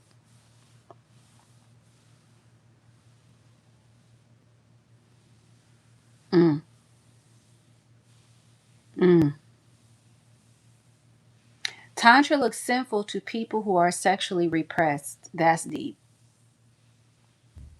Mm. Only a woman can teach Tantra. A master had to be a mother. A master had to. Let me play this clip. You think I'm playing? A master has to Send me an keep email. you in his womb for months, for years, sometimes for lives. A womb. One In a never womb. knows when you will be ready to be born. A master has to be a mother.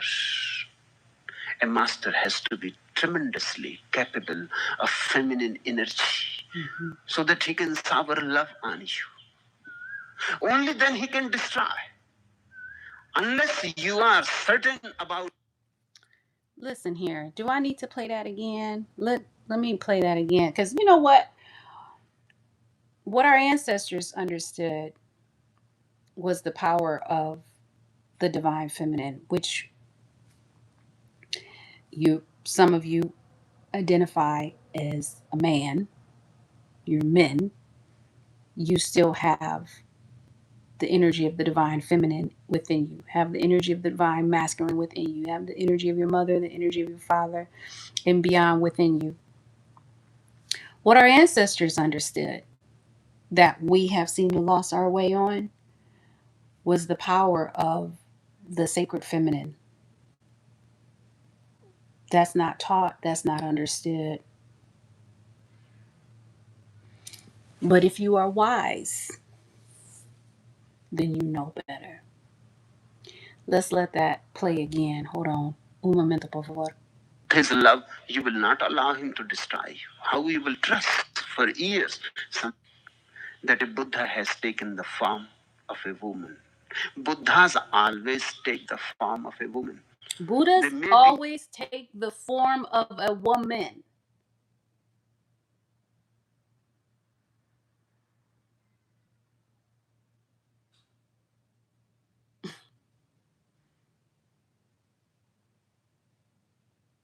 Shaman were women.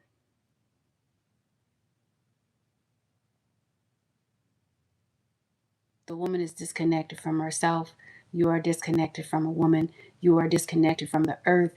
You are disconnected from the mother. You are disconnected. This is why we have sexual perversion in the first place. Comes from religion too. Repression. You repress things so much, it becomes an obsession. You don't express it, it becomes an obsession. What'd you say, Big Nutshot?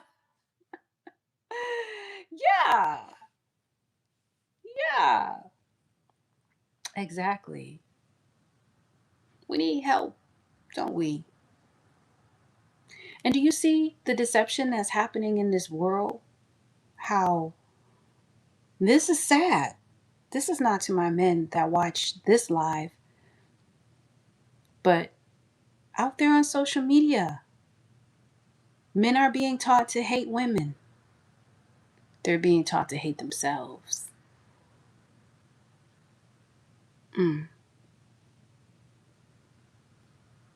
And and women are being taught to hate men. They're being taught to hate themselves. Mm. We've lost our minds and we need to find them. Let me play this. Escucha. Living in the male body, but they are feminine. Because all that is born out of the feminine energy. All that is born out of the feminine energy. And as much as the world wants to change that, it's what it is. It's born out of the feminine energy.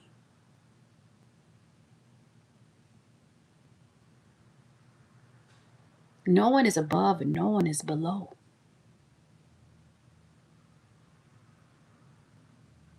Let me continue. Male energy can trigger it, cannot give birth. But can't give birth. A master has to keep you in his womb for months, for years, sometimes for lives. One never knows when you will be ready to be born.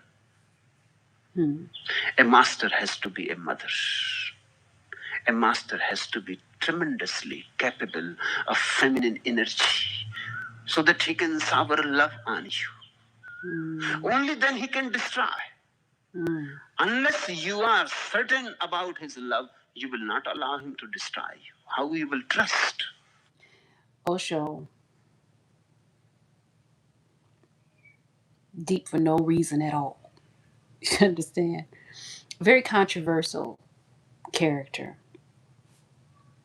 But yeah, those of you who are wondering, that is called the Tantra Experience by Osho. There's plenty more where that came from, but I just wanted to give you guys a little taste. Yeah, I believe it. A little taste. So when I say sex is a meditation, I'm talking about Tantra.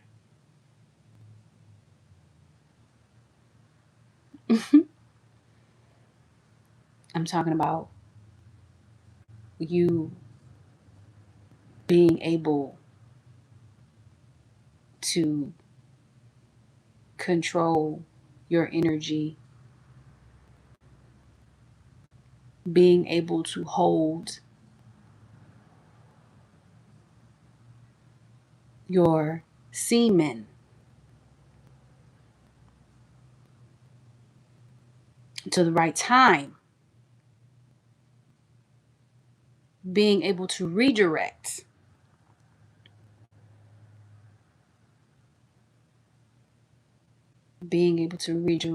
your energy, being able to manifest. What you say, sweetie?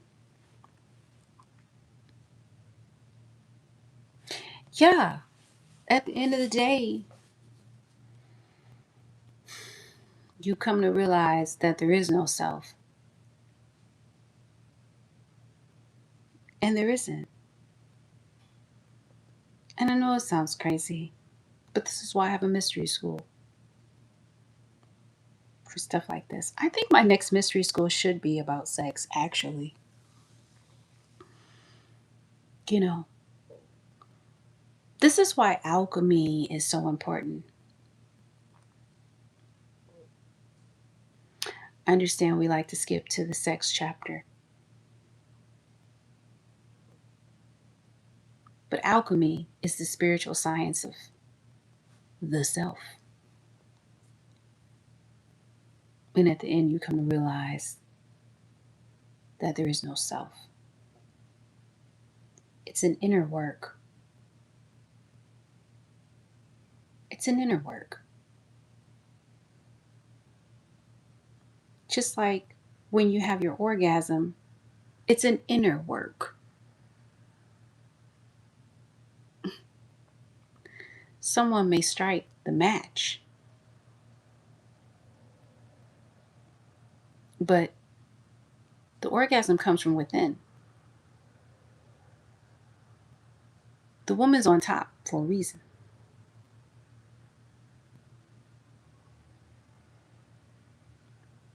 On top for a reason. Consciousness is interesting. It's internal, it's external, it's everywhere. And yet, uncontained, but appears to be contained. It's simply the awareness that you're the one that's observing. You're the observer, the unseen, and the seen. That's consciousness. Here it is, everywhere. Everywhere. Woman's on top. It's powerful. Osho talks about how people didn't know, I guess, at one point, the missionary position, they didn't hear about it. They only heard about it through the missionaries who were doing the missionary position. Having a man, you know. But there is a powerful force in the woman on top. For many reasons. But first of all, a man needs to know how to control his semen in the first place.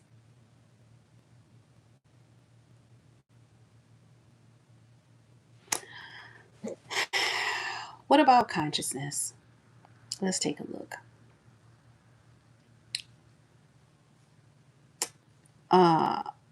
Let's go into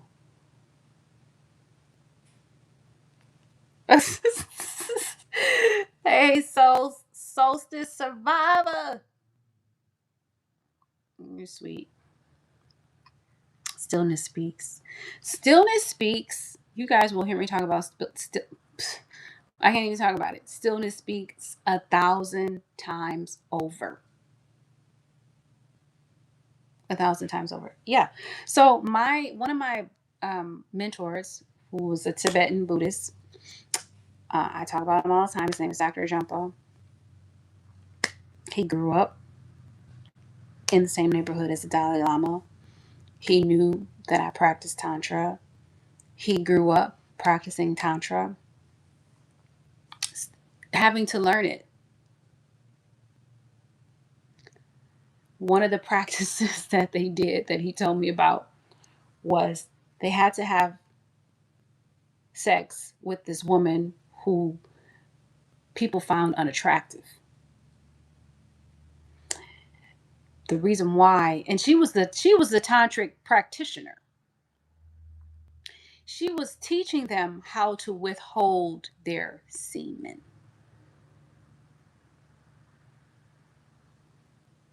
So,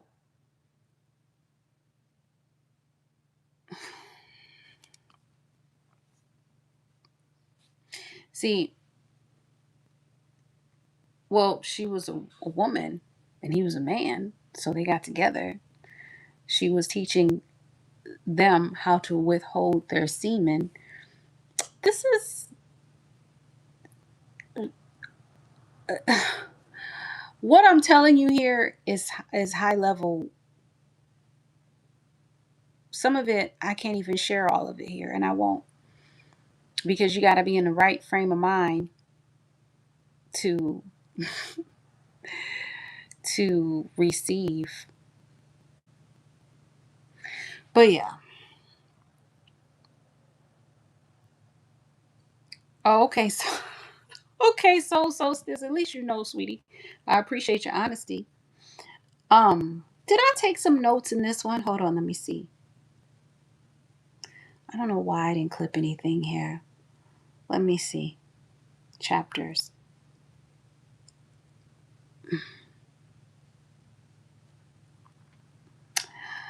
I don't know why, but hold on.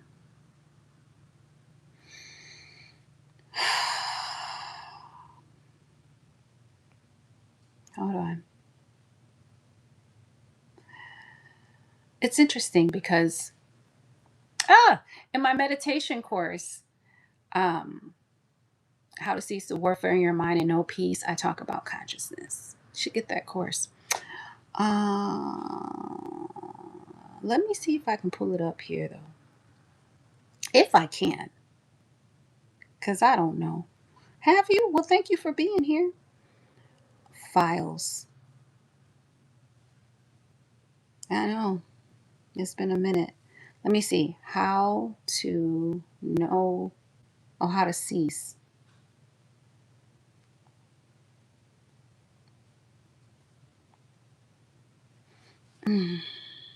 Oh, those are the meditations for the course.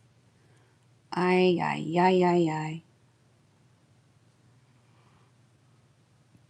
I have so much on this phone here. It's going to be on the drive, maybe. How to cease. Oh, let me be great.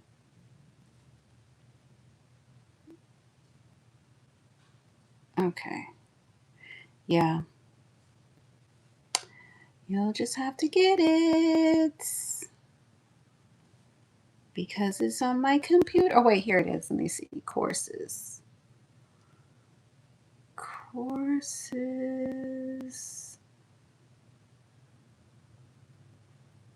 Course. Okay. Oh, why is this folder empty?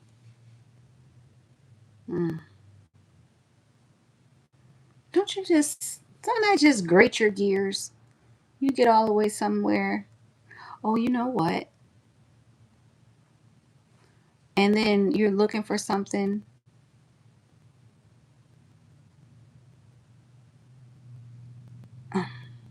And then you can't find it.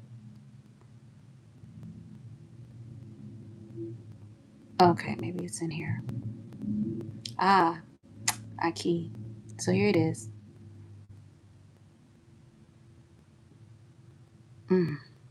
We'll see. You want to make sure that you're comfortable and ready to go. I'll be with you for about an hour. So let's get to it. I'm going to start sharing my screen now. Okay, and this is a clip hopefully of the you guys can hear me okay. I'm sure my tech people will let me know. This is the course you want to get. It's share already posted in my all right, on my page. Okay, excellent. If you want to know about consciousness and the mind. This PowerPoint presentation. Okay. Again, I'm Dr. B. B is my nickname. My full name is, again, simple feeling words can calm your mind and change your brain. Now, here's something really fascinating, and I guess it kind of goes back to this whole fight or flight thing. Your brain has a negativity bias, okay? Your brain leans towards negativity. It leans towards threats. It leans towards, unless you just can't tolerate fruits and vegetables. Most people can tolerate fruits. Talk about detoxing. So get some fruits and vegetables in your life. As some buzz, you are nothing. And I said, well, what does that mean? And I kept saying it. I am nothing. I am nothing. I am no thing. No thing. I'm no physical thing. Okay. I'm beyond a physical thing. Okay. And that's what I want to let you know. You are not, even though you're a physical being, you're beyond this physical shell. You're beyond this flesh. Okay. You are the awareness, actually, that witnesses the busy mind at work. Okay. And that's why you can watch a school shot. Who's the one that's watching? That's who you are. Eckhart Tolle talks about this. You are the one that's watching the mind. Again, going back to what Osho says, you are the sky, not the clouds. Okay. The awareness is called consciousness. You are pure consciousness. You don't have to go look for it. That's who you are. A lot of times we want to go, we figure like, oh, we have all these issues, you know, maybe we can go. So yeah, get the course. Now, we were talking about breath. There's actual breath work that can be done that reminds you of the fact that you are awareness. As a matter of fact, when we sit and we do our 3-minute, we haven't done this in a month of Sundays. When we sit and we do our 3-minute silent meditations and we find our breath, that's us reminding ourselves that we are the one that's watching. When I say watch your breath, it's beyond you watching with your physical eyes, because obviously you can't see your breath unless you're outside, you know, or steam or it's cold or whatever. But you are the one that's always watching beyond the eyes. You are the observer. You are pure consciousness. There is a meditation that you can do, many breathing meditations that you can do to help go deeper into these truths. So, yeah. But anyway, you guys, do you have any questions before I go ahead and skedaddle? Skedaddle. Let me turn the light on. Okay. You can see me. You can see me. Any questions before I go? I don't like that light. I like it dark. Thank you, Gage. Thank you. I appreciate it. Make sure that you guys send me an email. I get emails all the time. I get emails all the time. Some of you guys have sent me emails of your wangers, which is kind of funny. Y'all just being naughty. The course is on my page. It should be right under like my profile. Let me see. Some of you guys just be all your naughty selves. Let's see. View channel. Yeah. Let me click it. Yeah, there it is. Bam. So what I did was, what did I do? I went to go to my YouTube, and then I went to where it says more, like you go to my page and then you hit more, and then it'll says description, and then it'll say buy my course, thank you, and then you click it and it takes you right to, well, it took me right to the website. I don't know where it's taking me now.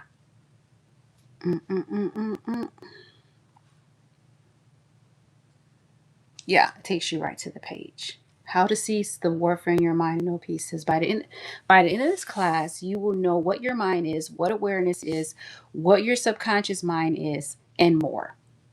You will learn how to sit down, breathe, shut the fuck up, and know peace. You're welcome. You're welcome, you guys. And if you're having any issues with the price, right now it's $47. If you need help with that price, just email me. Just email me. I'm not going to tell you no. I'm going to work with you.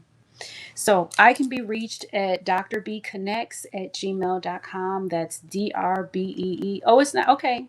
Okay. I just want to make sure. Okay. I just want to make sure, sweetie.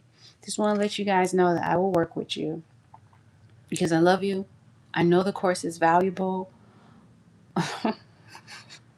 I know it's valuable because it came out during a time when the world was just so crazy.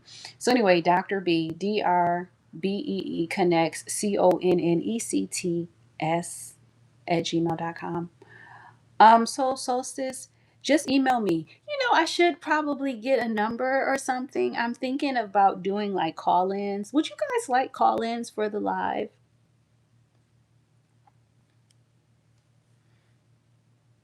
Okay, the Kundalini. Yeah. Did you get the latest book, The Ancestors Speak, and get the audio version? It's on Audible and it talks about the Kundalini. Let me play this clip for you real quick and then we're gonna go bye-bye. Mimi. Oh, you did, Gage? Hold on. Just so we know. So because we talked about the Maintaining a Kundalini. strict perspective. Hold on. I don't know how I'm gonna find this one. Okay. Hold on. Chapter 4. The Ancestors Speak. Ooh. Okay. The rest of this book Let me see. is like the number 13, with which the serpent is synonymous. Oh, wow. Right on it. Make your hands right to use wisdom, to use the energy of the number 13. Right on it. I think the This Kundalini is message next. is complete. Okay. Escuchar, por favor. 2024. No, that There are ain't many it. predicting doom and gloom of what you put in your eye gates and ear gates, as they ask this by focusing on beautiful things. Ay, Dios mío. The Kundalini, There we go. the ancestors, are not robotic. That needs to be understood. And yet, we choose to reveal the mysteries of the Kundalini. The Kundalini is a force. It is an unseen force, often depicted in the form of a snake. The snake is a very spiritual being, like all beings. The snake has a purpose. The snake is close to the earth. Its body is one with the vibration, the frequencies of the earth, which you refer to as the mother, your planet. The energy of the serpent, which has long been feared, is like the number 13, with which the serpent is synonymous. The mysteries of the serpent were hidden, just like the mysteries of the number 13, not only through fear, but also because of the understanding held by those in higher power. Understanding of these mysteries, which most human beings have forgotten, is hidden from you because your eyes have been calcified. They are calcified by distractions and by chemicals of war, psychological chemicals of war. The Kundalini is said to rest in a human, symbolically at the base of the spine. Okay, sweetie, the base email of the me. spine holds one of the keys of the chakras. I'm The checking emails chakras today. are spinning wheels throughout the body and throughout the earth. There are multiple chakras, which are simply keys that need to be unlocked, as if you were too, playing Kay. a game Email and me. unlocking dimensions. Ultimately, you escape from KC. all dimensions. You can't be held. The Kundalini rises from the base of the spine, which is an energy center, transmitting information in a human being to the mind. The mind, which is not in the brain, is a mystery in itself. As the snake rises, new portals, dimensions, and energies are released. New understanding is created. As the Kundalini and the serpent twist and turn and slither their way all the way up to the top of the head, to the chakra that's above the head. This is why you see Kemetic people and your ancestors with the wisdom of the snake at the top of their crown. It symbolizes their Kundalini rising. There are many ways to shift the vibration of your Kundalini to make it rise. Bless the ancestors. One of the ways is through sexual magic.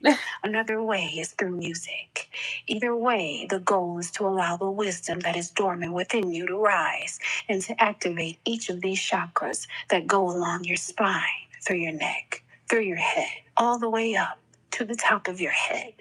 The Kundalini, once it is risen and outside of you, becomes a weapon and a staff that you carry and you use at your will. Gage. This is why Moses carried a staff. He carried his risen Kundalini, and at times the staff would turn into a snake. Y'all crazy. This message is complete.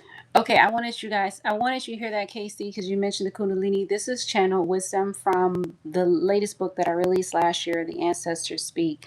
Baby, Kundalini across my belly, Kundalini energy. Kundalini after the tantric reawakening. Okay. But yeah, y'all. Boy, I got some shit to tell you. So yeah, email me. I love you guys. You know I love you big time. Big time. Big time. I love you guys. I appreciate you. I value you. Make sure you email me. I will be checking my emails tonight because there are some emails that I needed to check anyway because I have been farting around here and not checking emails. What you say, Kundalini you? I'm a Kundalini you, all right. So yeah. Thank you, Casey.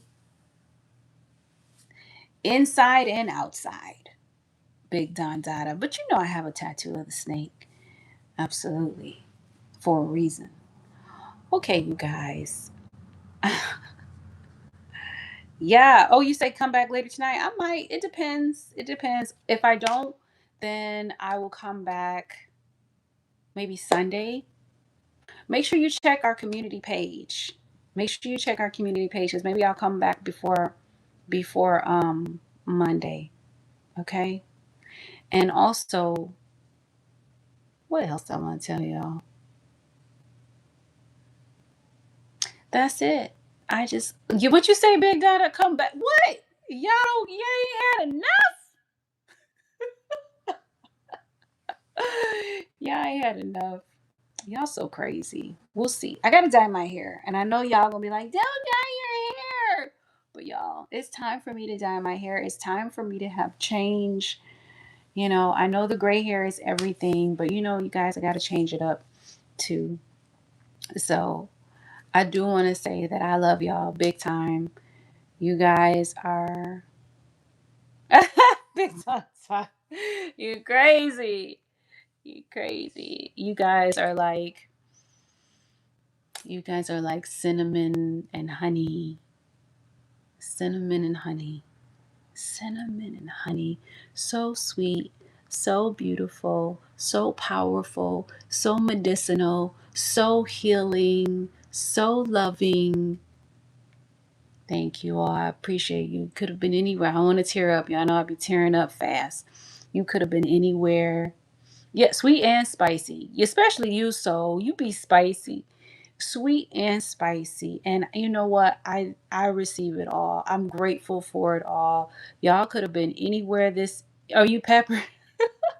Y'all could have been anywhere this evening, but y'all decided to spend your evening with me. And y'all, besos, mucho besos. Hey Z. All right. Once again, we had a great live. I will see you guys next time.